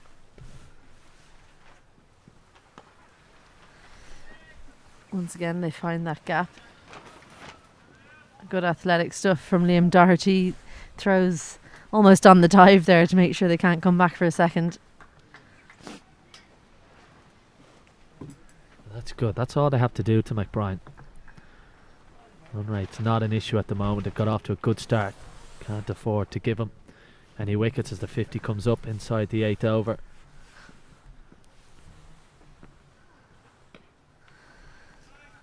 Yeah, and that's probably the most difficult length to face. And Alistair Frost taking that guard outside off, had that completely covered, had it turned that little bit extra, probably would have hit him outside the line. It's changed his guard now. Good anticipation there by Ryan Macbeth. Make sure that one's not a single. This is one of those times you feel like you want a square leg on the one and a square leg on the boundary.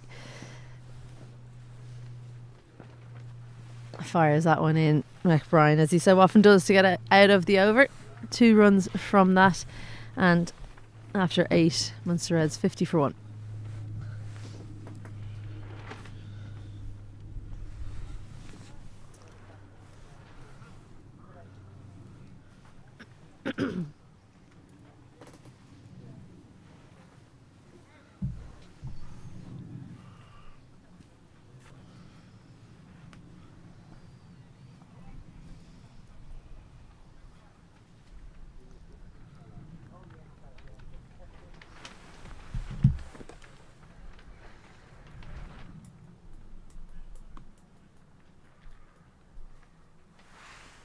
Ryan Macbeth will continue from town end. They're going to put a slip in and drop cover. So fine leg comes in to the ring. Cover and third are the 2 men out. So he's going to try and bowl a probing line outside off, you'd imagine, with this field that he's set. And the gap out and the offside might tempt the batters into shots. Moves across his stumps. Ali Metcalf looking to open up the leg side. Again, being proactive, shuffling down, trying to just find any angle. Been really impressive as Metcalf.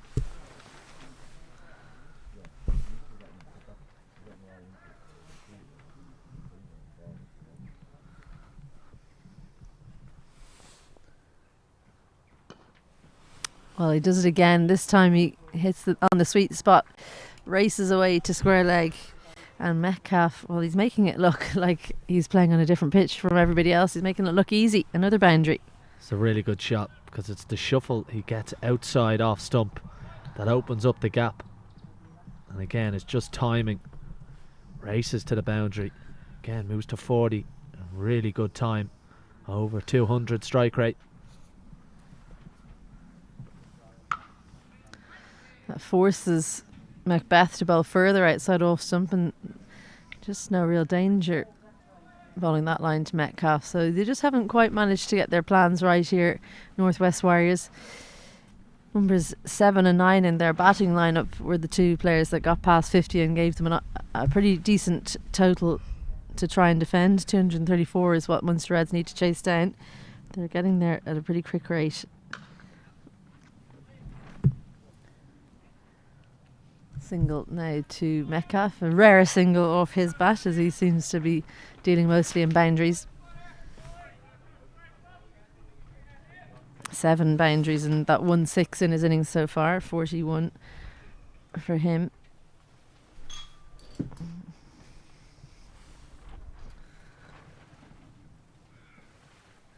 Just the 20 deliveries in his innings so far as well, but it's Frost who's on strike now. Cover has come in and square leg goes out for him as Macbeth goes back to his usual plan. I think Frost has to be clever here. He has to understand what Metcalf is doing at the other end. Just the rhythm he's in. He's got to just bat around and give Metcalf everything he needs and get himself in. Make sure he's in for the long haul. Well, the width was given again by Macbeth, and it's almost the exact same as the boundary that Ollie Metcalf closed Macbeth's last over out with, and he's repeated the dose. So an expensive over that one. Yeah, it's poor delivery. Too much width on offer. That's just an easy shot for Frost, who hasn't really got going yet. That will help him. Munster Reds have taken the game now to the Northwest Warriors, have wrestled back some of that momentum they lost in the first innings. That's really clever. They moved to 59 for 1 after 9 overs. Yeah, 9 runs in that over, the 2 boundaries and the single. And the difference for me in this opening part of the game is that Munster Reds always looked like they had a chance of taking a wicket. For the first 35 overs of the game, you felt like they had a plan, and Northwest Warriors were battling to find a way not to get out. Whereas with these two, aside from McBride's first over, it just hasn't looked very pressure filled. He comes around the wicket now, McBride. 2 fielders in the deep backward square, deep mid wicket. So leg slip has come out, and just the slip on the offside, and 3 fielders saving the single. That's where you have to give Metcalf lots of credit, because how busy he's been, what he's done has just changed the flow of the game, put pressure on the Northwest. Absolutely, he's gone out there, and especially considering that he's had a couple of games where he hasn't scored, to come out and play the way that he has shows a good bit of bravery from the number 3 from Munster Reds. There's that length where we've seen it pop up time and again as batters push at the ball, feeling for it.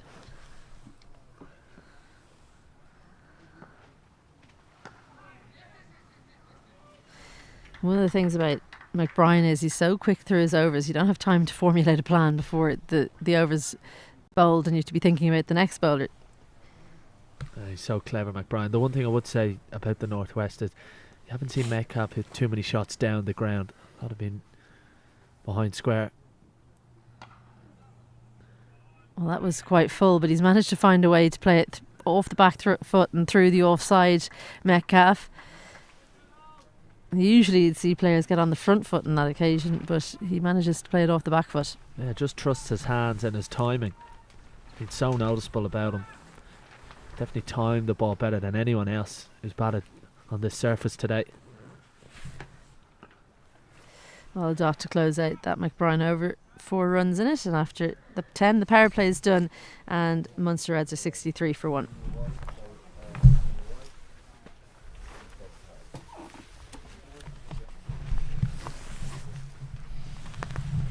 Well, as you can see, Ollie Metcalf has been in splendid form coming in after the loss of Jordan Neal. He's moved to 44 from 23. And the wicket for Scott Macbeth, who was expensive, opening the bowling with his right arm off breaks. And I'm delighted to be joined now in the commentary box by Stephen Alkin. Hi, Sean. Yes, great innings so far from Ollie Metcalf. 8 fours and a 6. And like you were both saying, he looks like he's playing a different game. So a change of bowling at the Wicklow Town end, and it's Marcelo Pete going to come on to replace Ryan Macbeth. The 4th bowler used by the Northwest Warriors as they try to defend their total of 233.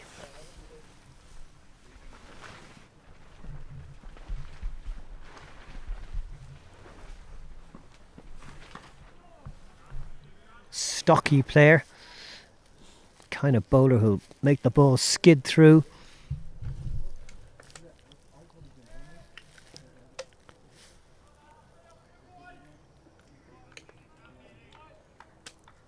Munster Reds on top for sure. That run rate 6.2 so far. The required rate just 4 1/4, which is easily achievable if you can keep your wickets from tumbling.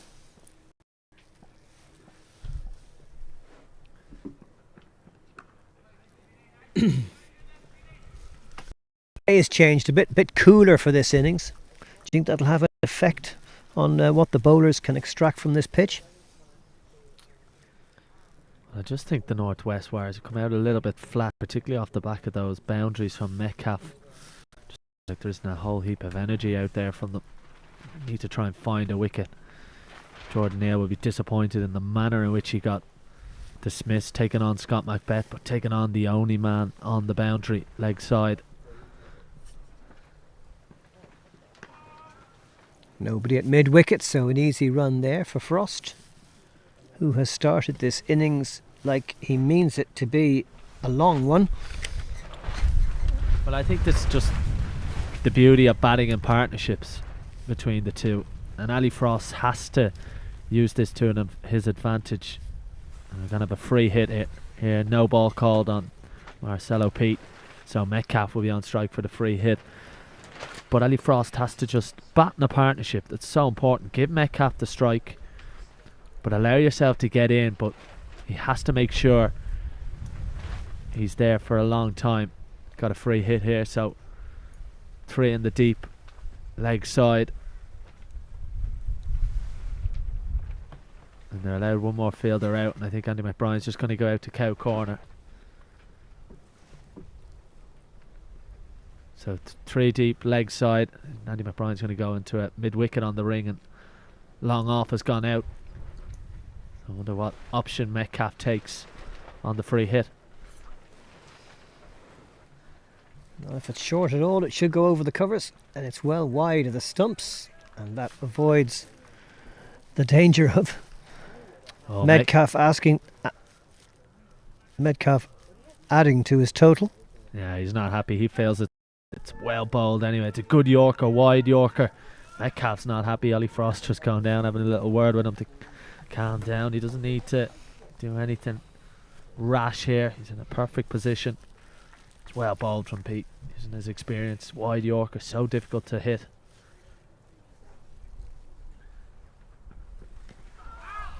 Well pitched up, but there was definitely 2 sounds there.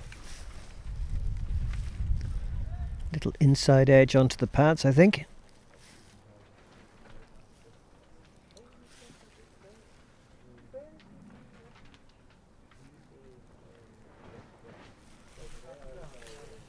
the early wicket a bonus for the Northwest Warriors, but Metcalf has played superbly so far.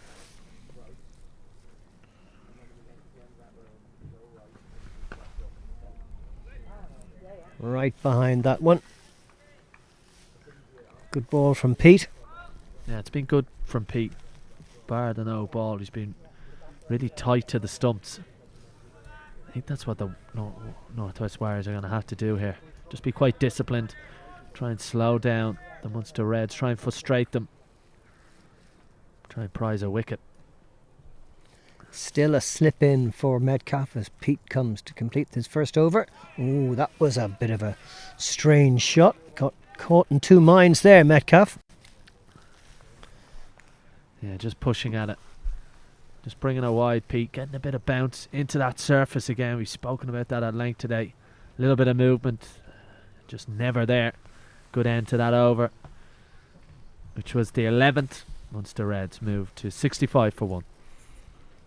Metcalf on 44, Frost 14.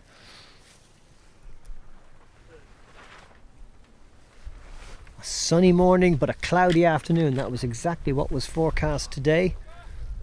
Temperature somewhere around 13-14 degrees. It's pretty cool here in County Wicklow. And it's going to be McBride to continue from the pavilion end.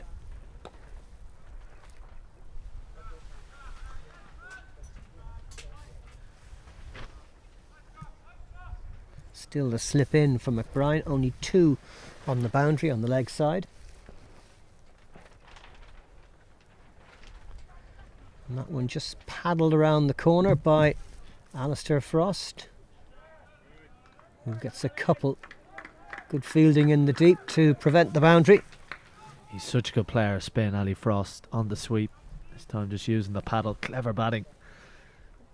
That's all Munster Reds need to do, just start building a platform. Especially with McBride. Can't afford him to get a couple of wickets. Beautiful delivery round the wicket to the right-hander, and he's beaten them all ends up. Big breakthrough for Andy McBride. The second wicket falls at 67. Well, just as I was saying, through the gap. Saw it earlier with Scott Macbeth's dismissal. Through bat and pad. It's a beauty from Andy McBride. And a big breakthrough for the Northwest Warriors. Just what the captain would have wanted. Ali Frost has to go for a patient 16 from 36 deliveries. Munster Reds are 67 for 2. That second wicket partnership putting on 63 runs. Frost very much the junior partner. But what a delivery. I think that's the ball of the day so far. Classic bowling from Andy McBride, showing just why he's been an international player for so long. Brandon Kruger, the incoming batsman.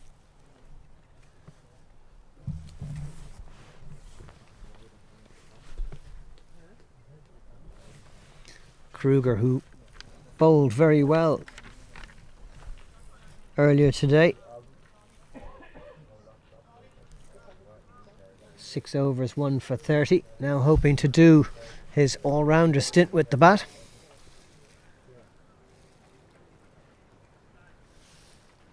And it just allows the Northwest to attack again. And in doing so, they might just be able to starve Metcalf of the strike, make him lose his rhythm slightly. Had the free hit he missed in the previous over. So they're just going to be able to build a bit of pressure. That run rate to come down under 6 again. Leg slip and slip in place. Kruger quickly onto the front foot, very emphatically. Which is how you have to play the spinners. Ooh, that's hit the pads. Yeah, Northwest Warriors with their tails up now. Amazing how just one wicket can change the complexion of a game.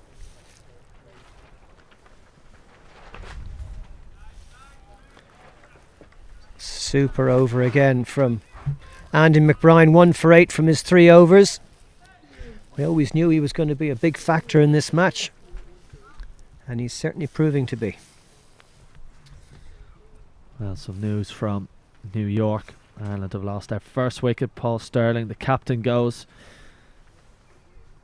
Artie Singh with the wicket. Ireland 7 for 1 in the third over. So a difficult start for them out in New York. In that World Cup game, Ireland's first group stage game of the ICC Men's T20 World Cup. Well, Ollie Metcalf starting this over on 44.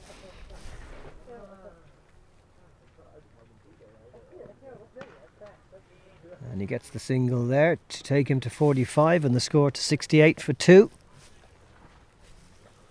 That's clever batting. It's probably what they need, the Munster Reds now. Just take stock, try and build another partnership. Metcalf just doesn't need to do anything too flash now. Rotate the strike. Brandon Kruger's got a job to do. It's difficult conditions now with Pete at one end and McBrien at the other. Two of Northwest real experienced operators with the ball.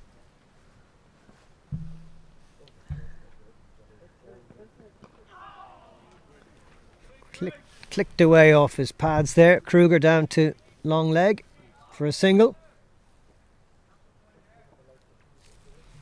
So he's on his way.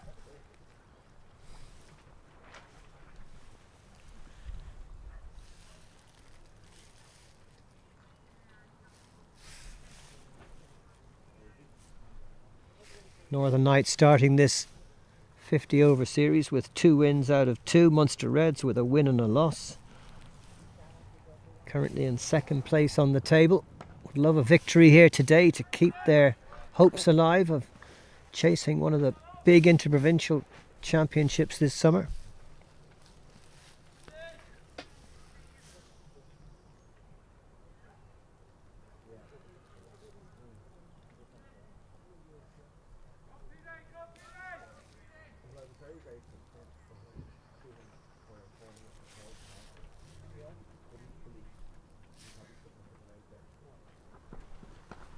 Oh, that one hopped up and came dangerously in the air from Metcalf. He gets the single though and stays alive at 47. That one again, just popping off the surface. Not for the first time today. Bowlers who bowled into the pitch with pace on have got a bit of joy. Saw a few dismissals earlier on. Stephen Dohney being one, Gavin Ralston being another, where they were caught. The ball just maybe sticking in the surface a little bit. Long leg and square leg out deep, so plenty of space on the leg side. Another single there to Kruger.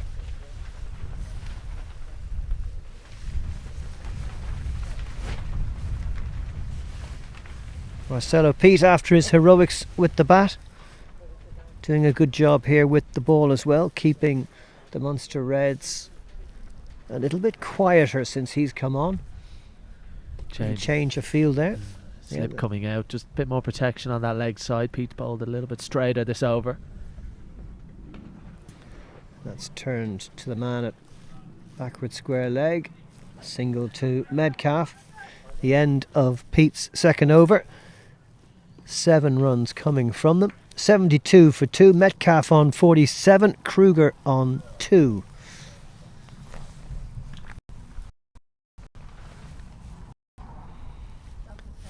The first 5 overs went for 25, second 5 38, and the next 3 overs have gone for just 9 runs. So the Reds just slowing up a little bit, but still well in touch with this run chase of 232. And it's McBrien to bowl his 4th over.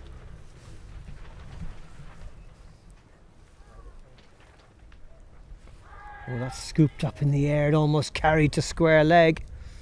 Aaron shot that. Metcalf loves to turn the ball round the corner to the leg side. Again, example of the ball sticking in the surface. You know, if you're in the ring, you've got to be thinking there's a catch on for you. Can McBrien get the big wicket of Metcalf here?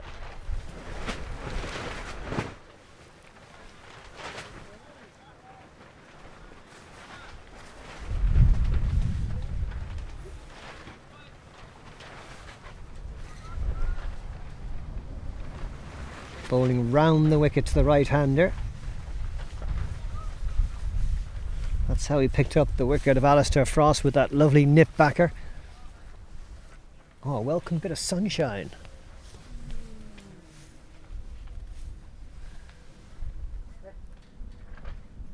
Shorter ball this time, paddled away to long leg. Just a single for Metcalf, who goes to 48.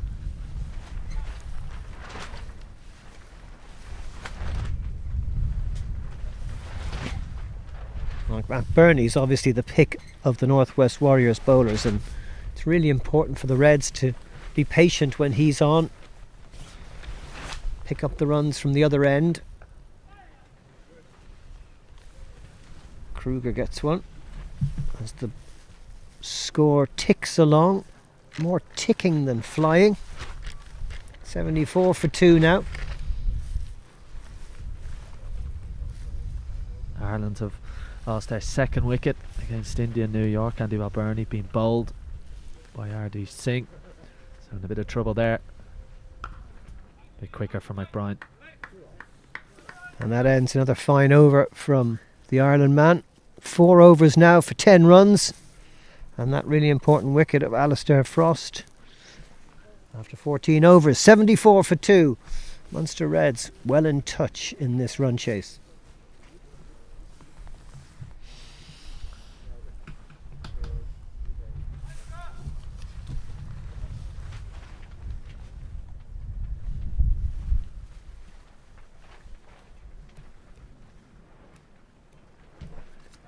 Marcelo Pete will continue from the Wicklow Town end. Kruger on strike.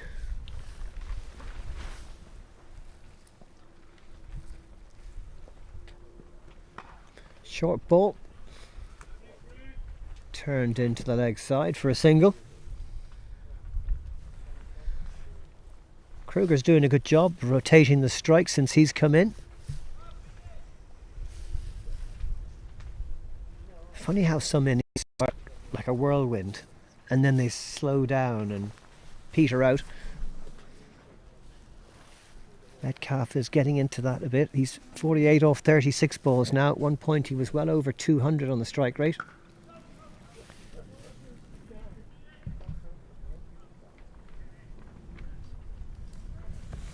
Pete's bowled well though from that far end. Very accurate. Forcing the batsman to play every ball. Not giving them too much to swing at. 3 in the boundary for him. Backward point. Backward square leg and mid wicket. And that one's turned to the man at square leg for a single. As Metcalf edges closer to that half century. 49 now.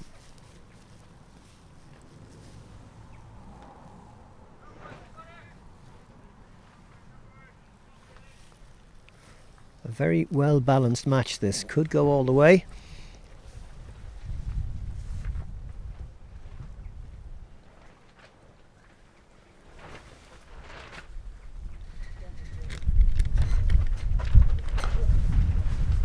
Firmly driven but straight back to the bowler Pete.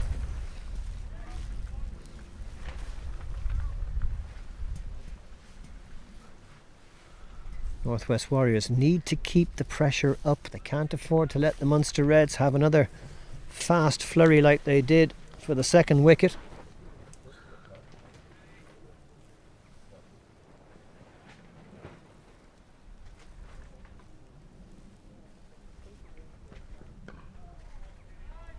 Right on the spot from Marcelo Pete. Really good over again from him. Just 2 coming from it.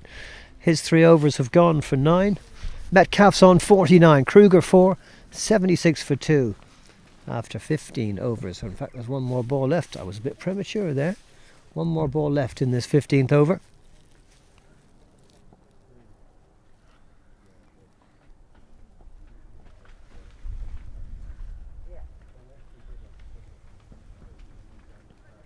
And Kruger happy to let that go through to wicketkeeper Doheny. So 15 overs gone, 76 for 2. Munster Reds well in touch with this chase. And Northwest Warriors hoping to get another breakthrough.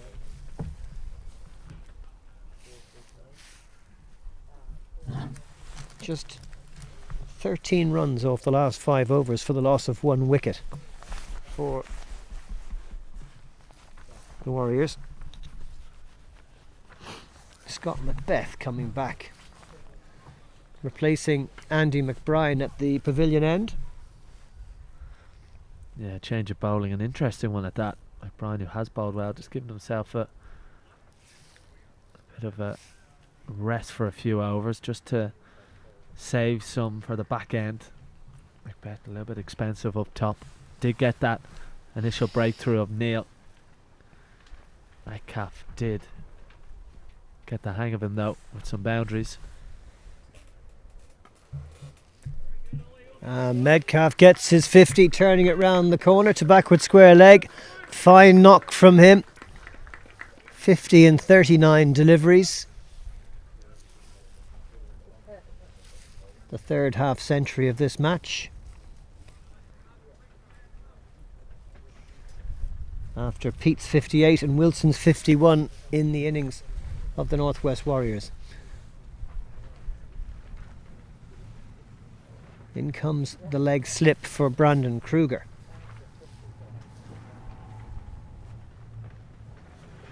He was struggling to give himself some room there. Thinking about cutting the ball, but didn't have enough room to play the shot.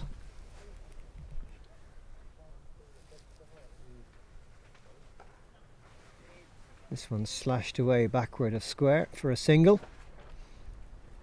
Just one man out in the deep in the offside and one on the leg side. Just 2 out now for the Northwest Warriors as they continue to put the pressure on Munster Reds.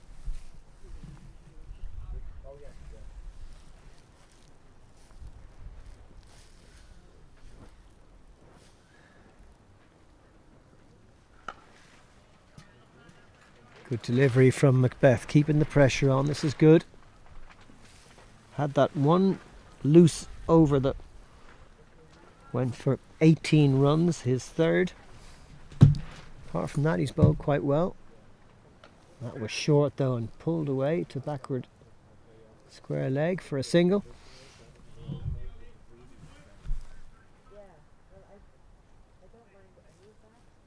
Metcalf, who had 8 fours and a 6 in his 50, he hasn't had a boundary for quite some time now.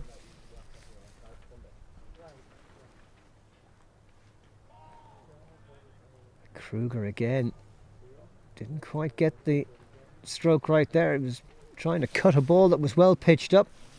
Good over that from Scott Macbeth. 4 overs now for 37 runs. And the wicket of Jordan Neal, which was the first to fall way back when the score was just 4 runs.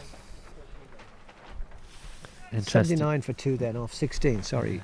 Interesting part of the game here for Metcalf, as you've said. He got off to that blistering start. It was 40 off 18 deliveries. So he's just been reined back in ever so slightly. And now is joined by Kruger as they build this partnership for the 3rd wicket. Pete's been very impressive. Really tight lines. And that one's right on the spot.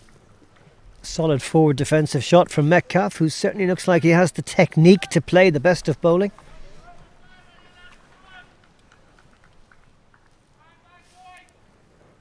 Really nice looking player.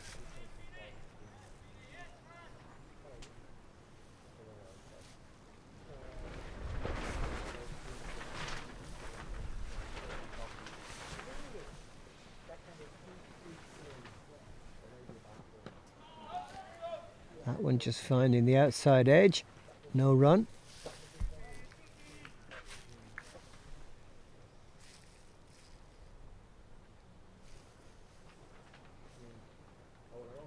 Four men out for Marcelo Pete. 2 on the off, 2 on the leg.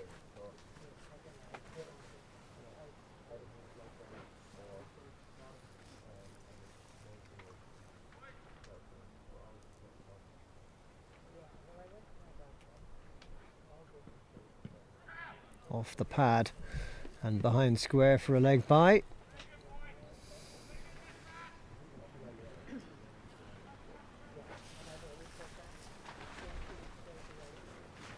Well, this game has had an awful lot of changes of pace, and at the moment it's just having a fallow period where not a lot is happening. Yeah, the Reds don't need to worry about that. They just keep building this partnership for the third wicket. Don't need to rush things at all.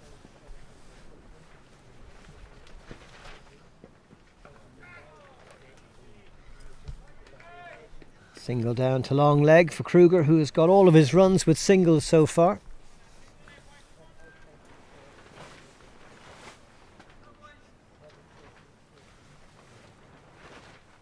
Yeah, once they keep their wickets intact, Munster Reds have to be the favourites in a run chase, looking for 232 to win.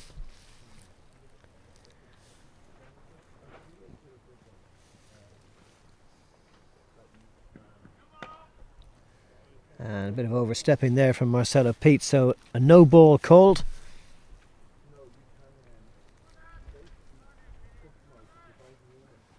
Free hit for Ollie Metcalf. Be interesting to see what he tries to do here. Well, he missed out on the free hit earlier on a few overs ago. He was given out that the ball was wide. It was a wide Yorker from Pete. Field, of course, can't change. So I wonder, does Metcalf try and use his feet here?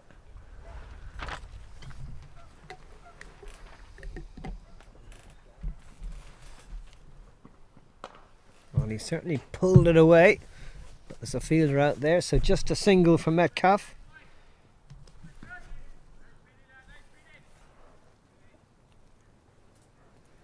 Northwest Warriors won't mind this, keeping the boundaries from happening, and you know, score pressure is what it's all about for them. Required rate still only 4.5.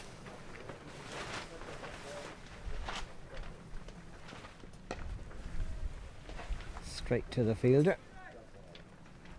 McBride at cover, and the end of Pete's fourth over. Just 3 coming from it. 4 overs, no maidens, none for 12.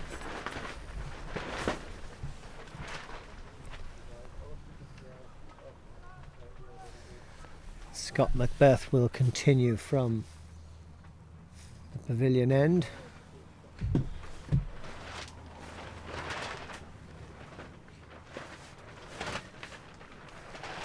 I think Munster Reds still the favourites to get the points today, as long as they bat sensibly. Yeah, I think it'll all depend on McBride. He's just holding himself back his overs for later. Macbeth now. Straighter delivery than Metcalf was expecting. Squirts off the inside edge for a single. Definitely has plenty of turn on offer. Sharp turn there. Metcalf going back to a ball he could have come forward to. Really was his undoing.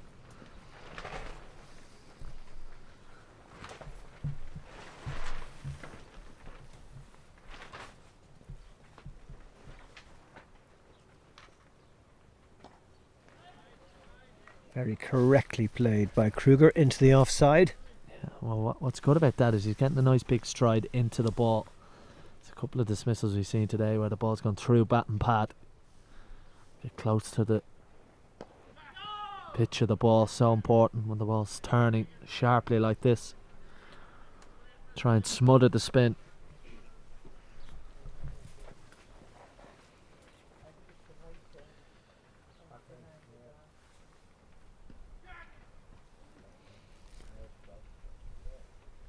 Well, there might have been a run there if Metcalf had been backing up. Munster Red seemingly in no hurry, but they've gotten rather becalmed in the last 4 or 5 overs.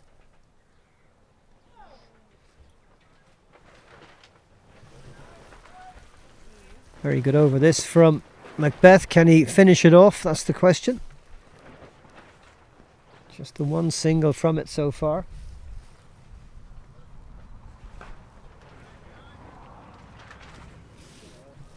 Northwest Warriors keeping the Munster Reds quiet, but at 84 for 2, this is anybody's game so far.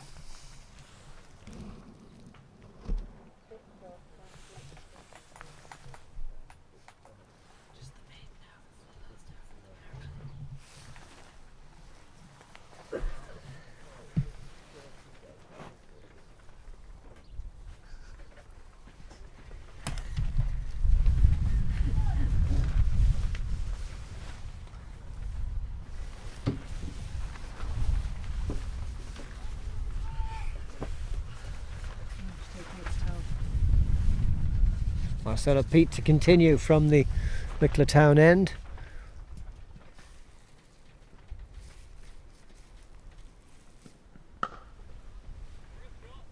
Over number 19. He's done well, Marcelo Pete. Excelled with the bat, laid on, getting a valuable half century alongside Jared Wilson, which propelled the Northwest Warriors to over 230. He's just bowled well here. Nice tight lines, not giving away too many boundary balls.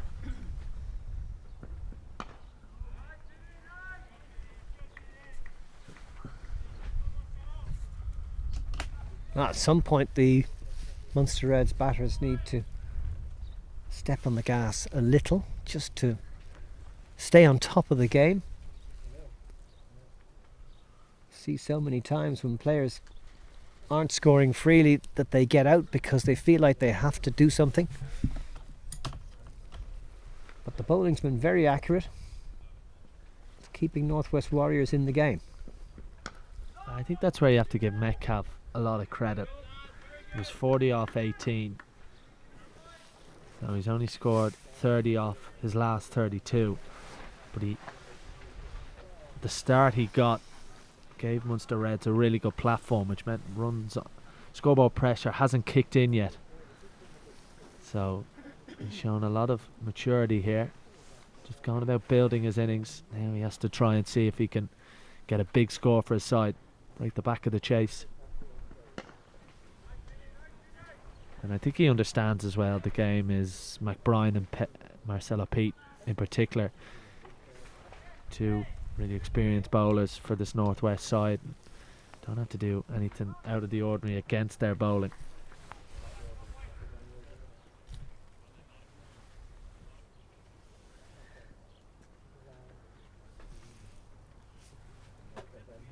Just 4 bowlers used so far by Northwest Warriors. That's a snick there. There's a snick there, and Pete gets the breakthrough. Metcalf is out. Caught behind by Doheny off the bowling of Marcelo Pete. His first wicket of the innings and a crucial breakthrough for the Warriors. Right on the stroke of Drinks as well. And he'd be disappointed with that Metcalf because he went chasing at a wide delivery from Pete. And they'll be really frustrated. Goes for a well-made 53 from 52. Just look at this. He'd be disappointed, as I said. Watch where he ends up playing this delivery. Goes chasing at a wide one. Gets across his stumps. Outside the line of the stumps. It's a really wide delivery. Under edge. Easy dismissal through to Stephen Doheny. Maybe disappointed with that on the Drinks break. His wicket is given up. And it's Mark Andrianatos who will have to face the music when we come back after this short break.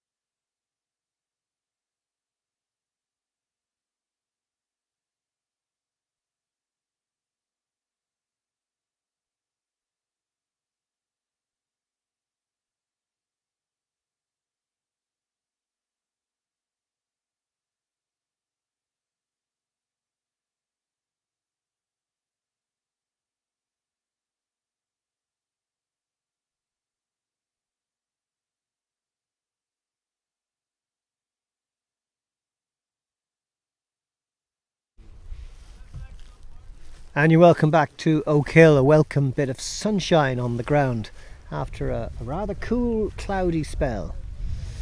But things are brightening up, certainly for the Northwest Warriors. That third wicket coming right on the drinks break. A crucial breakthrough with Metcalf getting out after starting like a train, but finishing, well, he got a little bit becalmed, didn't he? Finishing like a sailboat when there's no wind about, maybe? That's a good line, I like that. Very, very slow there at the end.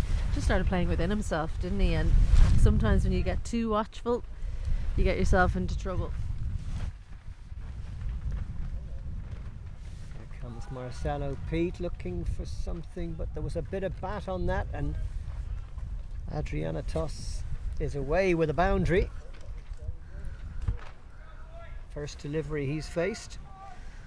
Yeah, closes out that Pete over with the boundary. 19 overs gone, and Munster Reds 88 for 3.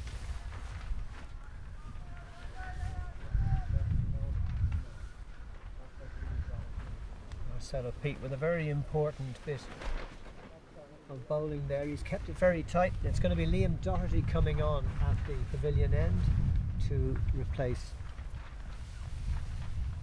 Scott Macbeth.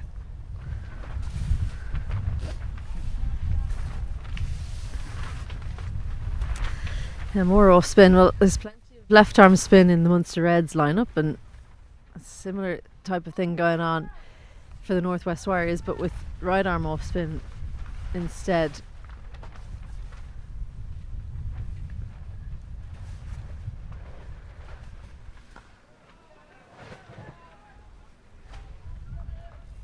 Kruger all of a sudden becomes the senior partner of this innings, of this partnership, but he hasn't scored anything but singles so far.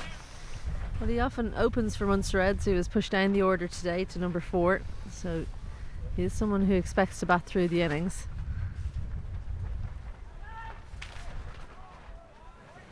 Sharp work there at point to prevent the single.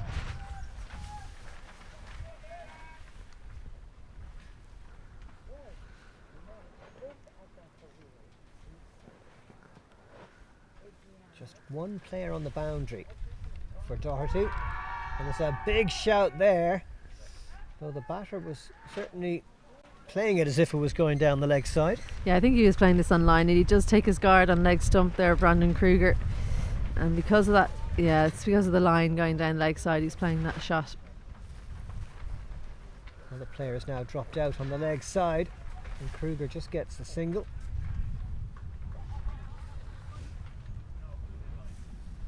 Good over. Takes him to 7. Good over 8 from Northwest Warriors. Their drinks break coming just at the end of 19 overs. Quite remarkable in this day and age.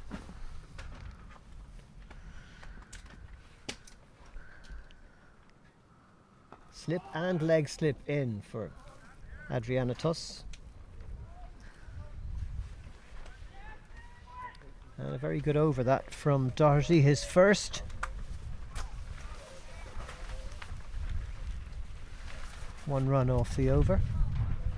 And there's the situation after 20 overs. That fine innings from Metcalf. 53 off 52, standing proud in an otherwise quite ordinary scorecard. Yeah, and as Sean Hussey spoke about, 40 from 18, so he was really slowed down in that innings. 5 bowlers used for the Warriors. A wicket each for Scott Macbeth, McBrien and Marcelo Pete. And a change of bowling at the Wicklow town end. Is this Ryan Macbeth coming back?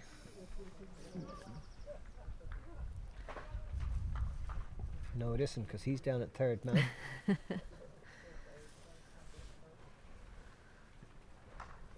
Slashed away to backward point by Kruger, his first boundary of his innings. And it's Trent McKeegan who's come on to bowl in his first delivery, going for a boundary. Yeah, full and wide, and it's help yourself time for Brandon Kruger. Didn't even need to really have any backswing there, just got the hands through it and found the gap between backward point and third. it's one of those grounds where there's an odd way that it's very easy to score, but behind backward point, very difficult for third to cut it off there.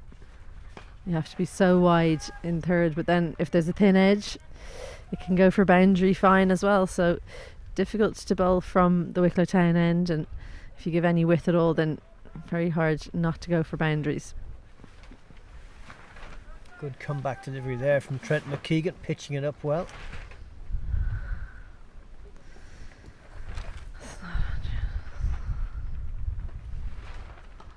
That one slashed away backward of point. Well fielded on the boundary. Just a single. Yeah, the batter's line there. It was Kruger who scored those. That boundary in one.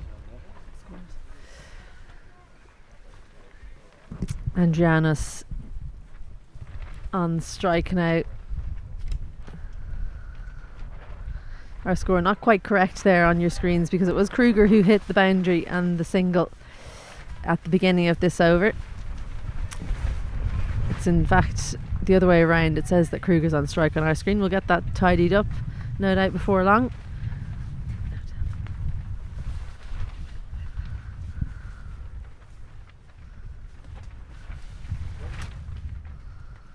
So it's Adrianos on strike to McKeegan. And well fielded by Scott Macbeth at backward point to save the run. Well, Brandon Kruger will be desperate for those runs to be added to his total, won't he? Because at the moment it looks like he's 6 from 28. In fact, he's 11 from, I think it's either 27 or 28 deliveries.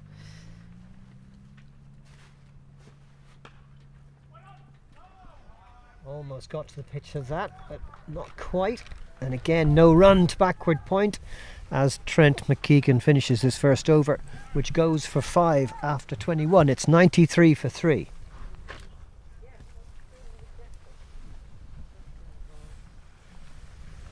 Good bit of fielding there by Scott Macbeth. A couple of times he's been asked to stop the ball in that over. So after a boundary off his first delivery, Trent McKeegan comes back strong with 3 dots in the second half of it. So the run rate currently 4.43, the required rate up above at 4.79. First time today really that the Munster Reds have got behind the rate they require after that whirlwind start from Ollie Metcalf. Put them well ahead of the rate required. Liam Doherty continuing from the end, smashed away. That's a great shot by Kruger, bisecting the gap between mid wicket and wide mid on for a boundary.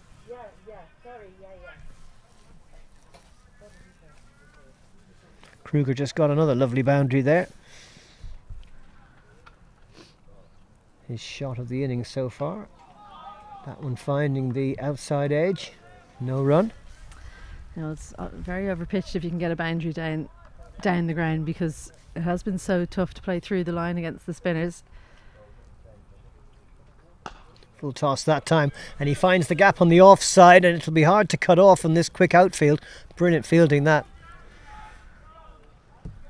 Trent McKeegan preventing the boundary, getting the applause of the bowler. Just a couple there for Kruger, who has started to push his scoring rate along. Could have easily given up on that one, but he stayed in the hunt, Trent McKeegan. Straight back to the bowler, no run. He's very much been on the fuller side this over, Liam Doherty. I think he's a little bit worried about the sweep shot. That man in square leg has gone back now, long on as well, and deep point.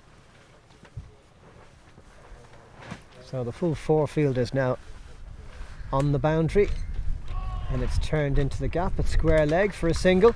It's good batting by Brandon Kruger.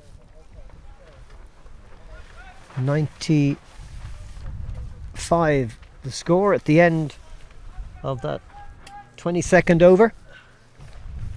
Yeah, just a 95 couple of for 3. corrections being made on the score there because of the batters being the wrong way around. I think that happened at the drinks break because we took drinks right on the end of on the 18.5 overs, so that's what's done us there, but we will get those graphics up. Until then, we'll score for you from here, from the commentary position. Trent McKeegan continues. There's a snick there and it's raced away for 4. Slip has come out. Another 4 for Kruger.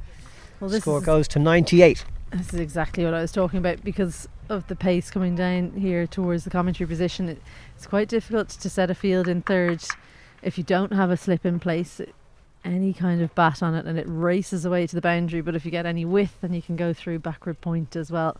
It's been a fruitful area in the game so far. If we had a wagon wheel for you, I think we'd see plenty of runs through that backward point region at this end. Straight into the covers for no run. 98 for 3 is the score at the moment. In the 23rd over.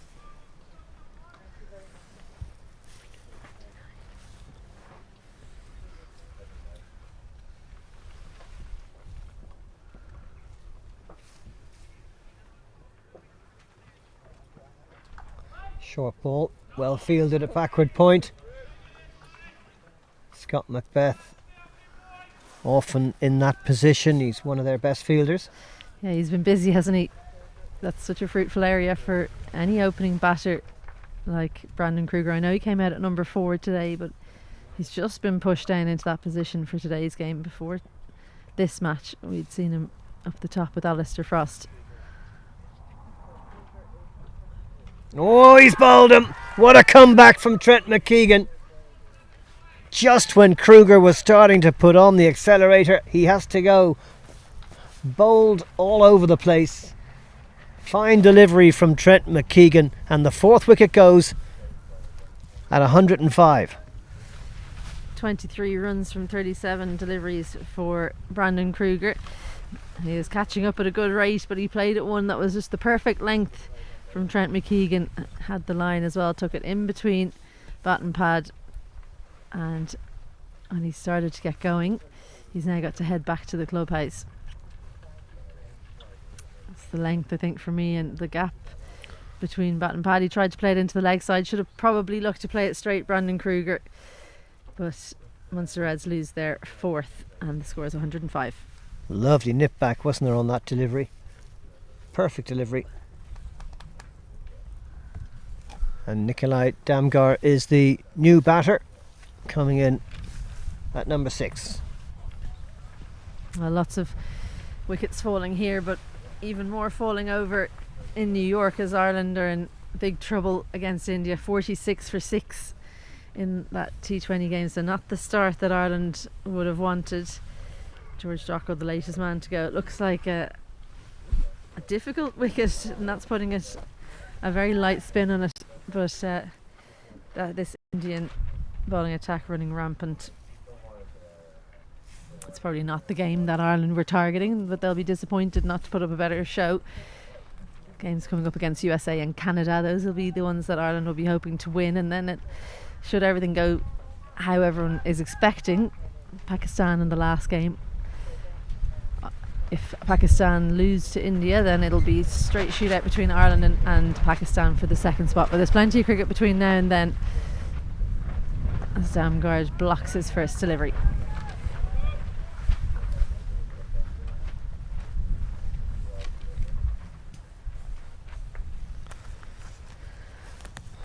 Well, I'm of the view that playing India first is probably the best option for Ireland. Getting that really tough fixture out of the way, one that they wouldn't have expected to get points from.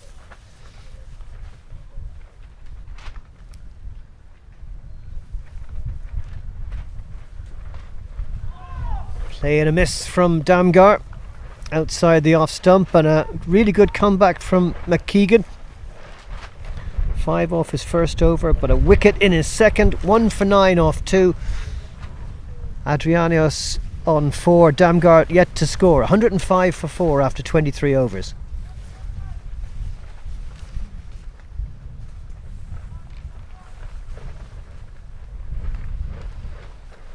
This game very much in the balance. If anything, it has just swung slightly Northwest Warriors' way. It's really chilly this afternoon. The temperature, I'd say, has dropped by 10 degrees since the sunny morning. Well, definitely feels like it. Probably not in reality, but once it gets below 10 degrees, I think it's all the same, really. McBride will come back for his second spell now from the Dublin City end, replacing Liam Doherty.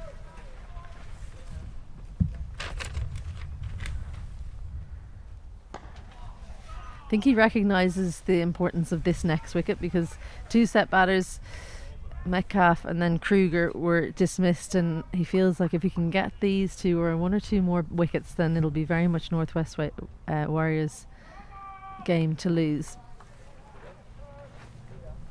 McBride continuing around the wicket to the right-handers. I think he'll also recognise as Damgard's come out, the left-hander, big hitting left-hander. He fancies himself against him. Quicker delivery, turned again, but straight to the fielder at square leg.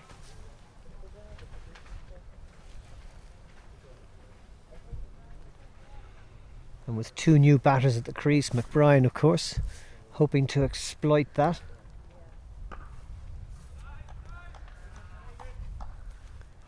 Every ball he bowls subtly different from the last.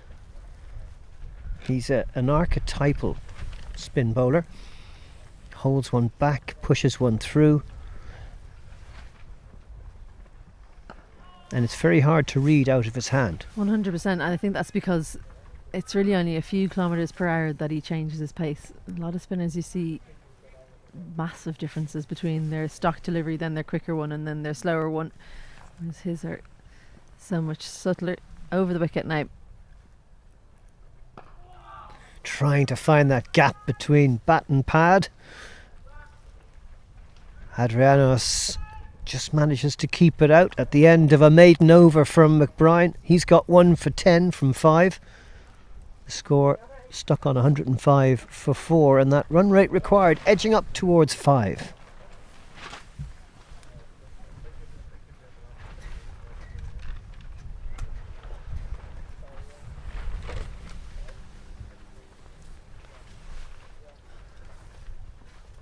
Well, Trent McKeegan will be hugely boosted by that wicket in the last over, and he's going to continue now from the Wicklow Town end. Damgar yet to get off the mark.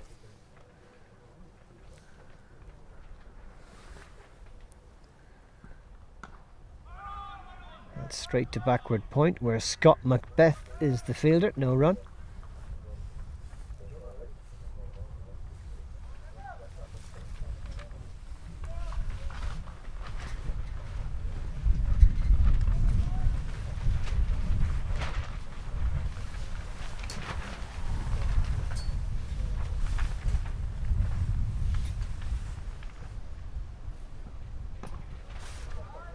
Damgar trying to hit it through the line.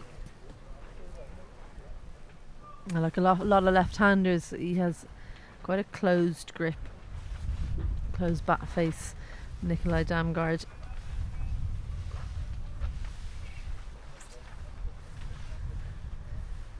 So that one just taking the inside half of the bat. Oh, that's dropping short. There's nobody there at square leg. Lucky break for Damgar, but he's off the mark with a single.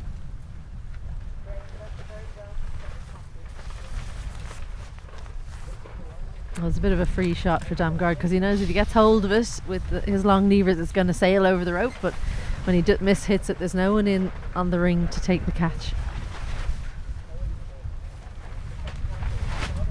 I was considering bringing my fleece with me today, and I'm sorry I didn't now. It's suddenly gotten very cold. Oh, that one just beating the outside edge of Andrianos' butt.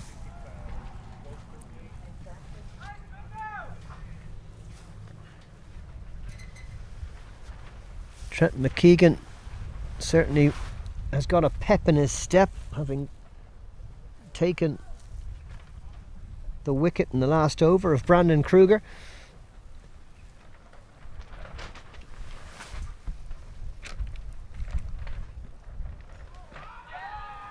They're looking for something, but it's going to be a wide because it's down the leg side. Well, it sounded like it hit something, but I think it's that old number of you hit his own pads. That's the sound. But the other game for today is that one. You can see it was quite close to the pads, so you can see why McKeegan was interested in the bat as well.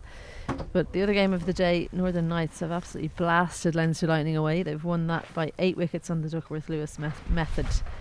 So Northern Knights retain the top spot in the IP50 Cup, regardless of today's result in Oak Hill here. Yeah, 3 wins out of 3 for them now. Munster Reds looking for their second win. Northwest Warriors yet to have a win in this year's competition, but it's early days.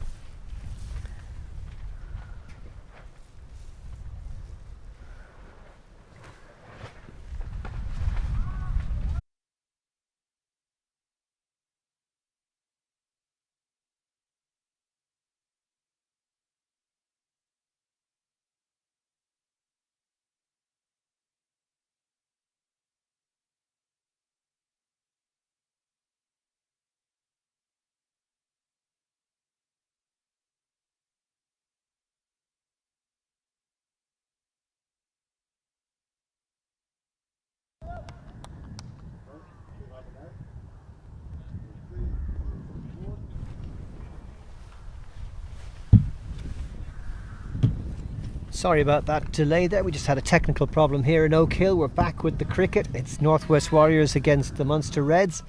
Warriors made 231 all out in 49 overs. And the Reds, in reply, are 117 for 4 after 26 overs. And it's McKeegan who is continuing from the Wicklow Town end. And that's gone past wicketkeeper Doheny again. A couple of byes given away. 4 byes at the end of the last over and now a bye here. So Munster Reds edging closer to their target. Yeah, it's not but it is convincing. quite edgy, isn't it? Yeah, they haven't looked comfortable with runs off the bat, but they have been given a few extras by Northwest Warriors, who will be keen to cut those out.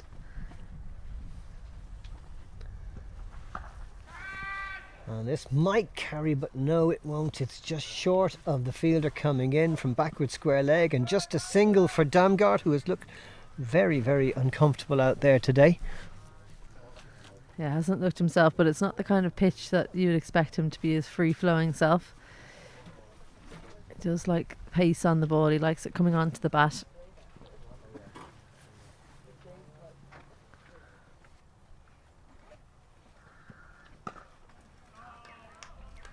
Correctly played by Adrianos, who's on 10, Damgar on 2.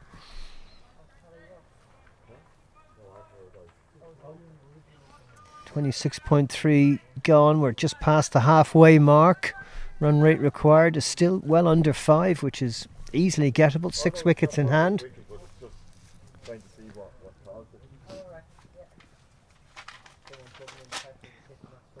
Short ball, and it was asking to be cut away through the covers for 4, but unfortunately Adrianos just didn't quite have the technique to get it. He didn't get that at all, did he? I think he actually got too close to it. Adrianos. Neither batter looking fluent at all.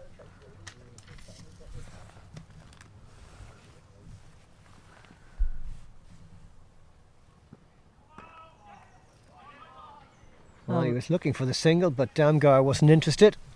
And we were just talking about Northwest Warriors handing Munster Reds some runs while they're struggling to score runs off the bat. It's a no ball from Trent McKeegan. So could this be just exactly what Adrianos needs to get his innings going? 10 from 22 up until this point. A free hit could be just what he needs to get the motor running.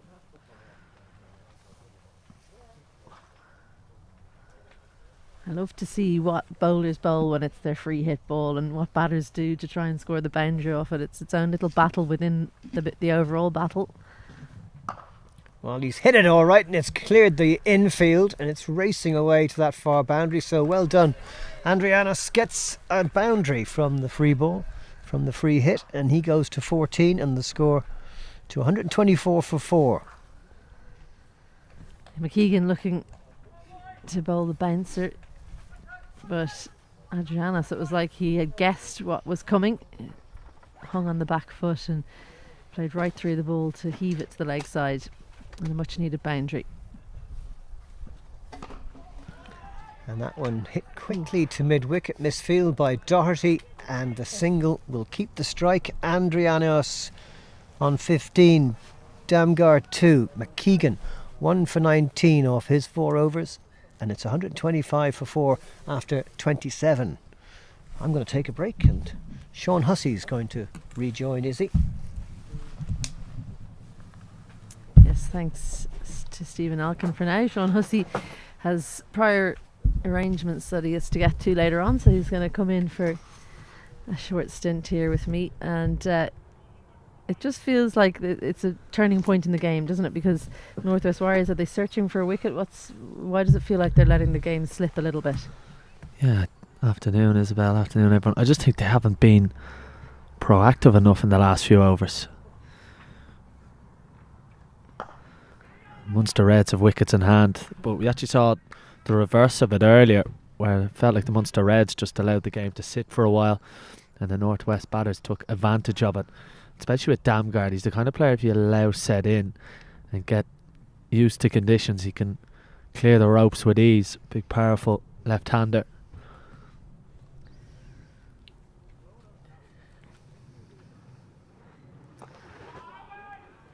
Well, he's waited for a long time to see if that one will get through Damgard.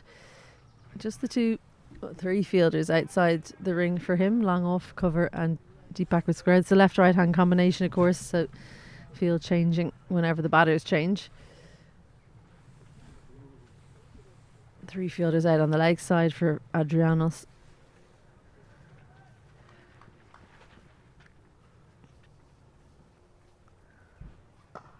Uppish, but doesn't make it to Scott Macbeth, who's waiting in mid-wicket. Well, how thankful they'll be for those 250s from Jared Wilson and Marcelo Pete at 7 and 9, because they added so many runs at the end of the innings. Northwest Warriors 104 for 6 at one point and managed to make their way up to 233. Well, you do feel like the 5 overs that Andy McBride has left to bowl will be crucial. It's a case of when he uses himself as well.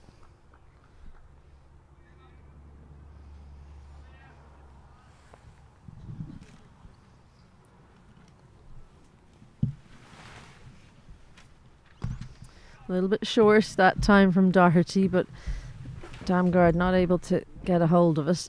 So a dot to finish out that over, just the 3 singles in it. And after 28, Munster Reds 128 for 4. Yeah, so I wonder what Andy McBride, you just see him loosening up right, top right of your picture. Wonder when he bowls himself back. I think he's got to bowl sooner rather than later. You don't want a big partnership to develop. As we said, the destructiveness of Damgard has to come into the equation. Yeah, I think Damgard is the wicket that he'll want to get, the left-hander. So I think he might bring himself on, replace Doherty down here at the Dublin City end, but only time will tell. In the meantime, Trent McKeegan will continue from the Wicklow Town end. Been pretty impressed by Trent McKeegan. He's bowled at difficult length.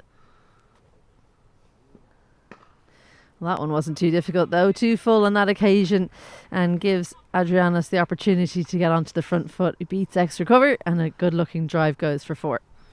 Yeah, lovely shot. Over pitched. Just gets the over off to the perfect start for the Munster Reds. Well, it is that phase where after they struggled, Damgard and Adrianos, Munster or Northwest Warriors may be searching a little bit, giving opportunities to score to the Munster Reds. They'll be keen to break this partnership now.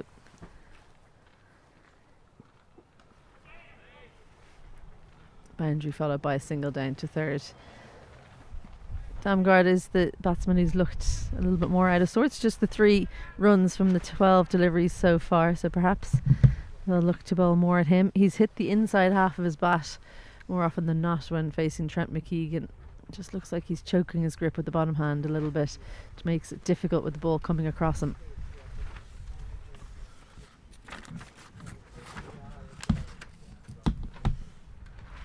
And there again, inside half of the bat, this time into his pad.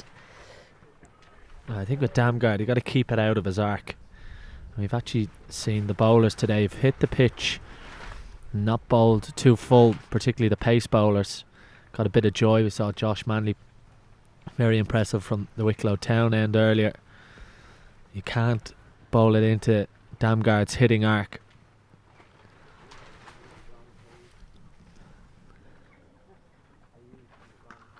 Well, there is the hitting arc, but has he found the fielder? Yes, he has. He clips it into the leg side, never got hold of it, never got going. Damgard, the dangerous Danishman, goes for 3. And Northwest Warriors have their 5th. Munster Reds 133 for 5. Oh, Damgard will be disappointed with himself. The only thing you'd say about McKeegan, he just pulls his length back, bowls it into the surface. Seen today, it hasn't quite come onto the bat too nicely when you bowled into the surface, and he's picked out the man at deep square leg, and he has to trudge off. He'll be disappointed with that. Big breakthrough for the Northwest Warriors. Good catch by Cameron Melly in the deep. Difficult to judge them ones coming in, and safe catch as the Warriors pick up their 5th wicket. Well, here's a danger man as well, Liam McCarthy. He's been in good form in the IP50 and 20. He's an entertaining batsman, entertaining left-hander as well. So I think that the bowling change of McBride may be coming in. That won't change because it's been one left-hander exchanged for another. But I think the game rests with these two, because after this there isn't as much experience. Liam McCarthy isn't one to hang around either, so could be fireworks coming soon. Yeah, you definitely feel now that the Warriors have got that breakthrough. Just gives them a bit of advantage. Can they get another couple of quick wickets here? Really put the squeeze on the Munster Reds. 99 runs for victory. And if you're just joining us, then it's the Munster Reds against the Northwest Warriors in the IP50 Cup. And having won the toss, Northwest Warriors elected to bat first. They scored 233, and Munster Reds, they're 5 down in the chase. So the game very much in the balance with half the wickets gone, but just 101 runs required for victory.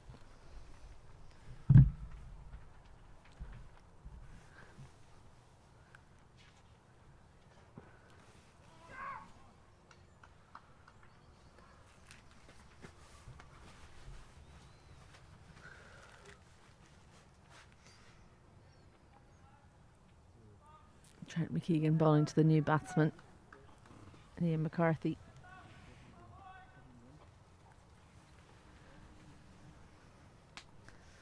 So, correction, 231 was the total that Northwest Warriors got. So 232 for victory it is. So they've got less than 100 to get. 99 more. Trent McKeegan got over after a boundary off the first delivery. 5 runs in it and the wicket. 29 overs gone. Munster Reds 133 for 5. Well, if you haven't been watching Ireland, a little bit of a tail wag. We saw one earlier here today. There's one in the Ireland against India match. Josh Little on 14 and Gareth Delaney on 10. They're 73 for 8. Make that 77 for 8. Yeah, big moment here in Oak Hill as Andy McBride just having a word with Aidan Seaver, checking the bowlers he's used. And he's got 5 left, and he's brought himself back on. So you really feel like it's a key part of the game here. Slip in place. Point goes back, square leg goes back, mid wicket and long on. So the 4 fielders that you can have outside the ring at this point in the game are out. He wants to bowl at the left-hander. Oh, hits the inside of the bat as that one turns a bit more than it was expected by Adrianos.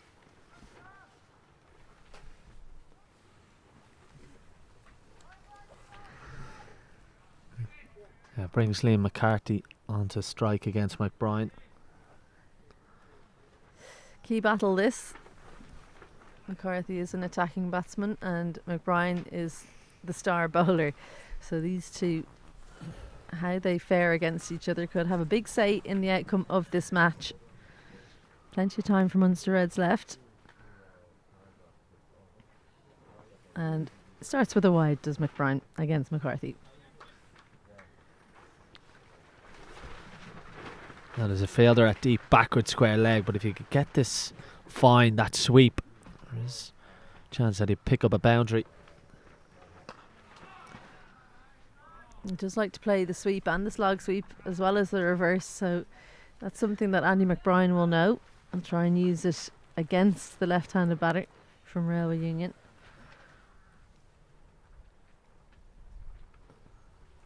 Well, that's a corker of a delivery. Slip in place. A wide third, backward point. Catching extra cover almost.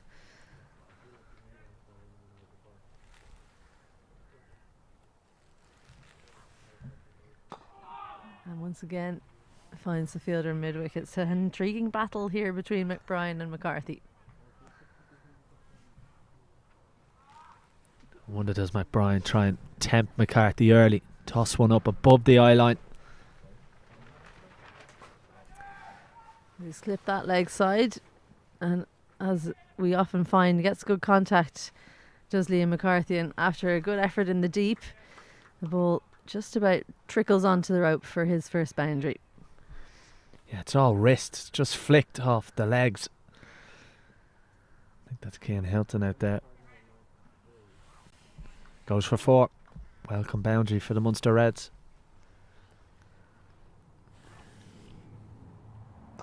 There's the arm ball for McBride and dealt with well by McCarthy for a single. 7 runs from the over. 30 overs gone. Munster Reds 140 for 5.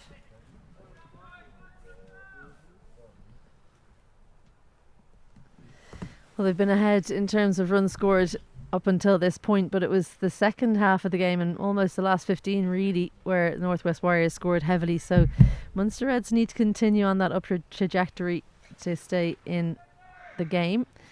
20 overs left and they need 98 for victory. Trent McKeegan continues. Fuller delivery, and that angle just doesn't seem to suit the left-handers there. They're not finding it easy to hit McKeegan down the ground, and when they try to go leg side, it's also not working too well. It's an interesting field, this one. Yeah, I think McKeegan's bowled well. You got 2 in the deep leg side. I think we might see the short ball to McCarthy, not afraid to take it on. He's done well getting it down the ground, punching it with his backhand past the bowler for a single. Run rate required, and the run rate at the present time exactly the same as, well, with that single it's gone 0.01 ahead of the run rate required. So that's how tight it is at the moment. These teams neck and neck. I actually think watching Trent McKeegan bowl, it's probably what Munster Reds missed in the middle, a bit of control with pace on. We didn't see too much of Sean McNichol, just the 1 over in the 46th over of the game. Wonder could we have seen him used in the middle. Well taken single. I think that's what they were trying to do with the second spell of McCarthy, wasn't it? And he just absolutely went the distance in that spell, so it didn't work at all. Trent McKeegan slightly less pace, and he's a bit more accurate as well. Slip has come out now for McCarthy. Mid-on, mid-wicket in the ring, and deep square, and a very square fine leg as he goes nice and full again.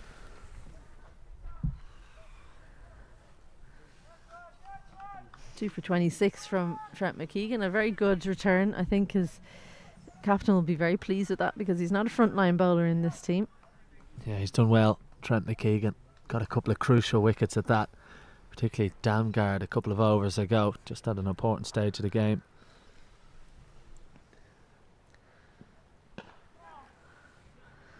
Good, well taken single by McCarthy.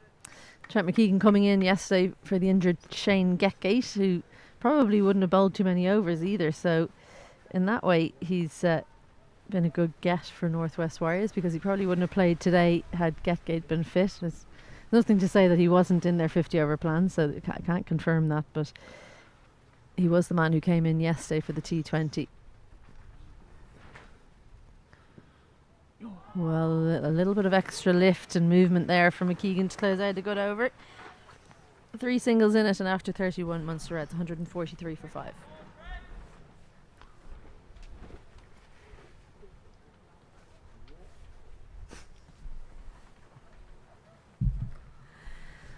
McBride is going to continue, because when you look at it this way, it's 19 overs remaining, but 4 of them are going to come from McBride, so those are dangerous overs, and overs in which you wouldn't imagine too many runs will be scored either. So as that run rate required, it's just creeping above the current run rate at the moment, and McBride will be hoping that some extra pressure from some quiet overs might buy him a few wickets. Changing the field now for McCarthy, mid-wicket going out to the boundary, and one of those points coming across to save the single on the leg side. Still a slip in place.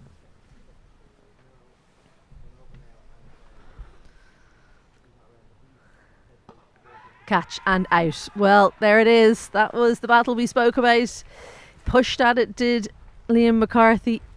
An ill-judged shot as he felt for that ball. And McBride, well, he's caught that with disdain and said, that's the one that I wanted. Another breakthrough for the Northwest Warriors. McCarthy goes for 7. And Munster Reds, well, they're teetering 143 for 6. Well, you could feel that coming. Andy McBride, such a clever bowler, so experienced. A huge wicket. Liam McCarthy, just a tame dismissal, chips it back, sticking in the pitch a little bit of turn.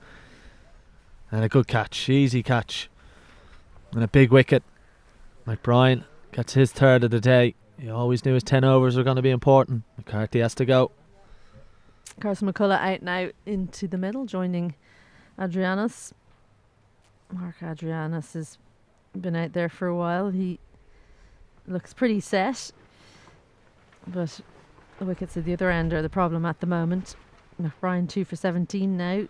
Still 3.5 overs left in his allotment.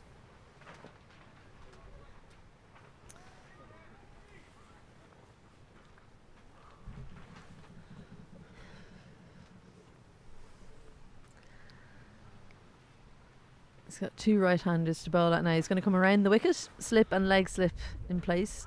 Just the 3 fielders on the offside saving the single. Deep mid-wicket and 3 fielders on the leg side saving the single. He's used himself really well, Andy McBride, as the captain. So experienced. You knew when he was batting, you could tell he was probably picking up the pace of the wicket. Well, they'll pretend to celebrate there, but it just hit the pad of Carson McCullough, who is unimpressed, just fixes his gloves.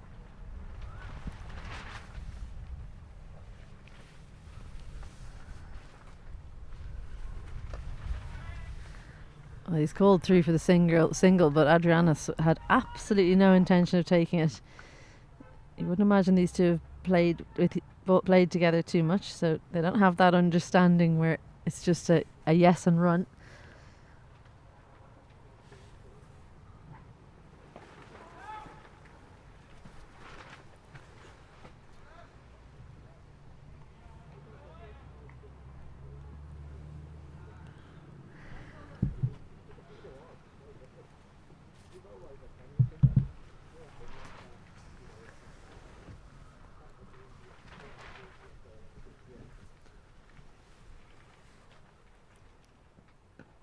Over the wicket, McBride looks for the quicker one, probably looking to spear that into the stumps, but gets the line slightly wrong. And it's almost like that stage in the Munster Reds bowling innings where everyone's getting a bit excited about taking wickets. And we've mentioned it all day. When you're in the ring, it does feel like there's a catch there for your wicket maiden for Andrew McBride. That's his 7th over done. 2 for 17. Munster Reds 143 for 6.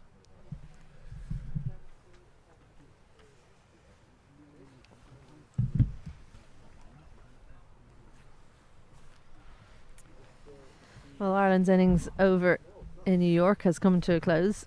97 for 9 they managed to get to, as Gareth Delaney put on a good show and gave Irish supporters over there something to cheer about.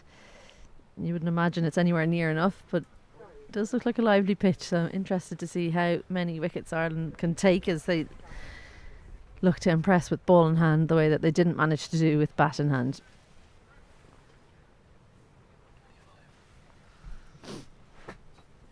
So change in bowling. Now Trent McKeegan makes way for Scott Macbeth. Off spin from both ends at the moment. I'm sure they'd love a left arm spinner at this point, wouldn't they? There's plenty in the other team, they've none in their own.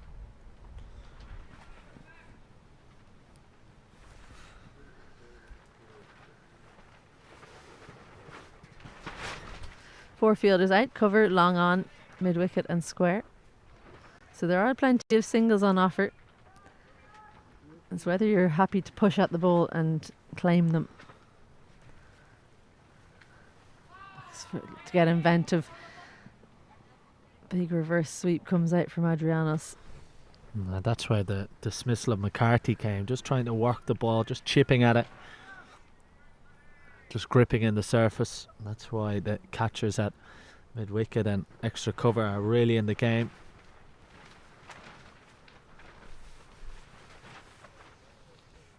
A leg slip in for McCullough. And it's the double bluff, the one outside off that possibly could have gone to an orthodox slip.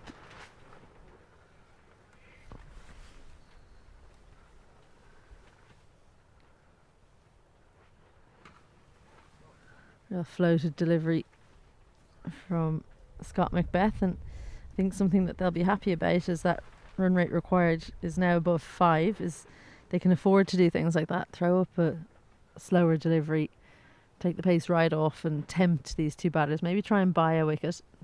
They can still afford a boundary or two every now and then.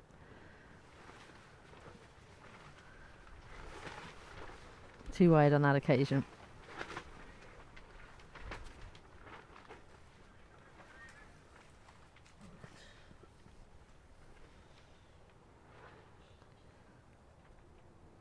Another reverse sweep attempted by Adrianos, and really the value in that is that Stephen Dohney hasn't been able to stop behind the stumps when that has come through, as that goes for a bite.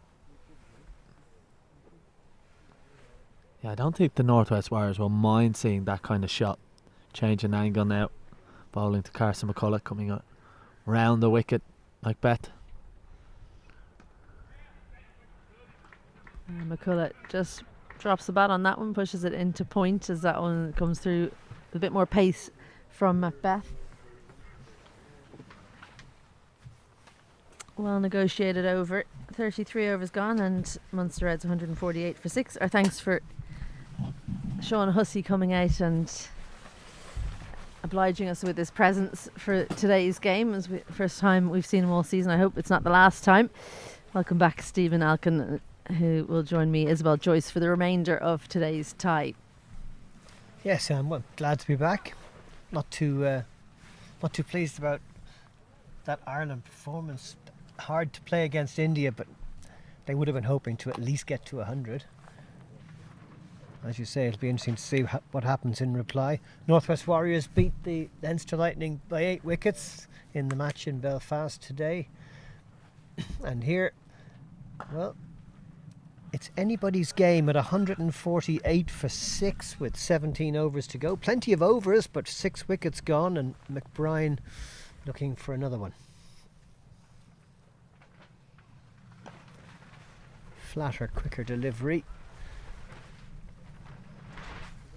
This his 8th over. The Munster Reds batters will be really keen to see him out.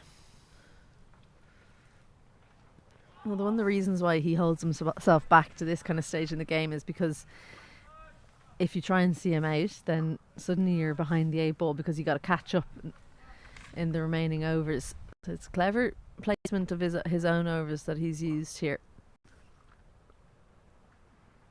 That's a good hit. Will it carry? Yes, it will. A 6 off McBride. And a fine strike that time by Carson McCulloch. Picked that up early. I just got his arms there because of the angle that McBride's bowling from around the wicket. Able to pick this one up to the leg side. He picked the length early. Shorter one that time from McBride. He wasn't going to let that happen twice in a row. I'm always impressed by how unflappable he is. Just watched that one go for 6 and then got the ball back. Didn't make any fuss about it.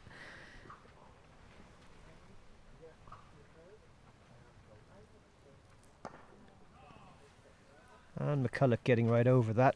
End of McBride's 8th over. 2 for 23 for him. Adrianios on 24. McCulloch on 8. It's 54 for 6 after 34 overs.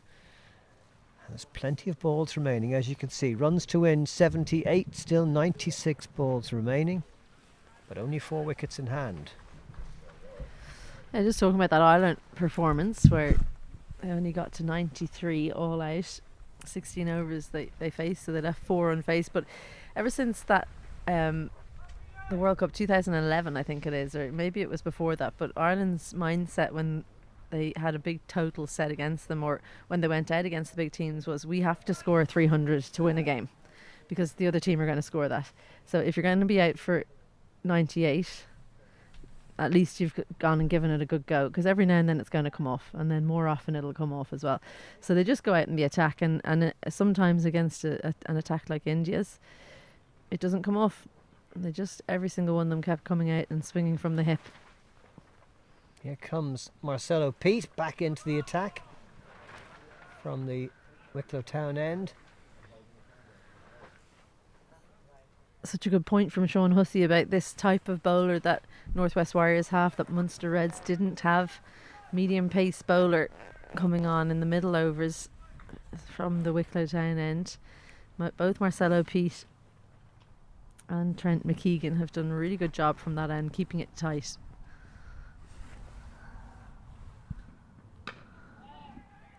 Well, it didn't go where he wanted it to, but he's got a run to mid-on. Adrianus up to 25 now. Good awareness from him. Just punched it down the ground. Didn't try and hit it too hard. And he knew that the fielder at mid-on was maybe a little bit deep and he could take him on.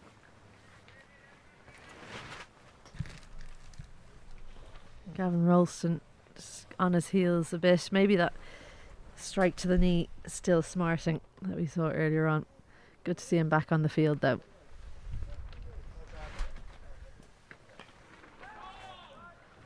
Straight to the fielder at backward point, Scott Macbeth. No run for McCulloch. He'll be given a little confidence boost with that 6 in the last McBride over. But the Reds need a few more of those. Or at least more boundaries. It's a match that's so nicely balanced at the moment. That's found the gap on the covers for a single. McCulloch goes to 9. 155 for 6. We've got to run it down in tens here. Munster Red 77 required now for victory. Just a couple of deliveries, more than 15 overs in which to do it.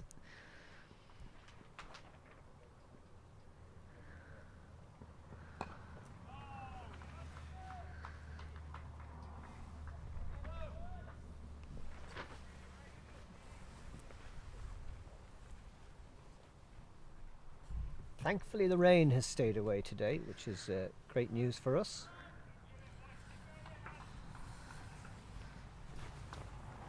A bit of sun poking through as well as welcome warmth as I take my coat off for the 25th time today. Well pitched up, almost yorked him. Batter did really well there to keep it out. Adrianus. That was a very good last delivery in that over from Marcelo Pete. 6 overs for him now, 17 runs conceded, 1 wicket. Good outing. Great economy rate. Anybody who can bowl it around 3 and over, very valuable at this level of the game. Just the 16 runs scored in the last 5 overs. The previous 5 were pretty good for Munster Reds, but McBride has come on and tied things up a little bit, but he's going to save a couple of overs for later on, and Scott McBeth will change ends again. 35 Scott overs McBeth, gone. he's like the anywhere man for Northwest Warriors.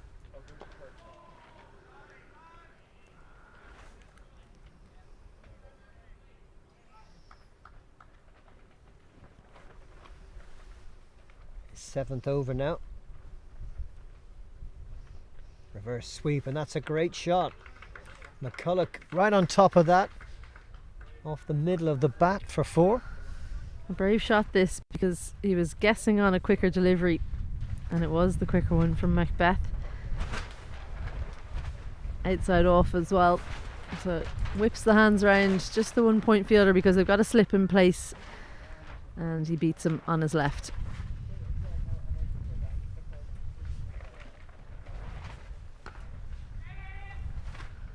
And a nice easy single out to mid-off for McCulloch. Looks like a tidy enough batter. He goes to 14. 25 to the South African, Adrianios. Oh, a little bit of indecision there between the batters. Well, the good thing about that was that McCulloch said no straight away, so gave Adrianus time to get back. Probably was a single if there was good understanding between the two, but if one of you is not certain, then you got to make the decision very, very quickly. Slip is in here for Macbeth. And no run again as Macbeth fields his own bowling. Brilliant anticipation from the off spinner there. Got across really quickly to save the single. Down the leg side. And Aidan Seaver signalling the wide. Yeah, anything on that, and it was a boundary. So he missed out there, Adrianus. That was pitched up and smashed away through the covers. Won't make the boundary though. Trent McKeegan coming around to field. 2 to Adrianus. And the end of Macbeth's 7th over. 1 for 47. Been quite expensive. He had that over that went for 3 boundaries in the 6, so that's cost him 36 overs gone. Munster Reds 164 for 6. And the extras total is 18 at the moment. 7 wides, 3 no balls, and 7 byes, which is unusual. Steve Doheney's normally very, very tidy behind the stumps. Yeah, a couple of those have been reverse sweeps where the swinging bat in front of you means you can't tell where the ball's going to go. You're trying to see, can you catch a catch? Can you stop the ball if the batter hits it? And then there was a 4 byes as well, so that was costly. Pete to continue from the Wicklow Town end. Oh. Got a snick and it's past the diving Doheney and away for another boundary to McCulloch. Yeah, valuable edge there from McCulloch. If you can get those there, as long as the keeper doesn't catch on to them, they fly away. There's none of the pace taken off that by the shot. as he looked to fend that one down. So handy little knock this from McCullough so far.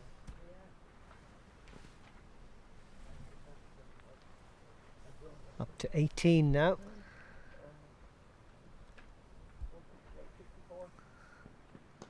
And that's turned very nicely off his pads down to backward square leg for a single. Yeah, picked that really early. Got into a good position. It's really important that you get your head out in front of your front pad when you're playing those clips off leg stump or off middle. I did that really well. Oh, there's a real bit of heat in that sun, isn't there? It's lovely. The coat going to come off for you the first time today? Just as a cloud comes in.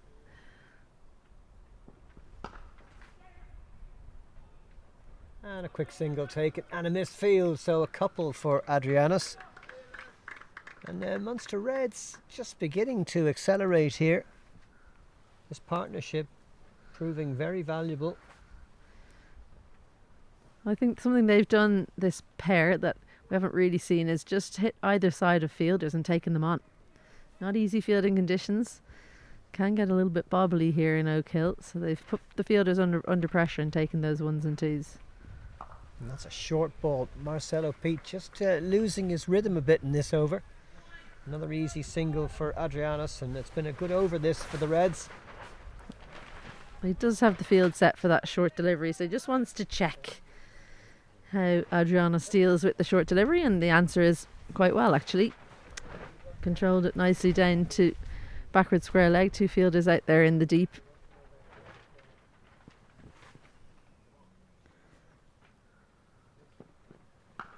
Very short delivery again.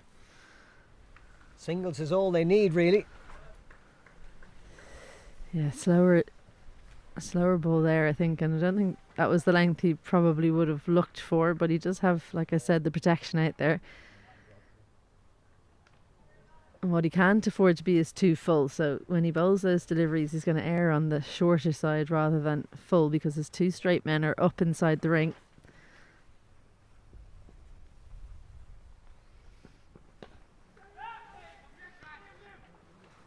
Shy at the stumps, but the batters were well home. Another single for Adrianus. A very good over for the Munster Reds. Not so for the Warriors. 174 for 6 after 37 overs. Still 13 overs to go. And the amount of runs needed is coming down rather swiftly. Yeah, 10 in that over, especially with the boundary off the first. Then they just worked it around to make it quite an expensive over, especially in the context of the match.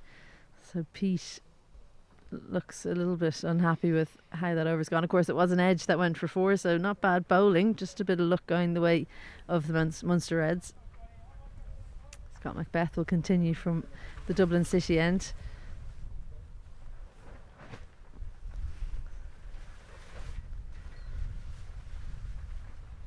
Just 58 runs required now. As soon as the batters get that under 50, they'll be feeling like they're almost there. I always feel like in 50 over cricket, under 30, and you feel pretty comfortable. 50 runs, especially on a track like this, 1 or 2 wickets, they've already lost 6, and you could still be in doubt.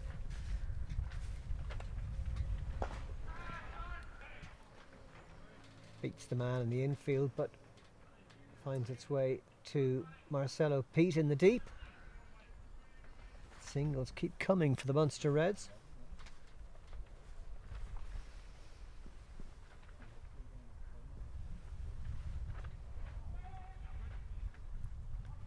The man at 45 degrees had to move very quickly to cut that off. So another single for Adrianus. Yeah, really good fielding there, because that was a deft bit of touch from Adrianus, just angling it down leg side.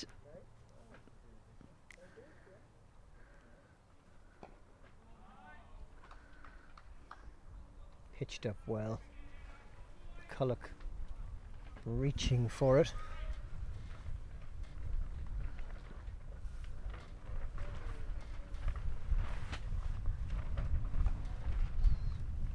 That was well played by McCulloch. This partnership 34 from 38 balls now.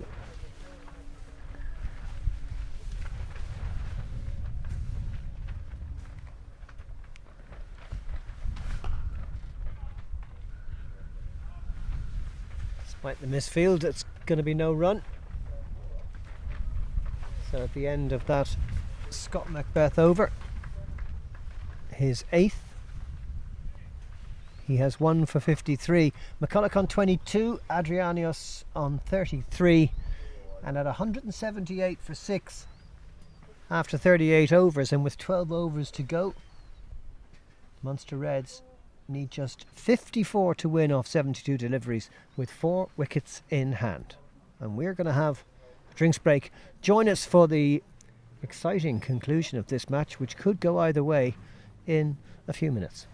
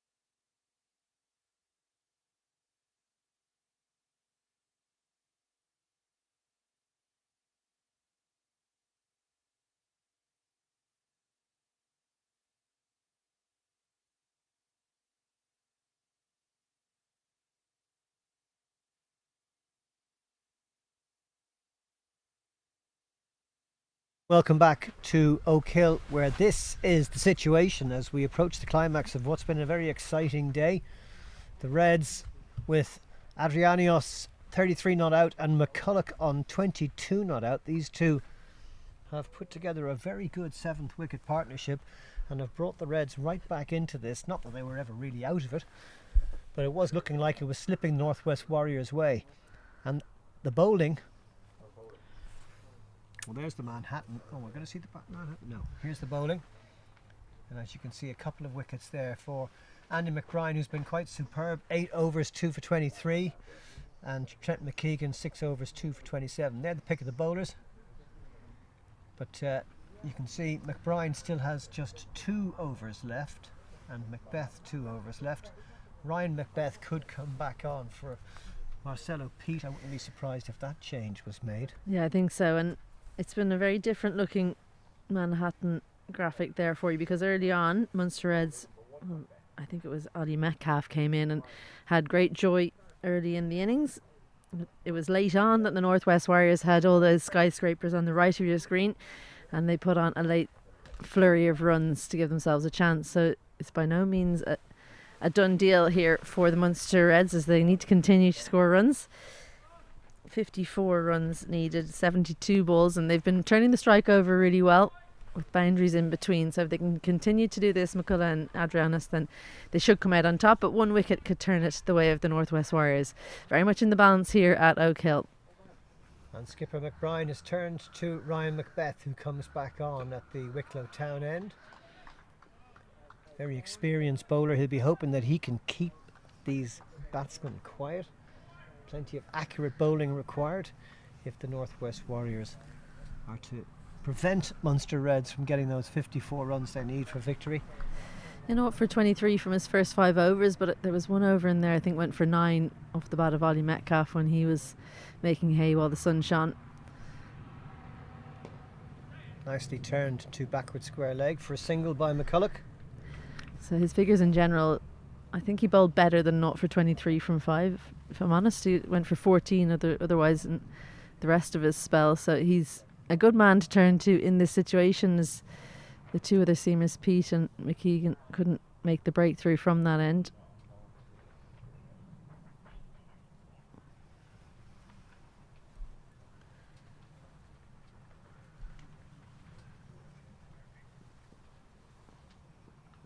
Warriors need a wicket. These two batters are well in. It's been an excellent partnership. 36 so far, and in pretty quick time. Well, they do need a wicket. It's just about how they see it.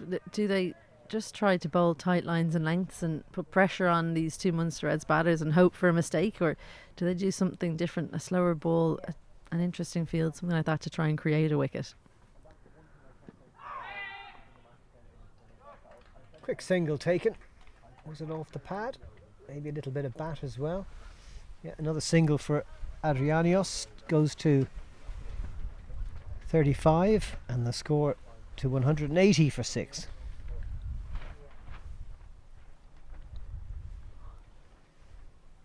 McCulloch has batted well since coming in. It was 143 for 6 when he arrived. But there you are. I spoke too soon. The breakthrough from Macbeth. The snick could be heard in Wicklow Town, and Doheny takes the catch. And that's the breakthrough that the Northwest Warriors required. And McCulloch is out, caught behind for 23. And Munster Reds 180 for 7 in the 39th over. Well, plenty of better deliveries didn't take the edge, but it was one that didn't seem to have too much about it that was finally successful outside the off stump. Yeah, pretty much just kept going on the straight, but McCulloch played inside the ball, and well, that's the wicket that they would have wanted. 23 for him, and Munster Reds 180 for 7. 28 deliveries he faced in that innings. With 7 wickets down, that target of 232 just looks a little bit further away. Still over 50 required, just 3 wickets in hand. And Mike Frost, who bowled so well earlier in the match, is coming on for the Munster Reds at number 9, the lefty. Yeah, 2 for 29 from his 10 overs earlier today, Mike Frost. He'll want to play a winning innings here to add to that good bowling performance. And one of the things that I think that Munster Reds will be unhappy about is there was quite a good understanding between McCulloch and Adrianos in between the wickets. Their running had started to really get going. Now they've got to start again with a new partnership.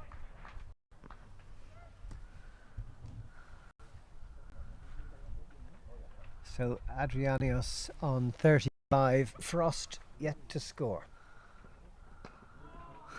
He's got a single there though, down to 3rd.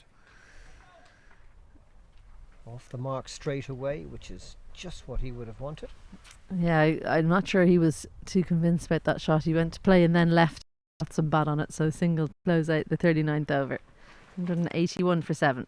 Macbeth getting his first wicket of the day in the 6th over. 1 for 26 for him. 51 required, 3 wickets in hand, 66 balls remaining. All the makings of a very exciting end to this interprovincial IP50 Cup match.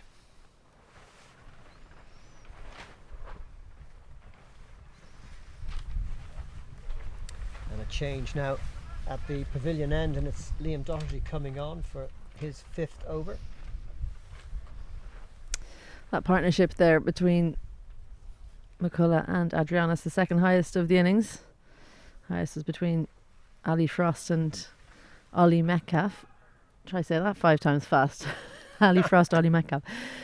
So it was a handy one for Munster Reds. Slip is in here for Doherty. To the new batter Frost. That was down the leg side. Free run to the Munster Reds.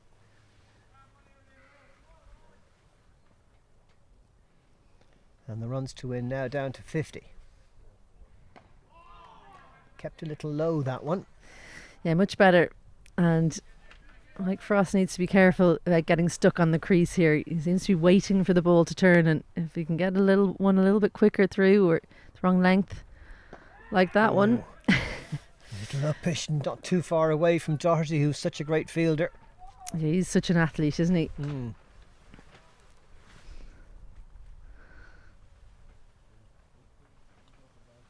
Fielders that cover a mid-wicket are in really tight. And that's found the gap. Out to the deep. Single for Frost to get him to 2.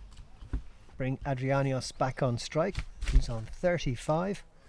How did he get to that? It's almost like his innings has been like a ghost almost. But here he is, one of the top scorers in the innings, and he's still there.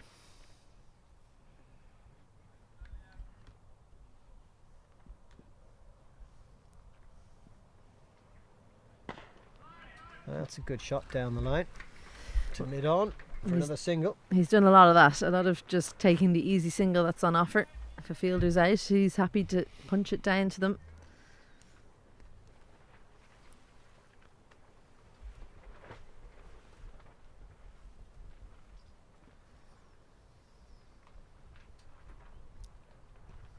Good delivery. Crucial part of the equation here, though, is those 3 wickets in hand.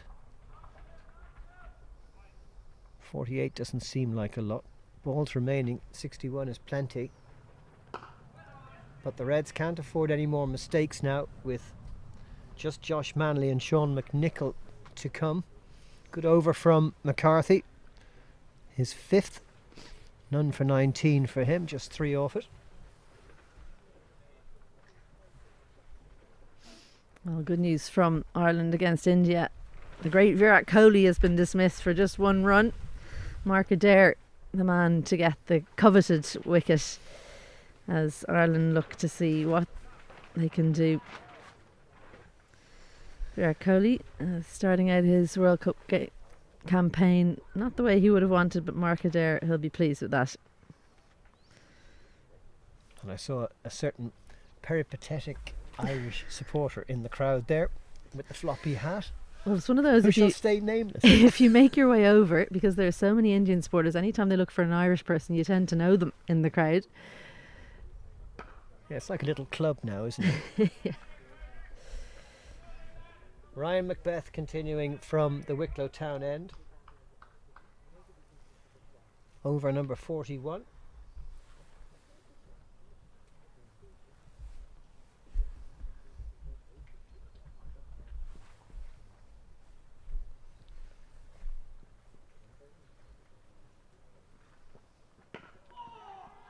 Quick single taken, and good running in the end by Adrianios, keeping the scoreboard ticking.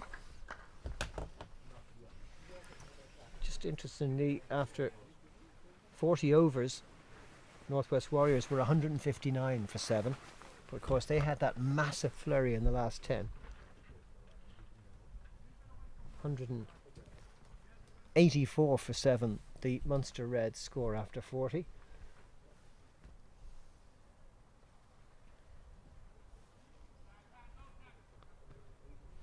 47 required off 58 deliveries.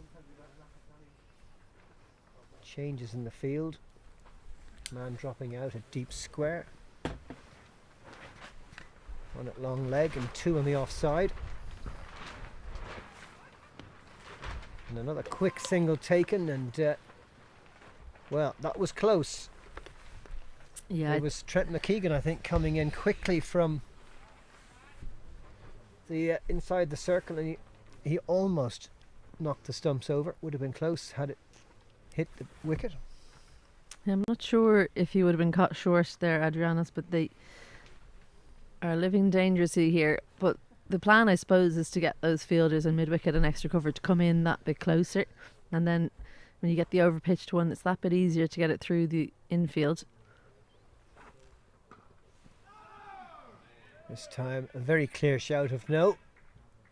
And the difference there is Scott Macbeth's anticipation, second to none.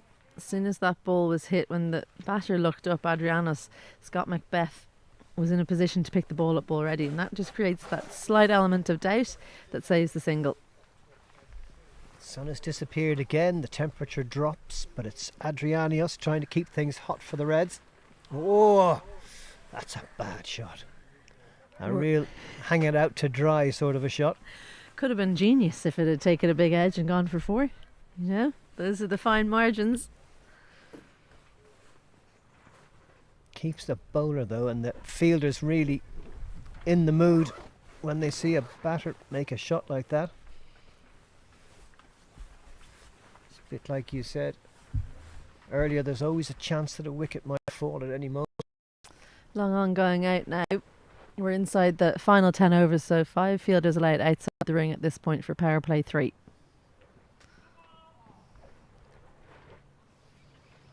Adrianos again trying to play outside the off stump but not moving his feet sufficiently, and a no ball called, so free hit here.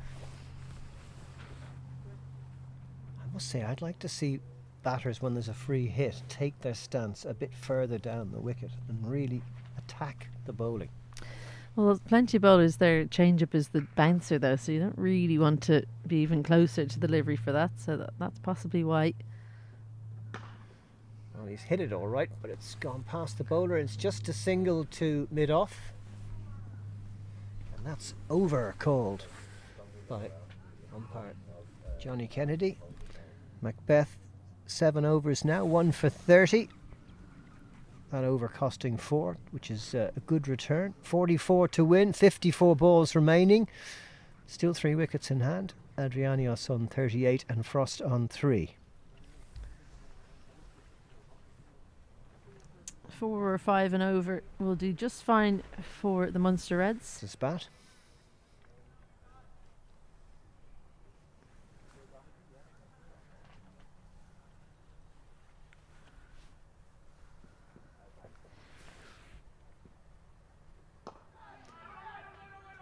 Wow, that was easily a run, and it was a run all day, even to Scott Macbeth, who had to move quite a distance to his right at mid-wicket. Run rate required is just under 5 at the moment, so they can do it in singles for the remainder of the innings should they choose, but there are 2 overs remaining for Andy McBride, so that'll be just in the back of the minds of these 2 batters. And for Mike Frost, a change with a slip in and long off coming inside the circle. And he went for the big one there, didn't he? Yeah, that one had plane tickets. He wanted to hit it so hard. The pace taken right off. It's a piece of bowling that if he was right-handed, he would have been pleased with that one. Mike Frost, spinner himself, he's just having a little word with himself. Lovely flighted delivery. This one though, punched down to mid-on for a single. Frost goes to 4. Adrianos back on strike.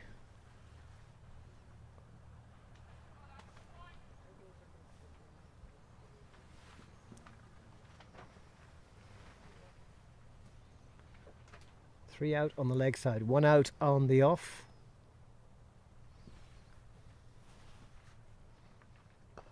And a bit of a cross-bat swipe there from Adrianos for yet another single. I think he was eyeing up long off, but with the pace that Doherty's bowling, it gives the ball plenty of time to turn, so it takes the inside half of the batter. It was also almost an inside edge, really. They've obviously decided that this is the bowler they're going to try and take down. Hasn't come off. Slip back in for Frost. And he's hit one here. Has he hit it hard enough? Yes, just about.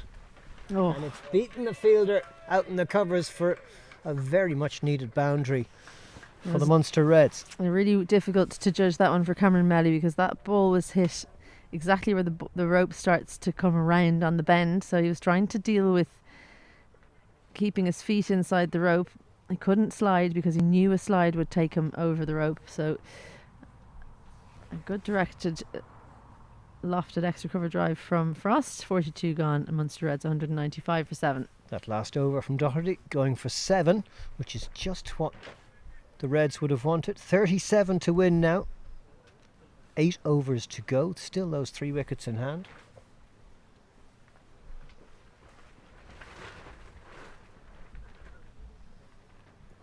Oh, that was close. Great delivery from Ryan Macbeth, who continues from the Wicklow Town end. It's just a straight delivery, beating the outside edge.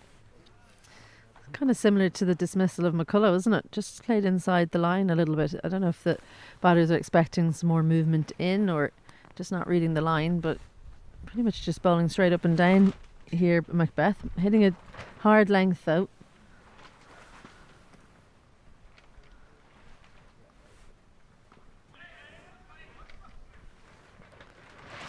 Fielding from Macbeth, but still the single to Adrianios, who goes to 41. 196 for 7. Just 36 now to win. Or 46 deliveries.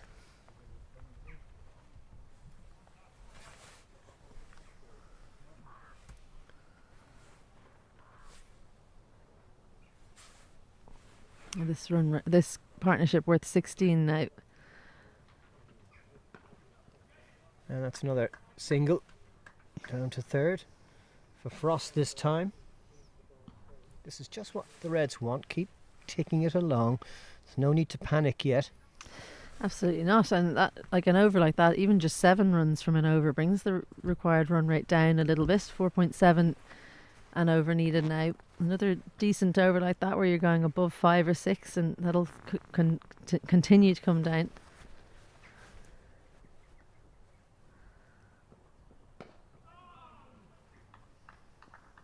So I think that's why in the previous over we saw some really attacking shots from Frost and Adrianos. It's about trying to shut the game down and shut it down quite far away from the 50th over. They don't want to take it down to overs 48, 49, 50.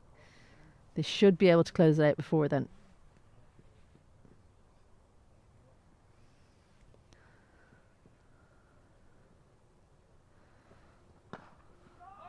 That's straight to mid-wicket. Doherty quickly onto it. No run.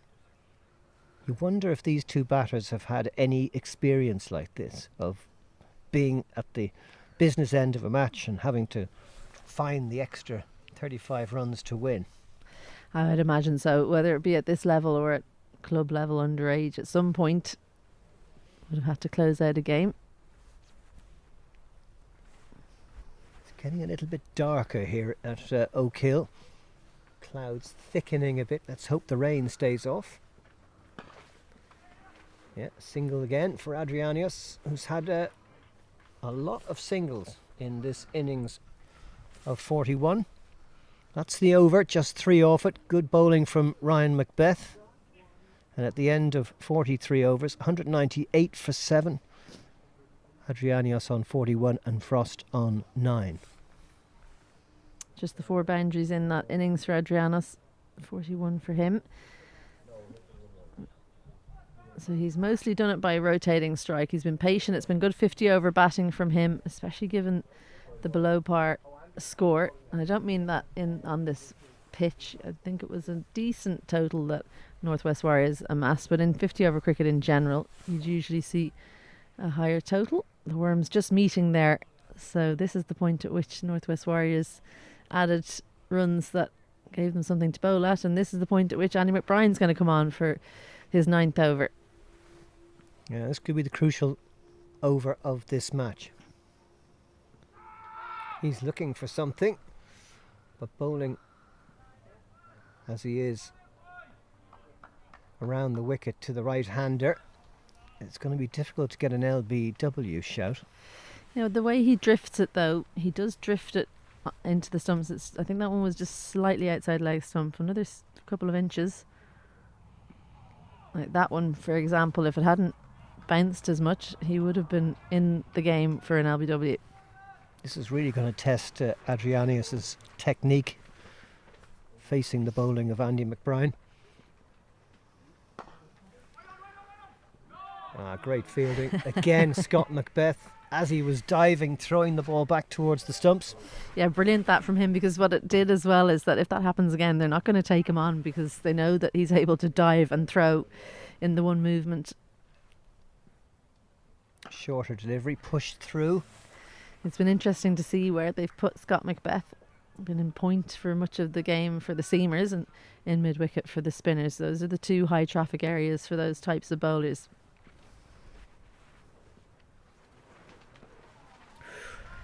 Oh, this is great bowling from McBride.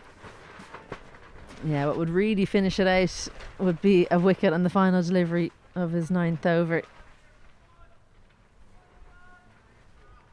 Well, we always knew these last 2 overs for Andy McBride could be pivotal in this match. And he's got the maiden. That's super play from the skipper. Northwest Warriors keeping Munster Reds quiet in that 44th over. A maiden for McBride, who's bowled 9 overs, 2 for 23. And that runs to win is closing in on the balls remaining. 34 required off 36. I love to see that little battle between Adrianos, who's been the mainstay for much of this innings, and between him and McBride, who pretended to throw at the end of that over. He's entitled to do it because Adrianos had dragged his foot out, and a little wry smile as they made eye contact. I don't know if there were a few words as well. Well, Marcelo Peat has had a rest and he's coming back to replace Ryan Macbeth at the Wicklow Town end for the 45th over. Well, just one quiet over at this point, and the required run rate is now over 5.5. So that just shows you what can happen if there's one maiden in these last few. Straight to backward point where Macbeth is forever watchful. Yeah. Wherever they think the ball's going to go, that's where Macbeth is, and maybe as well McBride. He's in an area they think that there might be a chance. He's at mid-off to talk to his seamer.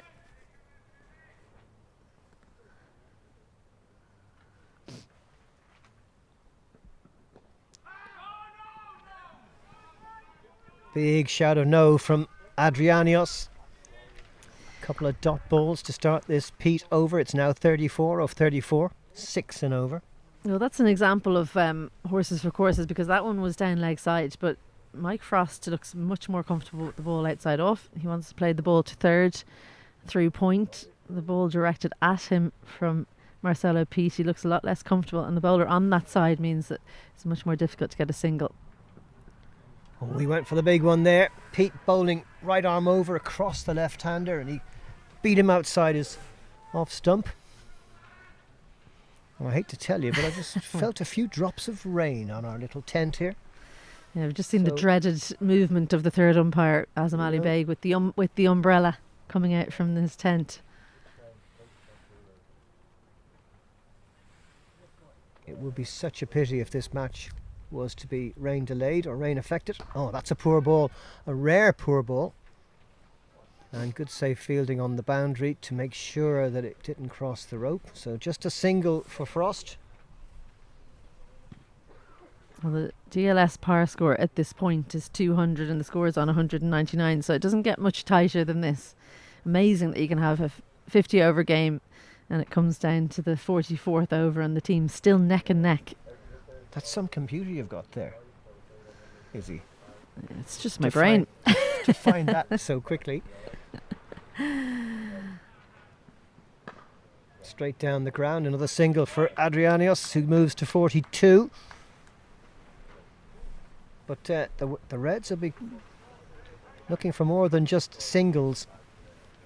And that's the 200 up in the 45th over with one ball to go.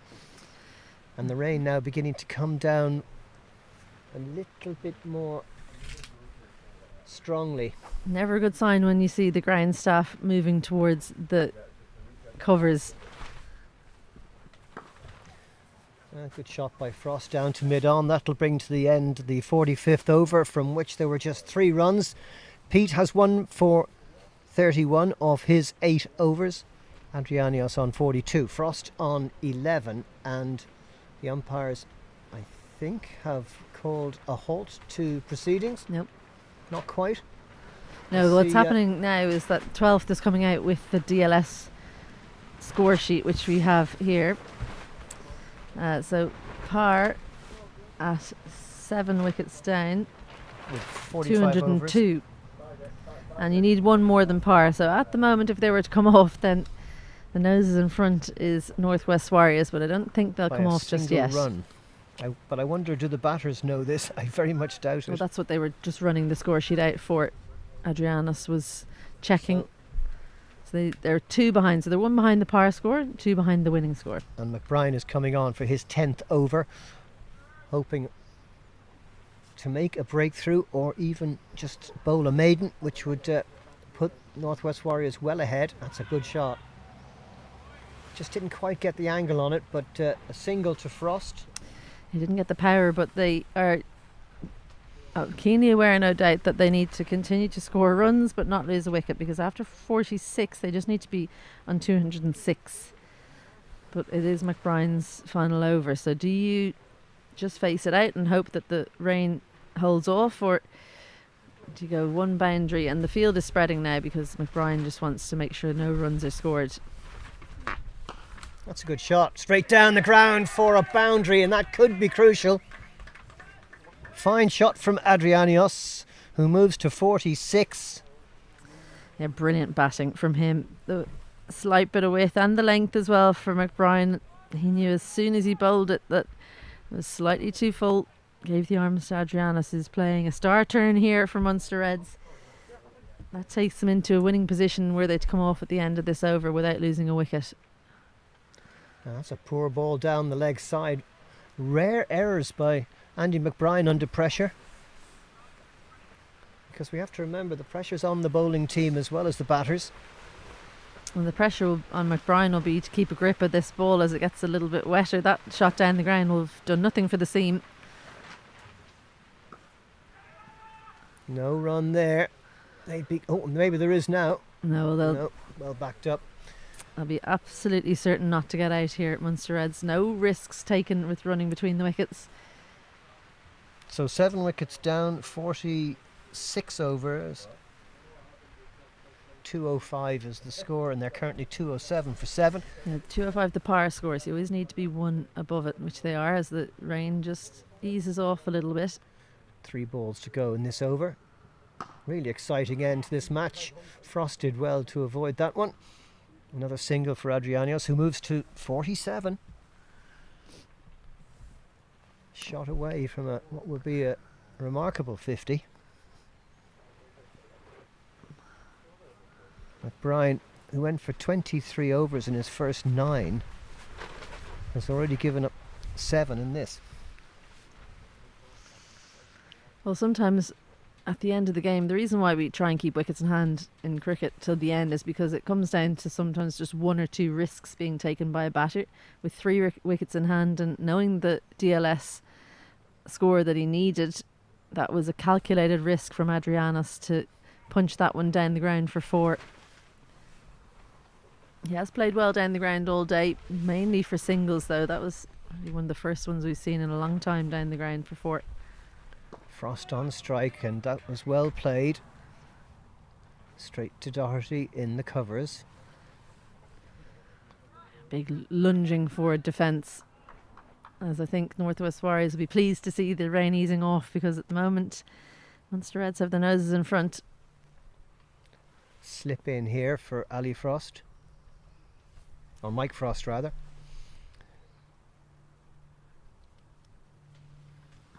Ooh, shorter ball, gets a bit of lift off this pitch that's given the bowlers some assistance all day. That's the end of McBride's 10 overs.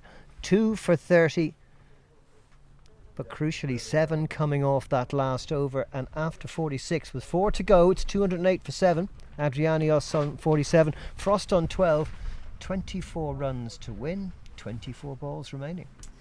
Well, Munster Reds would have been only too happy to come off after that over because they would have been in front, but the par score is 7 wickets down at the end of this over, 210, so they need to be at 211 at the end. But I don't think that we're going to get any more rain. I could very well be wrong. It's pretty much just a guess. Is it, I think you're right. I think it's brightening up. Yeah, and the ground staff crucially have moved away from the covers, so it's always a good sign. Hopefully we will get through this game without any delays at all, in fact. Pete to Adrianios on 47. Punches it down the ground to mid-on for a single. Every run being applauded by his teammates. I think this is the matchup that Northwest Warriors want now that McBride has bowled out Pete over the wicket to Mike Frost. Does like to score through third, but sometimes your strength can be your weakness, and I think he could play at one that's close to the body and find the edge. That would be certainly the wicket I'd be trying to take if I was Pete. But once again, a thicker edge and it could go to the boundary, so fine margins again. Oh, he's got it the other way, and it's going to go for 4. That's a great shot from Mike Frost as Pete just strayed down the leg side. He goes to 16, the score to 213 for 7. We saw a similar delivery in Pete's previous over, just hit the pad, but that time Frost was aware that that could be coming. Good balance and gets the thinnest of edges down for a crucial boundary.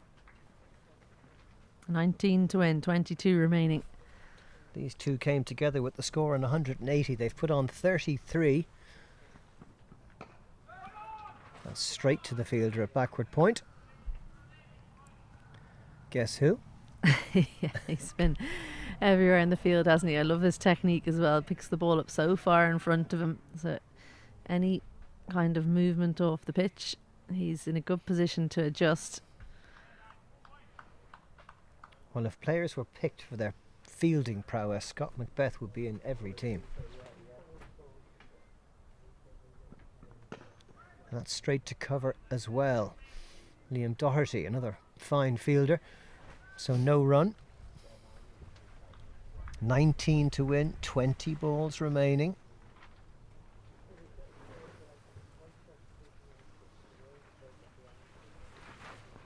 Great end to this match.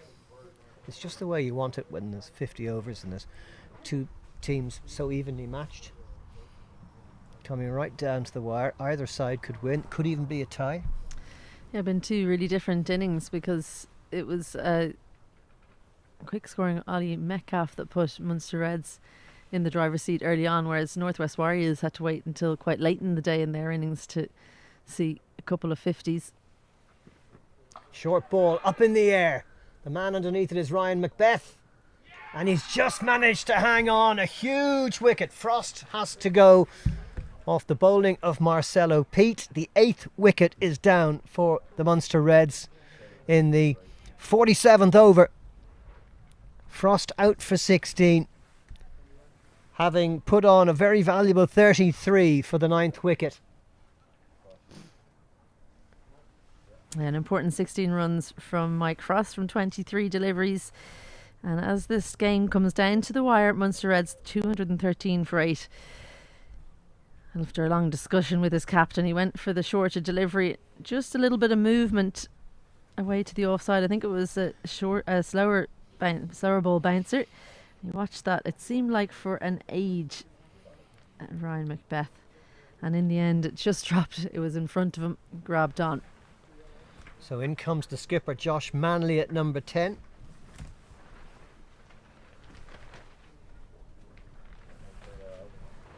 The total required is 232. There are just 19 balls remaining. There are 19 runs needed to win. And Pete about to bowl the last ball of his 9th over to Josh Manley, who bowled so well earlier today. Well, we talked about the risks and calculated risks from batsmen. That was a calculated risk from a bowler. A slower ball bouncer could have easily gone for boundary. Straight to the bowler, who has a good old shy at the stumps. That's the end of Pete's 9th over. 2 for 36 for him. Manley on 0. Adrianios on strike on 48. And the number of runs to win has gone past the balls remaining for the first time. So it's over 6 and over, and there's 3 overs left. You have to favour the Warriors now, surely, with just 2 wickets remaining and the bowlers at the crease. Well, Adrianos has pretty much played a faultless innings here. He's still out there. So if he had been the man out, I would say yes, Northwest Warriors in the driver's seat. I'd say it's still 50-50 though, with him out there in the middle. He's also got the strike, and crucially, McBride has no overs left. But they do have the man who just took the catch, Ryan Macbeth. Still has overs to bowl. He has 2 left. So he's going to bowl this 48th over from the pavilion end. Yeah, and should it get to the conclusion of the second innings, he'll bowl the 50th as well, no doubt. Pete still has 1, so it's been perfectly calculated by McBride. This is his first over from this end. Ryan Macbeth bowling into the wind, which is coming into his face from the right hand side. Adrianos is on strike. What have we got? 1, 2, 3, 4 players out on the boundary. 3 on the offside, saving a single, 1 on the leg. And that's straight back to the bowler. Pressure mounting with every delivery now on the Munster Reds batters. Yeah, well, the goal here is to get Adrianos off strike, but also get him to face a few dot balls. So the 2 straight men out. It's his favourite shot down the ground. So if he hits it down there, they want to make sure it doesn't go for a boundary. But he'll be pleased, I think, Macbeth, that one came back at him and he could field it himself. That's cracked away, square of the wicket on the offside, and it's going to beat the fielder, and it's a boundary to give Adrianos his 50. 52 of 77 deliveries. What an innings, and what an important moment. 217 for 8, just 15 to win now. 6 fours in that 50. 52 not out. A brilliant innings. He's paced it so well, Adrianos. Still has work to do. 15 from 16. That's straight to the fielder in the covers. It's that kind of target or runs remaining where you can hog the strike at this point, Adrianos. See if you can get another one, another boundary away. 3rd inside the ring, so that's something that will be on the mind of Macbeth. Doesn't have any width to play with here.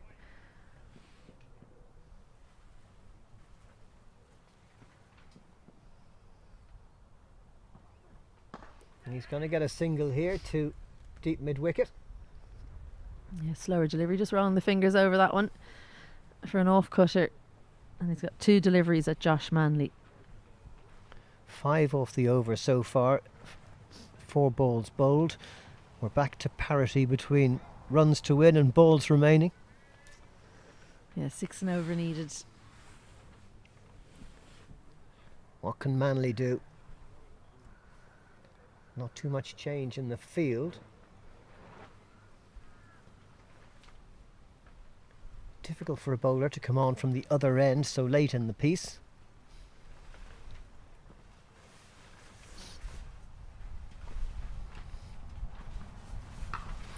That was well wide of the stumps and cracked away for a single.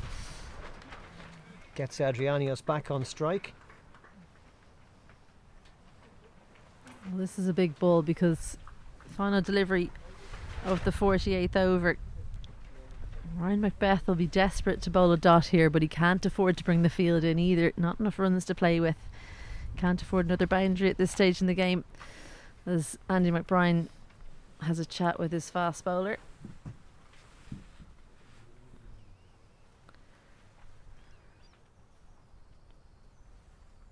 He's got the long off and the long on. Deep square and deep mid-wicket. Cover point on the boundary. And that was right on the spot, and Adrianos showed it all the respect it deserved. And at the end of the over, he's stuck on 53. Manley will have strike on 1. Macbeth, that over going for 6. 1 for 39 off 9 overs for him. And the score 219 for 8 with 2 overs remaining. It's 13 to win off 12 deliveries. Well, don't leave us, because there's 13 required and just 2 overs, and it's been An absorbing battle between these two teams. Not as absorbing as Ireland's fixture against India. India 68 for 1 in that tie, chasing 97. And how many overs are gone? 9.3 overs gone, so it hasn't been a bad bowling performance if the batting hadn't happened first. You'd say that as a bowling unit they're not too unhappy with that. Rohit Sharma unbeaten on 44. Rishabh Pant, of course, his long awaited return has been recent after a long break from the game after an accident. Pete now in the penultimate over. To Manley, who gives it a crack, and it should have been a single. I can't believe they didn't take a run there, considering the state of the game. That was a hit and run. Well, I think they probably should have taken it because it went to the left of Andy McBride, who we know is a very good fielder, but he's right-handed, and running to the danger end would have been Manley. But I think he was stuck in his crease waiting to see would it get past extra cover, so he had gone absolutely nowhere. He didn't feel that he would make it home. Dug that one out, Manley. It was a really good delivery from Pete, right in the block hole. 2 dot balls at the start of this over. It's 13 off 10 balls now. Yeah, absolutely brilliant delivery at this point in the game, right up there, and Josh Manley, all he could do was direct it into mid-wicket. Good anticipation by Doherty in there.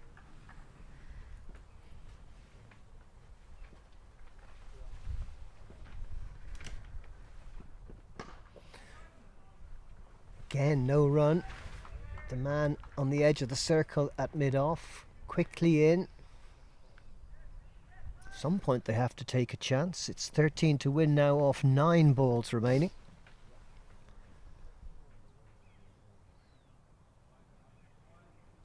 I don't know, I think I'd be thinking little edge through the slip area. It's difficult to edge those Yorkers. Yeah, it sure is.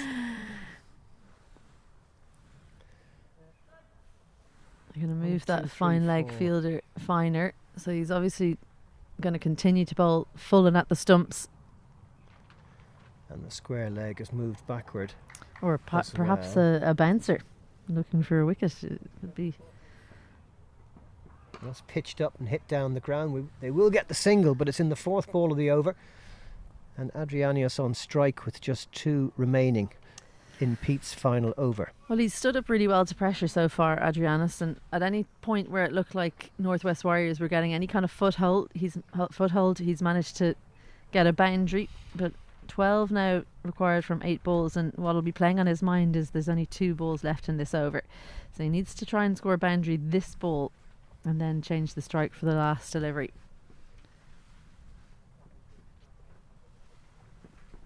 Down the leg side, but no signal of a wide. And now the signal comes. I was wondering what Johnny Kennedy was thinking there. He looked to wide all day. Well, there was a sound, and we've had many of these today. There was a noise. Did it hit the pad? Did it hit the bat? Did the bat hit the pad? And I think Johnny Kennedy is so absorbed in the game he forgot he's the one who has to signal the wide. Extra ball and a run to the total. Full toss hit straight down the ground for 1. Adrianios moves to 54. The score to 222 for 8. 10 to win. 7 balls remaining. Manley on strike. And Pete's last delivery coming up. It's not quite a free hit for Manley because only 2 wickets in hand. If Mike Frost was still out there, you'd say you just try and hit a 4 or a 6 because we've got 2 guys still to come in. But with just 1 player in the shed, he's got to be careful. And he's certainly hit it, and he's beaten the fielder, and it's going to go to the boundary. And that free hit you were talking about has certainly been taken on. Manley goes to 6, the score goes to 226 for 8, and crucially, just 6 required off the last over. 6 balls remaining. Brilliant shot. Absolutely fantastic from Josh Manley. Gave himself room. He knew it was going to be full. All he had to do was have the bravery to have the swing and find the gap between extra cover and mid-off, and the outstretched dive of Andy McBride couldn't stop that one. And there's just shouts from the sideline because the Munster Reds also, like I was, they had thought that the total was slightly different. They're just confirming that it's 232 that they need to get and not 234, which I think the scorecard had some changes late in the day. So all the responsibility now comes on the shoulders of Ryan Macbeth, not to mention the batters, because Macbeth is going to bowl this final over, and it could take quite a while for Andy McBride and Steve Doherty and himself to sort out exactly how they want to set their field. Yeah, the brains trust of the Northwest Warriors having a chat there. I think that Pete really showed how it could be done in that last over. Full and straight. Ask the batters to be brave. If in the end they come out on top, then you can live with yourself, but any shorter deliveries at the field that he had set last over, and you imagine it'll be the same, and it should be an easy win for the Munster Reds, but you just never know. Earlier today, very easy win for Northern Knights, who beat Leinster Lightning by 8 wickets in Belfast. So they have 3 wins out of 3. Munster Reds looking for their second win of this year's campaign, and it's Macbeth coming in. And it's straight to the fielder in cover. Well, if it beat him, it probably would have gone all the way. But McBride was down to make the stop, and Adrianios stuck on 54. It was a good looking shot, wasn't it? One of the better shots he's played today, nicely off the back foot. 3 men in the deep on the leg side, long off and square cover on the boundary on the offside.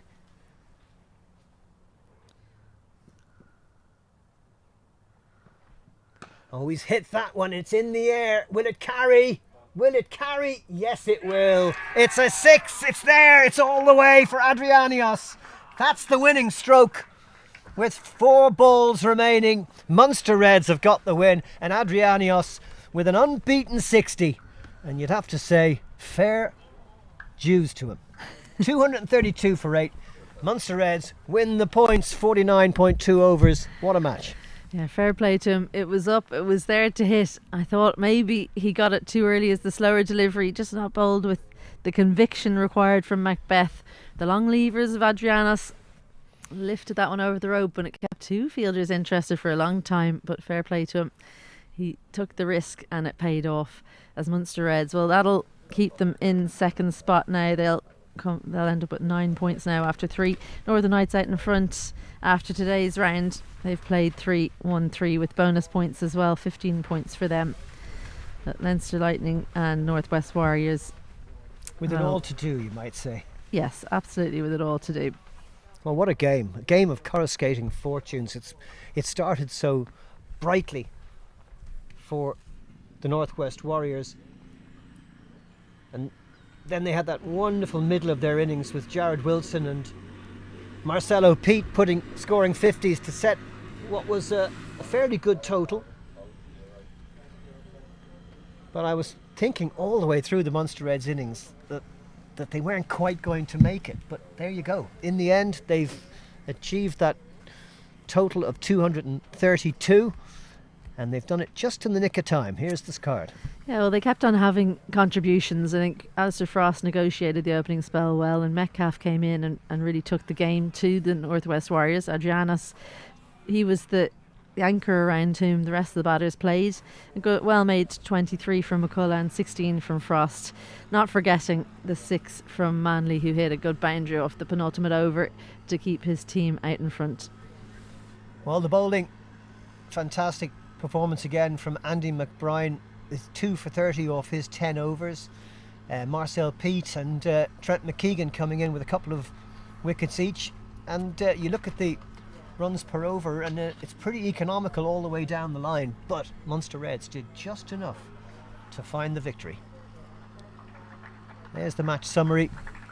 Warriors all out for 231 in 49 overs. That crucial over that they didn't face could have made the difference, and the Reds in the end winning it with 232 for 8 off 49.2 overs. A 2-wicket victory for the Munster Reds, and well done to them and their coach Jeremy Bray, who I know will be absolutely thrilled with that performance. And so he should be, because it was quite the victory and such an absorbing affair, especially given everything that's going on around the country and the world in Irish cricket. But it's been a pleasure to be calling this game out here in Oak Hill, as the game was played without any rain interruptions, even though there was rain out there in the middle. So thank you so much for joining us. From myself, Isabel Joyce, from Stephen Alkin, and from Sean Hussey, we thank you so much for listening, and from HBV and Cricket Ireland and everyone at Oak Hill and Cricket Leinster who have hosted this. We hope you'll join us again next time, where there'll be some more Evoke Super 50 trophy match. There's one on Sunday, so come back then for more cricket here in Ireland. But until next time, good evening and good night.